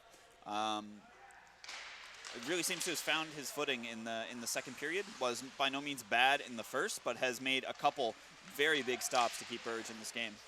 But he can't stop that one as Fraughton cuts along the goal line and puts a backhand over Thibault's shoulder. That's a fourth goal for Lunenburg. Just to add to the complication, as Blake said, we will provide more updates when we get the information for you. Well, I think it's safe to say I jinxed it. Really nice move here from Fraughton. Moves along the red line, and this backhand is great. Just right up over the shoulder. Not a huge amount of wind up on it, but here's a shot from Atwood. Atwood rips that one wide. Fraughton regains the puck. He chips it up ice. But Atwood will win that race as Thibault tries to go out for it. But his own defender had that one under control. And now that's 13. The shot goes wide, glove side, and Tufts. Tufts regains it. He cuts it down low. Christian Tufts holding. He puts it down low again. Nice move there from Cooper Stewart to chip it around the wall. And Lunenburg breaks out of their own end. Fraughton on the breakaway. Jack Fraughton shot, scores. Blocker side, low blocker. perfectly placed by Jack Fraughton, and that makes it 5-2 now for Lunenburg. No moves, no shenanigans, just a beautiful shot that beats Tebow on the blocker side. Comes in all alone. It's the fastest guy on Lunenburg. You can't give him that kind of space, and he wastes no time, doesn't need to get fancy, puts the leg up and puts the puck in the back of the net. It's the best place to put a puck, like just above the pad, below the blocker. I thought you were going to say in the net. And Atwood gets hit by, I believe that was Cantway. Atwood appears to be in some discomfort, but I don't know if there was a call on that play. I don't believe so, but immediately the helmet and the gloves come off. The star player for Burridge for sure gets applause from both teams on the bench as he skates off. See, Atwood looks like he's in some discomfort. 7:39 to go in the second period, and because of the injury, we will stop the clock at that point. Yeah, and he's not going back to the bench. It appears as though he's headed towards the locker room. Pointing to the bench now to his teammates, but unsure as to whether or not we'll see Atwood again this game. No call on that play regardless of who it was. I believe it was Cantway, which would have been his second big hit of the night, but no call as Lunenburg regains it in their own end. Now throwing it up ice, Noss. Harnos holding. Noss cuts wide, and he throws back in front, but that shot goes wide. Noss holding down low. Gets pressure there, but he throws it to Cantway. Cantway wraps it out in front. Hasse that shot. And Burge comes the other way. Burge gets the puck. Looking to make it a 3-on-3 as they chip it in deep, and will go on the forecheck. That's number 10, Justin Newell. To add to the problems for Burridge, they do not have a full line on the bench. Only 4 people on the bench now, so if they weren't already tired, it's only going to get worse from here. It absolutely does not help them in any way, shape, or form as Cantway throws it, but Tebow's over that one. And now Noss plays back to the blue line. Holding. That shot gets tipped, and now Burge could have a rush the other way. 3-on-2, but he's slowing up now, and he chips it in deep. Justin Newell, one of the better playmakers on Burridge, can't really get anything done, unfortunately.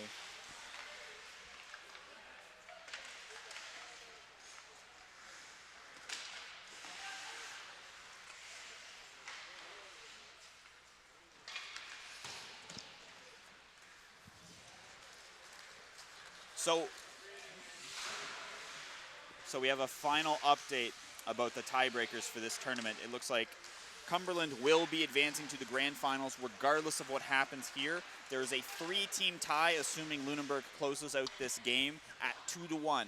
And as we said, originally it would be decided by head-to-head. I say as Lunenburg scores their 6th of the game. Originally it would be decided by head-to-head, but since it's a 3-way tie, they all cancel each other out.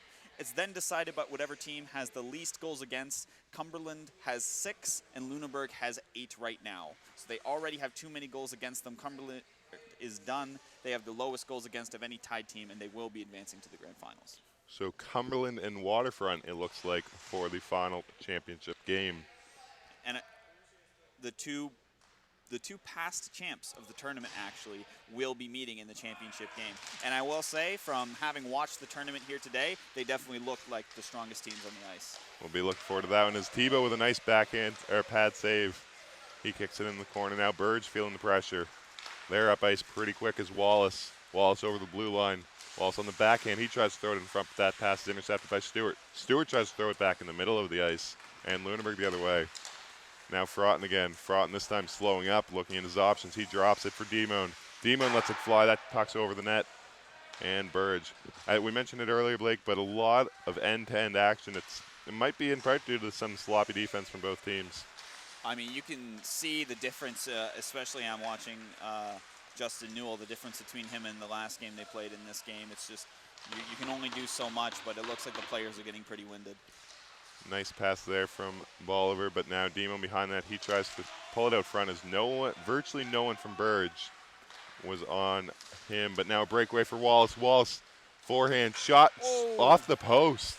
My apologies, it beats the goalie, but that one is in the net for Robert Weeks. Robert Weeks finishes off after the breakaway was unsuccessful for Wallace. You know, just as I said, he was slowing down. Justin Newell with a great pass all the way down to the enemy blue line that sets up that breakaway. Unfortunately, the recipient of the pass wasn't able to bury it, but Kirby Mallett, number 5, was there and managed to bank in the rebound off the original shot. That's my apologies. It was my not Weeks, but you see and it there. Here comes the breakaway right off the post. Unfortunately, the first man to get there is Mr. Mallett. From the face-off circle, manages to find a very small amount of spot on that right side. And good to see Atwood back on the ice as he is on the forecheck. Maybe a bit of frustration coming from him now, but Noss the other way. Connor Noss in, he scores top shelf. No real chance there for Zach Thibault as Noss just, again, uncontested in all alone, and he roofs it, making no mistake. And the playmaker gets one of his own after setting up his teammates all game. He says, all right, it's my turn now. Walks in on that breakaway and wires one top shelf. You see the smile on the face of Connor Noss. Now 7-3 for Lunenburg. 7-3, Noss and Atwood on the draw. Noss doesn't even contest it, lets Atwood win it. Atwood tries to cut between split the D, but he can't do so successfully. Maye, that shot, I believe, grazed the post, and now Maye again. Maye holding, tries to throw it to the point, but Lunenburg takes over possession, and Noss again. Noss the other way. Atwood's been having some conversations with the Lunenburg players. It's hard to tell from up here if it's good-spirited or not, but certainly hope so. It looks like they're all laughing at least. And he's cherry-picking now. You see Atwood at the blue line. Atwood can't get that pass. It's a nice play by Noss to tip that back in his own end. The late offside there as Atwood would have to tag up. But yes, Blake, as you mentioned, bit of a cherry pick going on there for Atwood. And Lunenburg in scores forehand, backhand, and you see a bit of a friendly tap there on Spencer Demone, or pardon me, that's number 20. That's Noah Nogler. Noah Nogler making it 8-3 for Lunenburg. Beautiful backhand shot. Not much to say. A lot of really nice backhand shots from Lunenburg. You see him walking in here pretty much uncontested. Not a lot of hustle from the defense in this replay. I think they've all but accepted their fate. There's a 5-goal differential in the game, which means these last 2 minutes will not be stop time. It looks like the players are having fun. I saw them having conversations in the warm-up before the game. So Cantway rips that one off the bar. Bailey Cantway, what a shot on the snapper, but he only could find bar. And now Maye loses the puck to Stewart. Stewart up to Cantway. Cantway to Demone. Demone, he's in.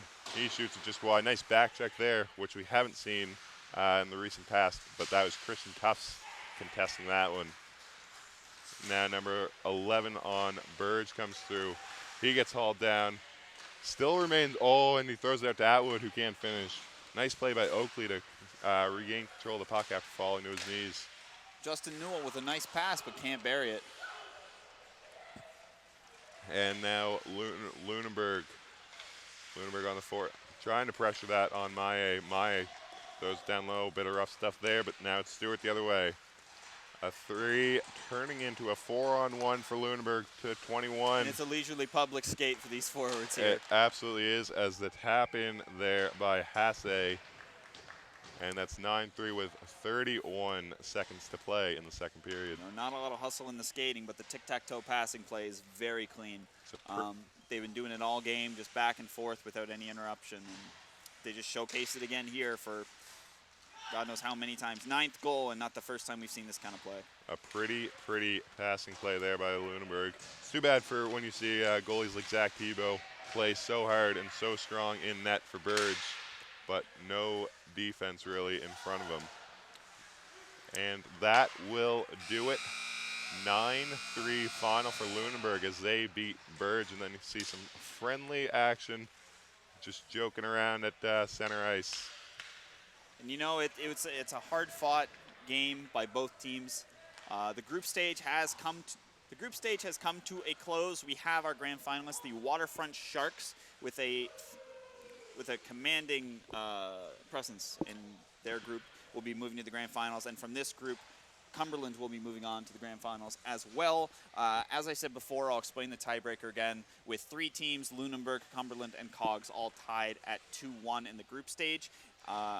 we can't determine it through the win-loss in the group stage, so we have to move on to the next tiebreaker, which is the least goals against. So Cumberland had 6 goals against in the group stage, and Lunenburg has 8. I don't know the exact number for Cogs, but it was higher than the Cumberland goals against number. So Cumberland wins the tiebreaker, and they will be moving on to face the Sharks in the grand final game coming up very shortly. And we will see you back for the finals. That will be Cumberland and Waterfront for the finals of the 26th annual NSCC Winter Classic.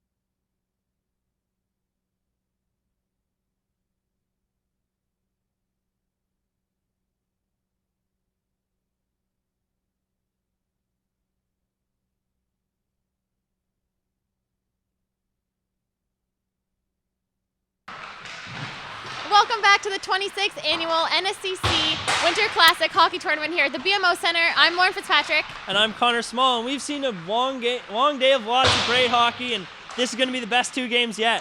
For sure, there's been 8 teams that have been trying to get to this one game here, and we're going to go to Callum Smith and Matthew Moore to tell us on how each team got to the final. Over to you, boys. Thanks, guys, and welcome to the BMO Center. Good afternoon, sports fans. I'm Matthew Moore alongside Callum Smith. This is going to be a great game, Callum. We have champions. No better way to describe these 2 teams. Yeah, Matt, the last year's defending champs, the Cumberland Coyotes, and then the Waterfront Sharks as well, won the previous 5 plus years potentially, making that 6. And so it's going to be a good matchup, hopefully here. It's been a long day of a lot of hockey. And we don't want to call Waterfront a dynasty, but they kind of were for a couple of years, so it'd be good to see if they're able to get back to their winning ways and take the championship home. As we get down, look at the standings. This is got a little confusing for a little while, but we can explain it now. So at Division A, Cumberland is the eventual champion of Division A, but they were in a 3-way tie if you look at the wins and losses between Cumberland, Cogs, and Lunenburg. Now the head-to-head screwed things up where it was a 3-way tie, and it came down to goals against, which as you see on the screen, Cumberland only gave up 6, whereas Cogs 8 and Lunenburg 9 respectively. So Cumberland and the Waterfront Sharks, Matt. Yeah, in Division B, it was much simpler road for Waterfront. They won a lot. They tied their last game, but they got 5 points. That's all they needed to get to the finals, and they had pretty dominant fashion. You can see they had 12 goals for, 7 goals against, though. It's going to be interesting to see if they have a little bit of a weakness when it comes to their goaltending. Certainly, and as I mentioned, that long day of hockey for both these teams. They've been on the ice a lot, so it'll be interesting to see if fatigue comes into play or what the stamina will be like with these 2 teams as we look at the schedule, results, of today's game. So a couple things to note there. In round 1 on Ring C at 9:15 a.m., Cumberland 3, Lunenburg 1. So Cumberland only giving up that 1 goal was essential in allowing them to come and make their way into the finals. The best way to describe it is like rock, paper, scissors, actually, because Cogs bet Lunenburg, which meant they kind of it just eliminated everyone. So one bet another one, which bet another one, which meant it really did come down not to the tiebreaker, which was goals allowed. And that's why we have the Cumberland Coyotes and the Waterfront Sharks. It's going to be a natural battle tonight. Matt, privileged to call the finals for the 2nd year in a row with yourself, but coming from last year's tournament, you saw how successful Cumberland was. What do you expect from them in the finals here? Well, it's surprising because last year we were kind of looking at a couple teams, and we thought that Cogs would be good, we thought Kings Tech would be good, and we thought Waterfront would be good. Cumberland kind of came out from under us. We weren't really expecting them to get to the finals, and here they are 2 years in a row. Definitely kept more of an eye on them this year, and goal-scoring machines. That's a good way to describe the team. Pretty solid players. Especially when you look at the goaltending. One solid person in net for them is going to be Trent Wilkie. He's getting the start for the Cumberland Coyotes. And on the Waterfront side, it's going to be Liam Mason. Good head-to-head matchup here. You look at, as we mentioned, Cumberland and Waterfront about to get things underway. Just making sure things are good with the timekeepers and officials before we start things off for the championship game of the 26th annual NSCC Winter Classic here in Bedford. I'd like to thank everyone who's been joining in and watching this live stream. We've been pretty active on Twitter, lots of people engaging with the hashtag NSCC Classic Twitter handle there, and everyone that's involved with NSCC Student Life as well. They've been doing a great job keeping everything like it's a well-oiled machine. There's been hardly any hiccups today. There's some worry a couple of times, but everything panned out, and we had a very solid day of hockey with games taking place pretty well since 8 o'clock this morning. A long and intense day for these teams, but it will all come down to this game here, which will be underway shortly. Cumberland Coyotes, Waterfront Sharks in the finals. And it'd be interesting to ask the players, obviously we can't now, but to see how much they watched other games. I know we had the ability to do that because we had time off between games, so we could see how Cumberland was doing and how Waterfront was doing on the other ice surface. So really, they might be going into this game unknown. And we talked about it a little bit earlier as well, that you don't know how often these teams play against each other. So this could be a total blind matchup, so they say. Yeah, the feeling out process I mentioned in the first game that we called the first game, it was a feeling out process for the first, I'd say first period. So it'll be interesting to see with these two teams how they match up against each other individually. And even just to note for the championship game, it is going to be two 20-minute periods rather than the two 15-minute periods that we had for the round-robin games, I suppose. And if, and only if, this game does come to a tie at the end of regulation, what I saw on the rules here is that there would be a shootout, which would be pretty interesting to see in a championship game. We know bit Canada at the World Juniors this year, but it'd be fascinating to see this because we've seen lots of breakaway chances, but we haven't necessarily seen a shootout yet. And good for us to see, Matt, on the ice right now is Cumberland is putting on pennies, yellow pennies to make it a bit more discreet. It might look like it's the elementary school days in gym class, but I can say personally, I'm very appreciative of that. I wonder who lost the rock, paper, scissors for that, because one team has to put the pennies on, and you're never happy to be that guy. You wonder if that's going to be a bit restricting at all, if that's going to hold things back in terms of their functioning. But you know, it's the finals. For the officials, more importantly than us, the officials need to be able to decipher who is who. And that's a good point too, because for us, it's nice to have the correct jerseys, but even just to make sure they're getting the play straight for the officials, there's a lot riding on this. It's a championship. They've been working for the last 5 or 6 hours playing hockey, and they've been training for the whole winter, and this is what it all comes down to for the 26th annual NSCC Winter Classic. So we're just, as you see on the screen there, the yellow pennies coming on for the Cumberland Coyotes. They're chuckling too. They think this is quite funny, the fact that they have to wear them. This is going to be great. I'm really excited for this game. Like you said, it's a pleasure to be able to do the championship game. And the two, I feel like last year, there's a little bit of question because there's a couple of games that were actually cut short because of rough stuff. These are the two best teams. I'm very confident saying that, having watched the tournament for the last 2 years, and it's going to be a barn burner of a game. We are just getting ready for things to go. One of the officials just talking to the Cumberland bench, and then puck drop will be underway, and we will have the finals for you. Again, as Matt said, 2 20-minute periods for the championship game. Thanks to everyone for tuning in. Thanks, we got a pretty decent crowd in the BMO Center here as well. And shout out to anyone watching. And again, if you can, send us some tweets with the hashtag NSCC Classic, as we're about to get puck drop for the first of 2 20-minute periods. Looks like number 16 is going to take the face-off for the Waterfront Sharks, and that's Nick Jessam. Can't tell the number. That's going to be a little bit of a problem. It's nice to have the yellow pennies on, but we can't really tell the numbers anymore. As the game has gotten underway, and now the championship will be decided. Waterfront starting in their own end with Jessam picking it up and sending it to center ice. Actually, he holds back, regroups, tries to see where his men are going. And now number 14 is Logan Mosher. He's going in with a good head of steam, but good defensive play by Cumberland to break that up. 16 again, Jessam has the puck, and it's cycling in behind. Sean Wright sends that in front, but it gets tipped aside by one of the Cumberland players. I believe that was number 10 from Cumberland, and that's Jared Murphy. 16 holding it in behind now. Nick Jessam again. Pretty solid first shift. That's what you want to have in a championship game. Not do anything too fancy. Waterfront just wants to get a chance in it, and they already messed up. Here we go. We have a player from Cumberland coming in. Deeks shoots. Good save made by the goaltender there of the Waterfront Sharks. That's Liam Mason. And now the chances are coming into the Cumberland end of the ice, or the Waterfront end of the ice. But now number 81, Sean Wright, heading back. Good head of steam. He sends it over to his forward man, but loses at the edge of his skate. I believe that's number 10 coming the other way now. Jared Murphy had the chance just a couple seconds ago, but a solid blocker save made by Mason. Fast pace already, Callum. Very quick and open-ended. It started off with Waterfront with possession in the attacking zone, but now Cumberland's starting to pick things up a little bit here.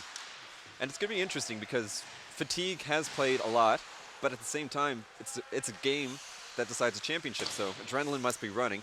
I'm expecting fast-paced hockey, even though it is the 4th game that these teams are playing. It's hard not to get up for a championship game like this, Matt. And here we go, another chance coming in, and scores from the right-hand side. That was number 6, that was Pat Byrne that got the first goal of the game, and Cumberland Coyotes, they bit the Sharks, and they have a 1-goal lead. A nice shot there by Byrne to get his Coyotes on the board early on here, as it's just 2 minutes into play, but Byrne, a big goal for the Coyotes, as you see on the replay.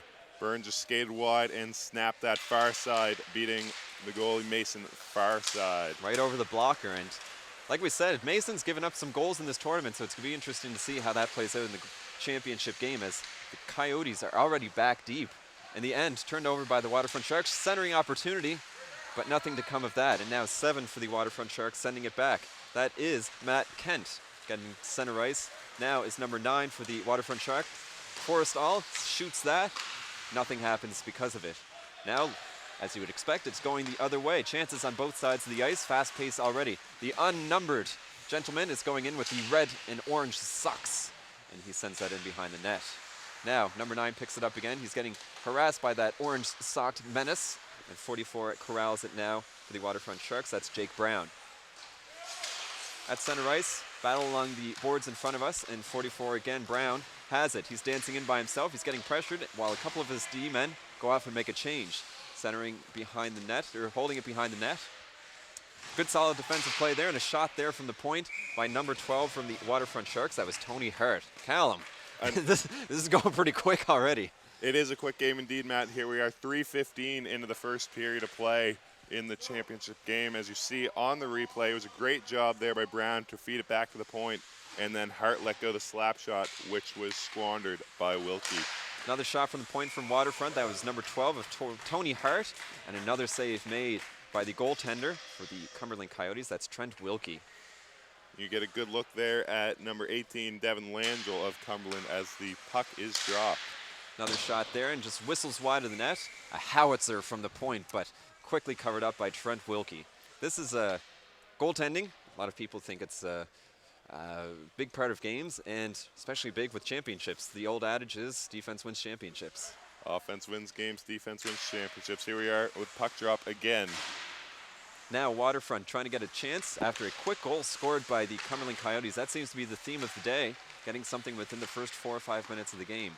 So number 19 from the Cumberland Coyotes, Herbert, he has it, sends it up. And now number 14 for Waterfront, able to check that and get it back to center ice where his team can regroup. Coming across the blue line is number 19, makes a couple do-si-dos going past the defense. Looking for a centerman to put it to, so he sends it to the defense instead, number 17, Cormo. And just like that, it's going again the other way with number 19, Herbert. Picks up the puck, holds it at the blue line, and just sends it in. He goes off on a change. 5 minutes already gone in the first period, 1-0 for the Waterfront Sharks. Matt, if the energy stays like this, the pace stays like this the rest of the way, it's going to be a very intense battle until the final seconds. Exactly, and with this sort of this adrenaline as number 14 tries to center it, you got to wonder what else can these teams bring, because obviously they're the best teams in the two divisions, but here they are at the championship game, and one of them's going to come away with the championship as Mason goes out to play that and sends it to center ice. Pretty good saucer pass to Sean Wright, but loses it again at the blue line. Neither team really able to establish the opposition's end. A lot of turnovers happening, Callum. It has been a lot of open-end ice, as you see, a 2-on-1 here potentially, but that does not pan out for the Coyotes. Heads back into the corner, where now it is corralled by number 16. That is Nick Jessam again. He's been active already in the game. Tries to be fancy around a couple of defensemen, but Jared Murphy able to stop that. Number 7 with a little bit of a knuckleball into the corner. It's picked up by Jordan Salos. A nice little tip shot from the point. Unfortunately, no succession there for Waterfront. Trying to get another tip in front there, but Wilkie standing tall, or actually he was kneeling tall in his net and able to put that away. And 11, again, this is pretty solid pressure being sustained in the Cumberland end. Oh, loses control of that at the blue line, and it heads off. Cumberland's happy for that. They're going to be able to get fresh bodies on the ice. Wright tips that back into his own end, but he regains the puck here in neutral ice and skating up through the offensive zone. Wright crashing down wide. Got to be careful with Wright. He's fast, and he got a pretty good chance there from the side. Easy save made for Wilkie, but that's going to be a face-off in the Cumberland end. The net did come off its mooring, so the face-off looks like it will be to the left of Trent Wilkie. Here we are, 6.5 minutes gone, 1-0 for Cumberland. Face-offs could be taken by number 16. Again, Nick Jessam. He seems to be the star player for the Waterfront Sharks. A little bit of a confusing draw there. No one seemed to know where it went, but it is in the corner. And sending it back around to number 31 of Andrew McIsaac. Matt, you see absolutely no Waterfront presence there as Cumberland regained that and was able to clear it out of their own end. They were kind of standing still a little bit, and in the defensive end, or the neutral zone, they're able to get it. Have to hold for an offside. McIsaac was at the line. So Waterfront now heads back to regroup. Like we said, it's kind of been a little bit of a chippy game as Solos was trying to get it in, where neither team is getting sustained pressure in the zone. But here we see number 7 takes a nice hard slap shot, Matt Kent, and flashes the glove was Trent Wilkie. Nice big glove save there by Wilkie. Keep his team on top, 1-0. The energy certainly hasn't died down, Matt. Here we are, 7.5 minutes gone. And one thing to note, something that I've preached a little bit today, is that the numbers on the bench, strength in numbers. Cumberland, they have a lot more bodies over there compared to the Waterfront bench. See about 8 or 9 players for Waterfront and maybe 14 or 15 extra men on the bench for Cumberland. So that'll be interesting to see once we get to the middle and later portions of the game, as puck drop has now happened again. And it is picked up by Cumberland. I believe that is number 14 who has it. That's Andrew City. And now back behind Cumberland's own net. Wilkie stops there for his defenseman, who plays it up the half wall and turns it over now. Bit of a sloppy play there. It's nothing's really getting in front of the net, so now we're going to have a bit of a 2-on-1 chance, but that was quickly broken up. Good play on the defense by Garrett Stoddard. He was able to break up any chance that Cumberland might have had. And now again, coming to number 9, that is Tanner D. Sorry, that is Jesse Forrestal. And he sends that in for a soft shot, and it's covered up by Trent Wilkie. So Matt, Wilkie certainly has been seeing more rubber here early on, but you know you can't count out Liam Mason. He's got to be tall when he does get his shots. Exactly, and even when it comes to a game like this, you don't care for the fancy goals. Like, it was kind of fun when you're playing the games when you're winning 10-0, but this, you need anything to go in. So even if it is just a little bit of a saucer pass and you just tip it in front of the net, that's good enough. That can get you a goal, and that can get you the championship banner. As we have puck drop again, and number 14 corrals for the Waterfront Sharks. That's Logan Mosher. However, Cumberland with another great chance in front of the net here, but Mason stands tall again. He's able to clear that out. Rebound heads to his own forward, which is Andrew Smarden. Jordan Salo's in behind him now with number 44 giving chase as well. That's Jake Brown. Brown chasing after the puck. Hopefully getting into the blue line, but he doesn't. He centers it to no one, and that gets shot back down the ice where it's going to be picked up by the goaltender Mason. 10:31 left in the first period. A big high clear by Cumberland as you see a bit of frustration. Maybe it's just fatigue from the Coyotes as they skate to the bench and regroup here. But Waterfront regains the puck and is back on the attack. Bit of a nifty dangle there from number 35 from the Sharks. That's Mike Fleming. Fleming sends it back to 19, which is Ryan Langell. Another good chance generated there, and kind of hit the goaltender a little bit there. I think he's apologizing, but you don't want to see anyone hacking at the goaltender, especially with a tournament like this. Absolutely, Matt. It is a gentleman's tournament, so but we've seen a pretty clean day so far in terms of the physical play. It's been relatively clean. Of course, slap shots are allowed.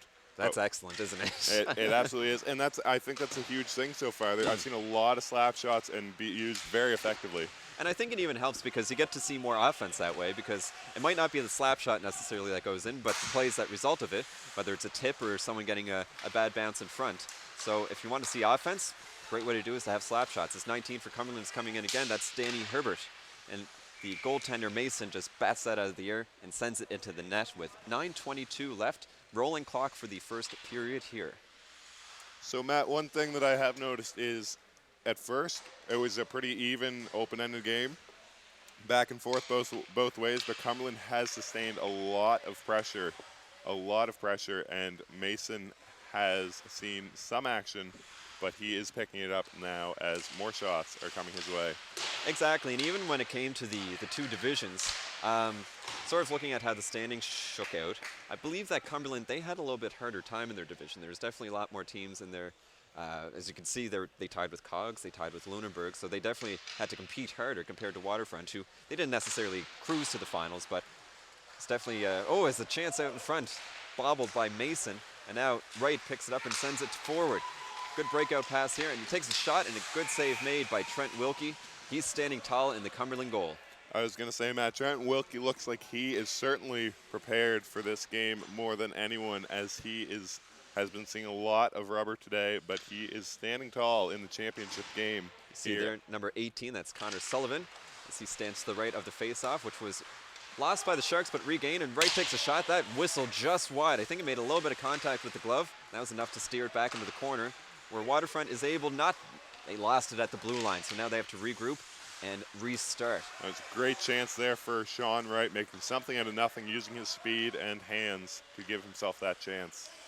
Back to the Waterfront end we go. Finally, we're looking to the left with number 8, making a little bit of a fancy deke there. That's Keegan McGinnis. And a stick goes flying into the corner, as number 7 now has to pick it up, and that's Matt Kent sending it back to the aforementioned McGinnis. A couple players falling at center ice, but now it is going back into the Cumberland end. Almost an offside call there, but it is sent, and looks like Mason's just going to get this. Try to slow down play a little bit, although player coming in from Cumberland, he was hounding him. He certainly did not see, Mason did not see the Cumberland Coyote attacker coming in on the forecheck. So a close call there, but Mason gets away unscathed. 16 coming in again, Nick Jessam, star player for Waterfront, tip in front, but it gets sent into the corner instead, not getting anywhere near the goaltender of Trent Wilkie. Back at the blue line, wrist shot. Oh, knuckleball. He was able to get it from the blue line. I believe that was number 11, Jordan Salos. He was able to send that one home. And tie game, Callum Smith. A big goal, no question about it, as any goal is in the finals, Matt. But number 11, it looks like Salos did get that as he just let it go from the blue line. And that beat Wilkie. Just a clean shot. There's no tip or anything. He just misread it. Wilkie's been on top of his game all day so far, but that one, he might be wanting back. You can hear a little bit of a hometown support here for the Dartmouth Waterfront Sharks. They come from Dartmouth, as I mentioned, and playing here in Bedford, rather close, with the Cumberland Coyotes coming from Cumberland.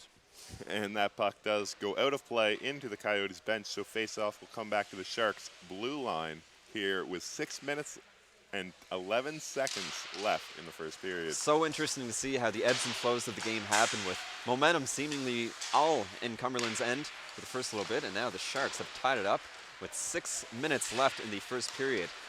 As we're at center ice now, and a good defensive play to break up the section there, and that was an unnumbered person that was able to do that.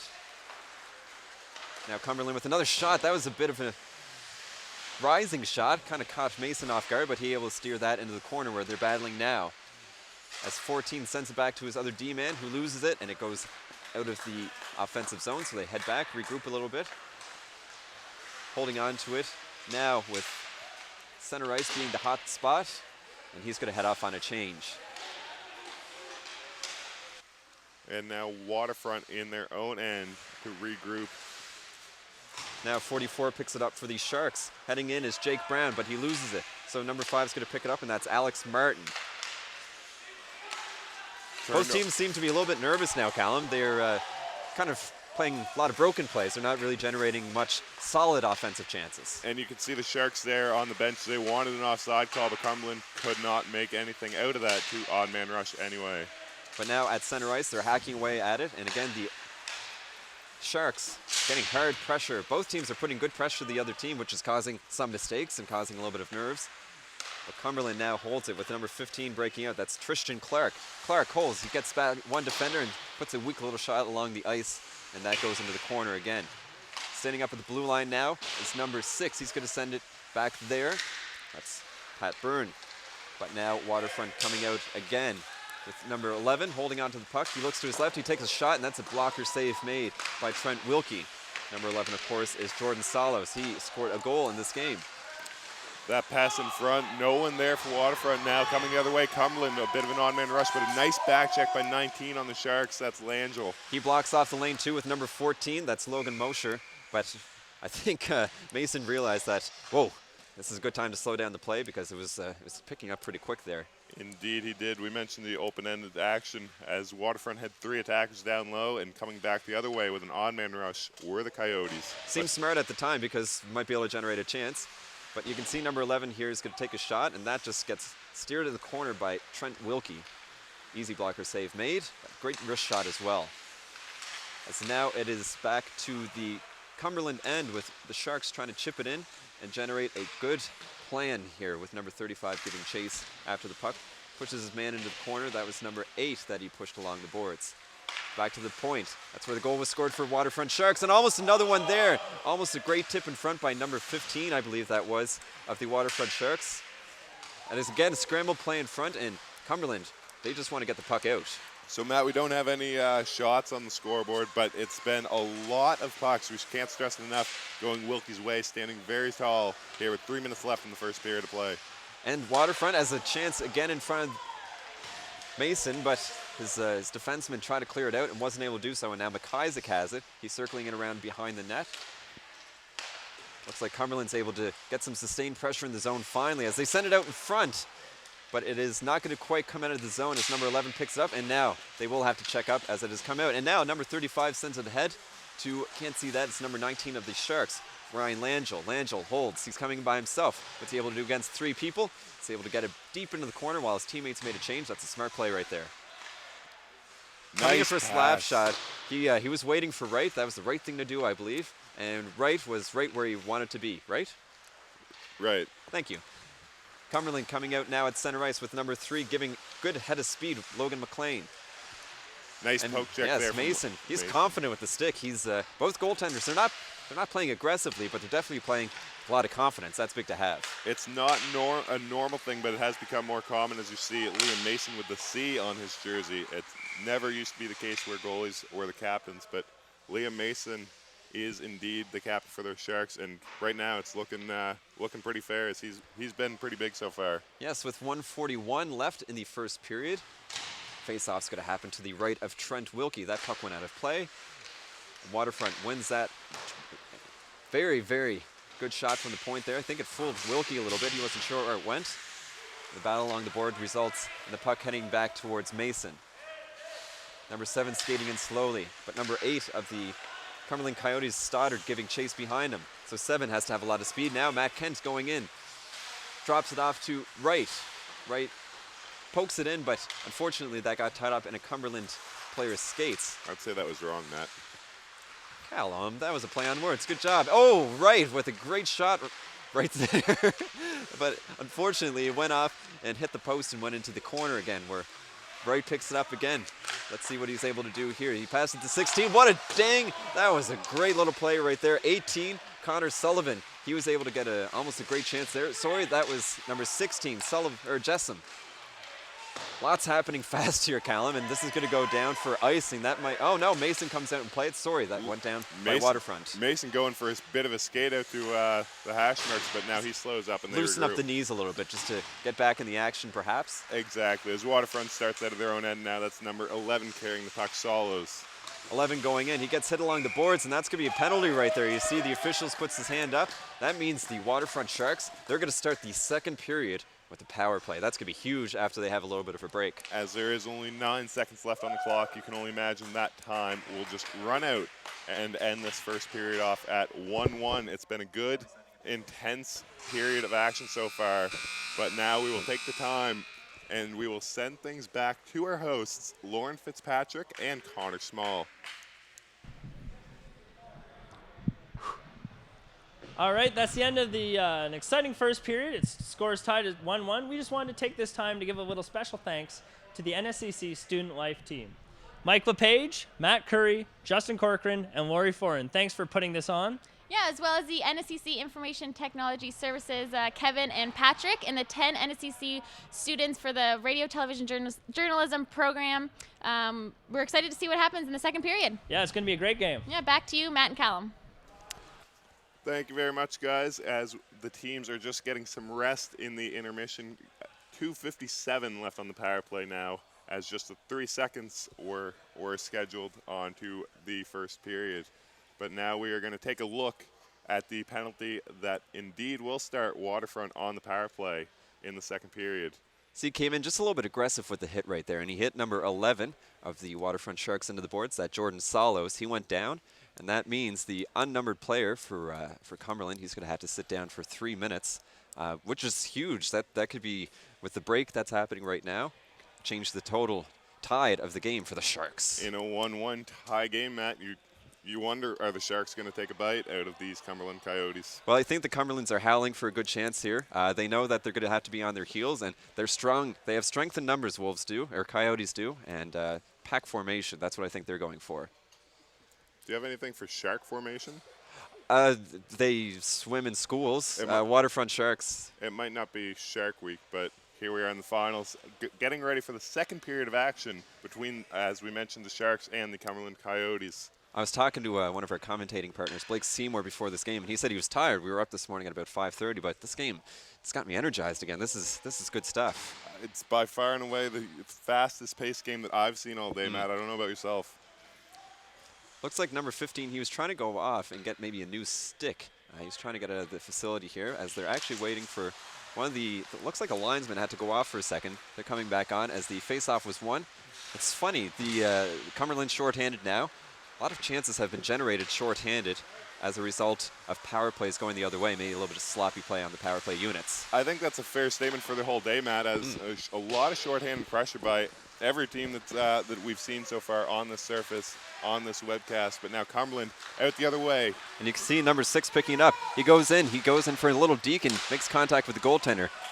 Pile up in front of the net, but comes out now with number 8 of the Waterfront Sharks, calming things down a little bit. He's going to go back in, and that's McGinnis. That's a pretty solid forecheck going in from the Cumberland Coyotes. Great chance generated, again, shorthanded. And now these Sharks through the neutral zone, pardon me. A nice shot, but that is a delayed offside, I believe, Matt. Didn't quite notice, but you know what? That's a good story, so we'll go with that. The big thing that I've noticed just in this rush is that gave Cumberland a little bit of energy to start the period. They knew they were shorthanded. Maybe they've been watching some of the games and they know good chance to score goals is shorthanded. You know you need to come out strong in the tie game going into the second period of the championship game, as we are going to take another stoppage for the Cumberland goalie Wilkie to regain himself in his net. It looks like maybe troubles with his mask, Matt. Maybe he's going for a hydration break, long day, so he wants to make sure he gets... I would not say that looks like he's taking a drink. I would say that's specifically a mask and only a mask. Well, it looks like he has his mask back on his noggin, and that means we'll be able to get back. Trent Wilkie, of course, on camera there, playing very solid in this tied-up 1-1 game. And now coming the other way is Cumberland. Goes in for the shot. Deeks. Oh, the goaltender goes into the net. And you can see fans are getting quite excited as there's about 1 minute and 15 seconds left in the power play with the clock running, of course. You can see good chance there from the Orange Sock Menace. Let's catch his name at the end of this game because he's been doing quite well for Cumberland. That was a good chance on the breakaway, but Mason standing tall in between the pipes, and you take another good look at there. Mason makes a save and then doesn't get distracted at all by the Coyote. He just stands tall as the net comes off. Confidence for Mason, even though he hasn't been tested. His Waterfront finally gets into the offensive zone. Shot there on Wilkie. Would you say testing the waters, maybe? I wouldn't go that far, Callan. That's a little too wise for me, as 81 goes in with a wrist shot, and that gets picked up by the goaltender Mason. The tide has changed, I think, is what you're trying to say. But as Waterfront picks up the puck now, they're going through center ice. They're going 3 wide, 3 against 2. Let's see what happens. 14 dishes it back to 19. 19 takes a shot and a pad save made as the goaltender gets pushed in the net a little bit there. Rough stuff coming from the Sharks. Langell throws it back in front. A lot of speed from Langell in there. Wilkie covers that up. He's had enough of all that action. Wilkie looks like a young Marty Brodeur. He kind of just sprawled out to make the stop. He didn't care how he stopped it. Just get on top of the puck. What about Dominic Hasek in terms of the flop style? I also like Brizgalov because he's able to stop it no matter what. As you see there, that shot got deflected and a good chance on the doorstep, but Wilkie was out to sprawl all over that puck. Puck drop, and now Jessam picks it up and hurt a little bit of iron right there. As he gets a wraparound goal, Jessam does it on the backhand. He's able to get around, and the goaltender, he's not happy with that. He seems a little bit cross. A nice backhand wraparound by Jessam. A lot of speed allowed for that goal to happen, but as you mentioned, Matt, Wilkie's actually, it looks like they're not disallowing the goal. Goodness, as if we couldn't have any more drama. And Jessam is up in arms about that one as the faceoff will come back to the left of Wilkie. Interesting to see. I'd like to hear what was said between Wilkie and the officials. We're going to check it out on a replay and see what happens here. It does go in. I wonder if the official maybe blew it dead already, and maybe that's what they ruled, or I don't know if they have a crease violation rule in this league either. I'm kind of new to this, but regardless, puck drop has happened, and it's in behind Wilkie again. He has to make it. Oh, he's getting frustrated. Oh, man. You don't like to see this at all. And it looks like they cool it down a little bit, but we discourage this entirely in this gentleman's tournament. The 26th annual NSCC Winter Classic between the Sharks and the Cumberland Coyotes here in the final game. 2-1 for Waterfront. Wilkie has been doing good, but it looks like he just got a little bit frustrated. That was the second time that someone went hard into him. And obviously you want to protect your goaltender, and that seems like what was happening in behind the net right there. Especially with Wilkie, how much action he's faced, and maybe you could say hung out to dry by his teammates. So the frustrations couldn't be held back, but it looks like things are sorted out, and we should be good to go shortly once the officials figure the rest of this out. Exactly, and the clock is still running, so that'll be interesting to see.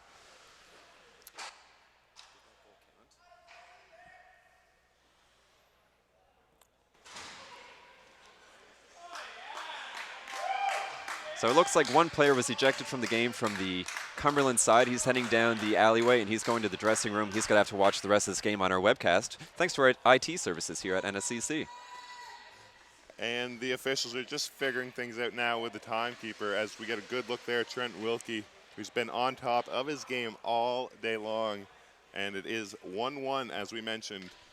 Just a couple minutes gone in the second and final period of play. I'd be interested to see why that goal didn't count. Like we said, it might have been the whistle was blown or perhaps a crease violation, but we might never know, Callum. It might be one of the great mysteries of life. You know what, as much as we'd like to think otherwise, I don't think we're the important ones to hear the reasoning behind that. I hope someone has an answer. We deserve answers, and so do our loyal listeners that are watching this NSCC stream. But Waterfront will be shorthanded. It looks like it's Jessam maybe in the box. Ooh, that's not good. Jessam's a pretty solid man. But it will be, pardon me, Matt, it will be 5-on-5. You see the official motioning there. So not sure if there will be someone serving. It looks, yes, there is someone serving. Number 18, I believe. That is Connor Sullivan. That's in the box for Waterfront. So it's 5-on-5. They ejected one player for the Cumberland Coyotes, but they sent one person to the box for Waterfront. Not too uncommon to see that, send one person from each team out, just to send a little bit of a message. As another chance generated in front, kind of slowed down a little bit, but now 1-1. The game is with Wright coming in on the left-hand side, your far side on your television screens. You know what, Matt, you talk about the coincidental minors. I'm not a fan of coincidentals. What do these teams learn if you're going to send one each? It's okay to do something wrong, and each person will suffer equally. And maybe not right, if you will, as he regains the puck behind his own net. That and Wright was coming terrible, Callum. Wright coming out of his own end, but loses it. 14 has it now. Good thing Wright doesn't, but it looks like he's going to be a pretty solid O-man. 14 looking that way to send it out. That's Logan Mosher. Mosher just sort of spinning around. It looks like there's going to be a penalty for some reason. What is happening, Callum Smith?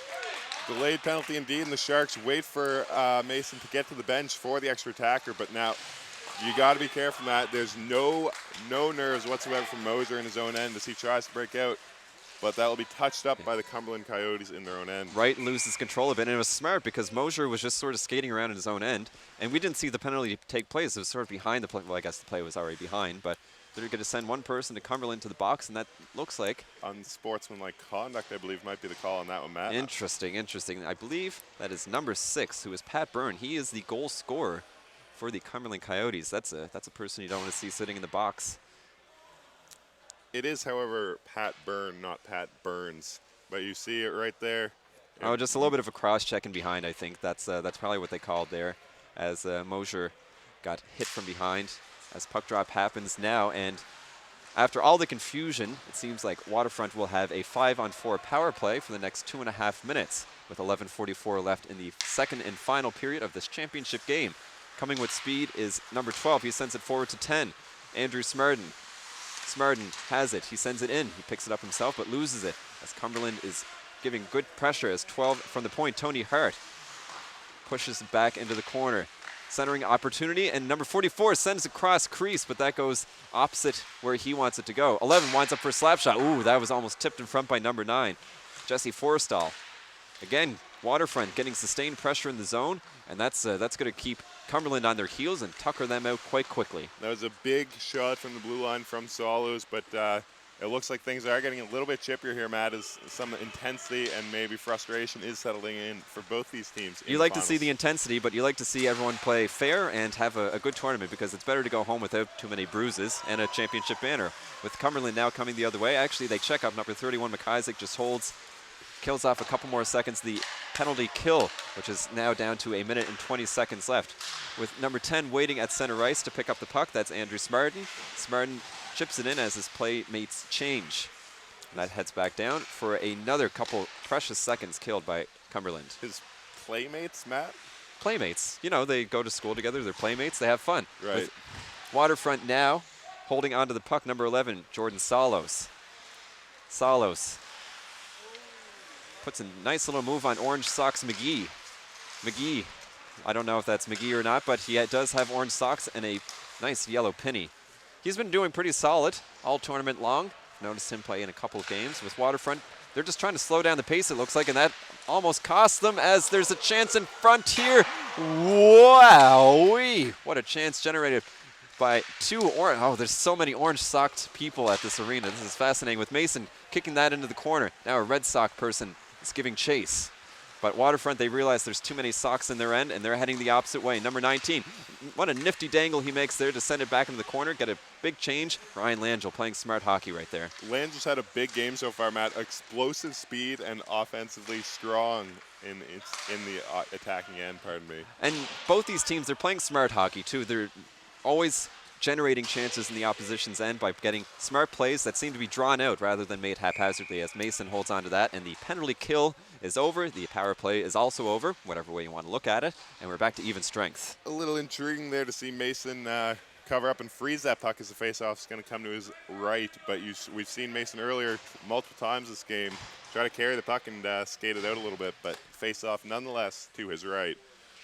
A little bit of a replay here. You'll see the chance that was generated by, as I said, all of those people with orange socks. That's just too much for him to handle. Wide Mason, open in the slot. yes.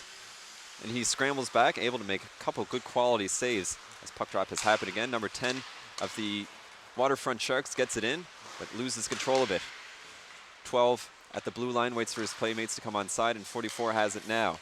12 going in now, winds up for slap shot. What a save made by Trent Wilkie. He flashed the leather there. I think that was a combination of a great save, but also self-defense, as you see Wilkie flash the leather right in front of his own mask, and the face-off's going to come to his left. 8:15 gone in the second period, and if you haven't been following along today, only 2 periods, as you see the chance here again on the replay. A nice big shot from Hart, but Wilkie with the save. Wilkie doing that, gets a little bit of pep in his step, and also gets his teammates energized as well, flashing the leather. That's always exciting to see. With Cumberland now coming the other way, number 3 has the puck, Logan McLean. McLean goes past 3 or 4 defenders, almost gets by Mason. That flutters in front of him. But smartly, the Waterfront Sharks just chip it ahead, and they're going to center ice. Picked up now by number 10. Looks like we're going to have another penalty. This is, as we mentioned, this is getting a little bit rough. That's going to go to number 3, Logan McLean. I'm going to say probably a slashing minor. Looks like it, I agree. As he tries to skate. No, it's not 3, actually. It's 25. 25. Mitch McNeil. McNeil to the box for the Coyotes. 7:24 left in the second and final period. 3-minute power play. Game tied at 1-1. Callum Smith, this is like Christmas rolled into the middle of February. It's pretty exciting as we do get a look at McNeil, and there is the penalty. But yeah, the slash right there. The slash did come from McLean, so I'm not entirely sure where the penalty came from. But nonetheless, Waterfront on the power play at the point. 12 winding in for a slap shot. Someone lost their stick in front, and that flutters around and behind the net. Bit of chippy play there with number 5 picking it up and getting it to center ice. Shorthanded opportunity going the other way. We talked about the shorthanded attack, Matt, and what that maybe it's lighting a fire under the teams. Exactly, and maybe you just want to stand up for your team. Obviously, one of your players took a penalty, but you want to make sure that you don't lose any ground, which is kidding. Turnovers. I can't get enough of them. They're just happening so much. That's creating so many chances in the Cumberland end. Just 6:25 to go here in the championship game as the shot from the point comes in. and that's gloved by Wilkie. Keegan McGinnis with the shot from the blue line, able to get it in and just generating traffic in front. That's a smart thing to do. That looks like it's 35 on the Waterfront Sharks. Fleming causing a bit of havoc for the Coyotes, but Wilkie, is all over that. As we see this chance again, the shot from the blue line, a nice quick wrist shot, loved by Wilkie. As the puck is now behind the net. Centering opportunity, 17 scores! Number 7, Matt Kent, gets the go-ahead goal for the Waterfront Sharks on the power play. We haven't said power play goal much today, Callum. A nice pass coming from behind the goal line, coming out front, and Kent made no mistake on the one-timer. Just 5:30 to go here in the second period, Matt. He sent that puck where it belongs, and that's in the back of the net. And now we're going to have puck drop at center ice. And Waterfront trying to regroup in their own end. That is the goal scorer, Kent, chipping it up along the wall, and Wright looks to be hauled down. Wright gets in a little bit of a battle there, but it sends it back with Cumberland coming with a couple people. Number 5, number 6 sends it in front, but that goes in behind the net again, where it's corralled by Wright at the sideboards here. Now coming back is number 16. He loses the control of it for a second, Jessam, but gets it deep, and Wright gives chase to it. Wright looking for a person to center to. He takes it by himself, and that goes into the corner. He is a skilled player, Callum. Wright is. A lot of speed and great hands coming from Wright, and he's just putting on a showcase of those hands. As Cumberland now coming the other way, that's number 10. He's skating up. He's holding the puck, crashing wide. Shot, and Mason makes the save with 4:38 left in the second period. This is it's getting down to crunch time for the Cumberland Coyotes. They're going to look for any goal they can get, and as we mentioned, if it does stay tied, or if it does get tied at the end of the game or end of regulation, it goes to a 3-on-3 shootout. You take a look there, a nice shot by Jared Murphy, but Mason was all over it with 4:20 left in the second period. Last 2 minutes will, however, be stoppage. With Waterfront trying to get it out of their zone, Cumberland trying to sustain pressure there, not able to do so with number 44 coming out for the Waterfront Sharks. That's Jake Brown. Jake Brown, one of the players from Cumberland, lost an edge and went down hard into the corner. Picked up now, and it's going to wrap around the boards and get to the blue line where the Sharks able to chip it back in, and number 9 gives chase again. That is Jesse Forrestal. 10 holds it. He sends it back to Forrestal, who loses control of it, where it's picked up by a Cumberland player. I believe that is number 15. That's Tristan Clark. A nice outlet pass there, tipped by the Waterfront forward, but number Cumberland 6 coming through. Byrne coming in, but gets a soft chance on Mason, and that gets pulled down. And key thing to do for Mason now, with it getting close to the end of the game, even if he has to hold on to the puck, that might kill 20 or 30 seconds with the run clock until we get to the last 2 minutes. It absolutely will, as we see the shot again. Byrne with a shot, but Mason did juggle it, but he made sure to hold on and freeze it. Now back to the point, Cumberland, that shot just goes wide. 10 from Cumberland was able to get a decent chance. Jared Murphy, as it's in behind now. Waterfront, they're playing a little bit nervous with Cumberland getting the chances. Again, number 10, Murphy, he's at the blue line. He's trying to get around number 17. That's Como, 35 gets it. Look at this chance that's going to happen. Number 19, he's coming in with a good head of steam. Oh my goodness, he scores. That one might put the nail in the coffin. Number 19 is Ryan Langell for the Waterfront Sharks. We now have a 3-1 game. And we talked about the explosive speed of Langell, Matt, earlier, as he broke through. The pass was pretty far ahead of him, but he managed to catch up with that puck. And as we're going to take a look at it here again, Langell just turning on the Jets, blowing by the defenseman and beating the diving, sprawling Wilkie. And you got to question Wilkie coming out to play that aggressively. Might have been smarter to play within the crease. That's where he's used to playing. So doing that when it's last 2.5 minutes of the championship game, you'd have to do what you have to do, but he gave up a goal. And Cumberland now have a huge mountain to climb with 2 minutes left in the second period. Waterfront looking to get their championship banner back at the Waterfront campus. Wraparound chance and sent in front, but Waterfront's able to gain control as it's in the corner. Battle along the boards with number 17. He gets tripped up a little bit, but no call on the play. Cumberland now not able to do anything, and we have Number 35, tall boy for Waterfront Sharks, Mike Fleming. He sends it deep. Number 31, McIsaac, has to pick it up again. The orange sock menace there standing at the blue line. He chips it in, and he goes off on a change. And Cumberland pulls their goalie for the extra attacker. And there's going to be a penalty against the Waterfront Sharks. This is a turning point as Mason makes a good save, point-blank chance with 6 players on the ice now for the Cumberland Coyotes. Let's see what they're able to do. But the Waterfront Sharks finally touch up, and for the last minute and 11 seconds, the Cumberland Coyotes are going to be on the power play. So stop time for the last 2 minutes, and it will be the power play for the Coyotes. If they wanted a chance, Matt, this is it. So do you think they pull their goaltender? He looks like he's kind of standing halfway to the bench right now. Absolutely. As soon as they get possession, I would say Wilkie will be going to the bench. As you see on the replay there, a bit of a slash, and that took down the attacking forward.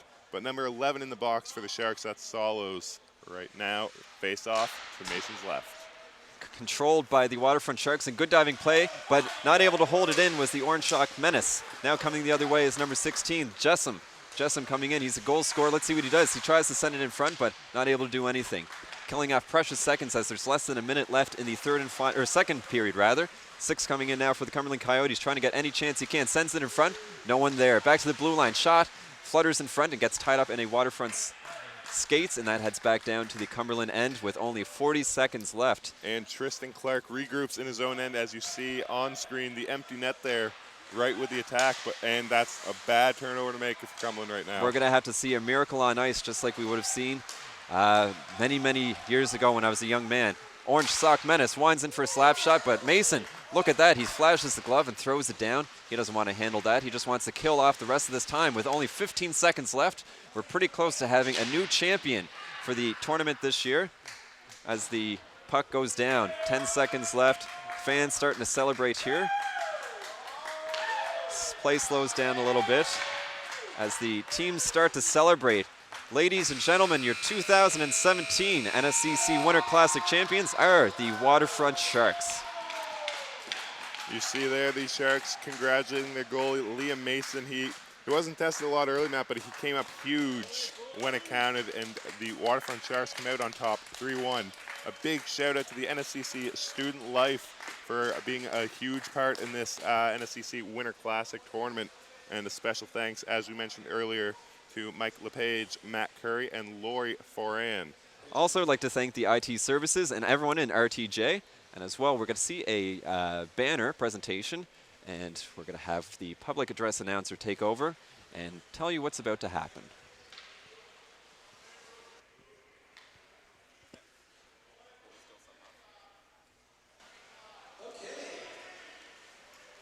First of all, I'd like to thank everybody for being down to the rink this afternoon to join us for the 26th annual Winter Classic NSCC Hockey Tournament. So great hockey to play today. We'd like to thank all the teams that participated, in particular our 2 finalists, the Cumberland Coyotes and the Waterfront Sharks. Just a couple of people I'd like to send some thanks out to before we get to the presentation. First and foremost, our 2 key sponsors, Perfect Double Fit Club and Welome Associates, who have been longtime sponsors of our Active Living Challenge and are, of course, sponsors of this tournament as well. I'd like to thank the volunteer services of Kevin Calvin, Pat and Karen, and all of the volunteers from Radio and Television Arts Program who provided us with the ability to live stream this today. Thank you all very much. I'd like to say thank you to John Acker and his fine crew of referees who are out here today, making sure that the bedlam was kept to a minimum and everybody enjoyed themselves with some food. I'd like to say thank you to our timekeepers, Greg and Laureen, 2 volunteers who came out here and made sure that the clocks were running on time.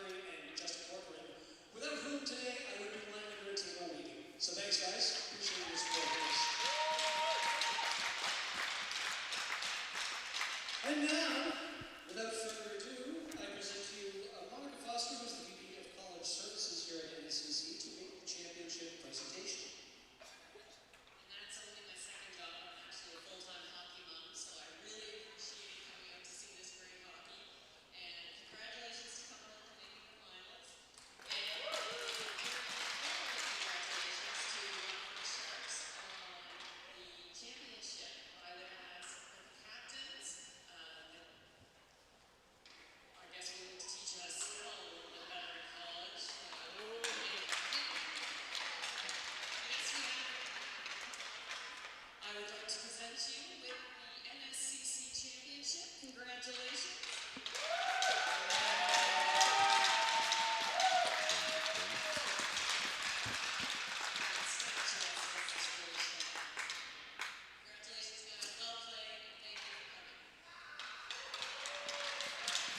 all for coming today and enjoying some great hockey here at the NSCC Winter Classic. We hope to see you again next year for some more great action here on the ice. Be safe when you're going home today, folks, and once again, thank you very much for your participation. Very much appreciated.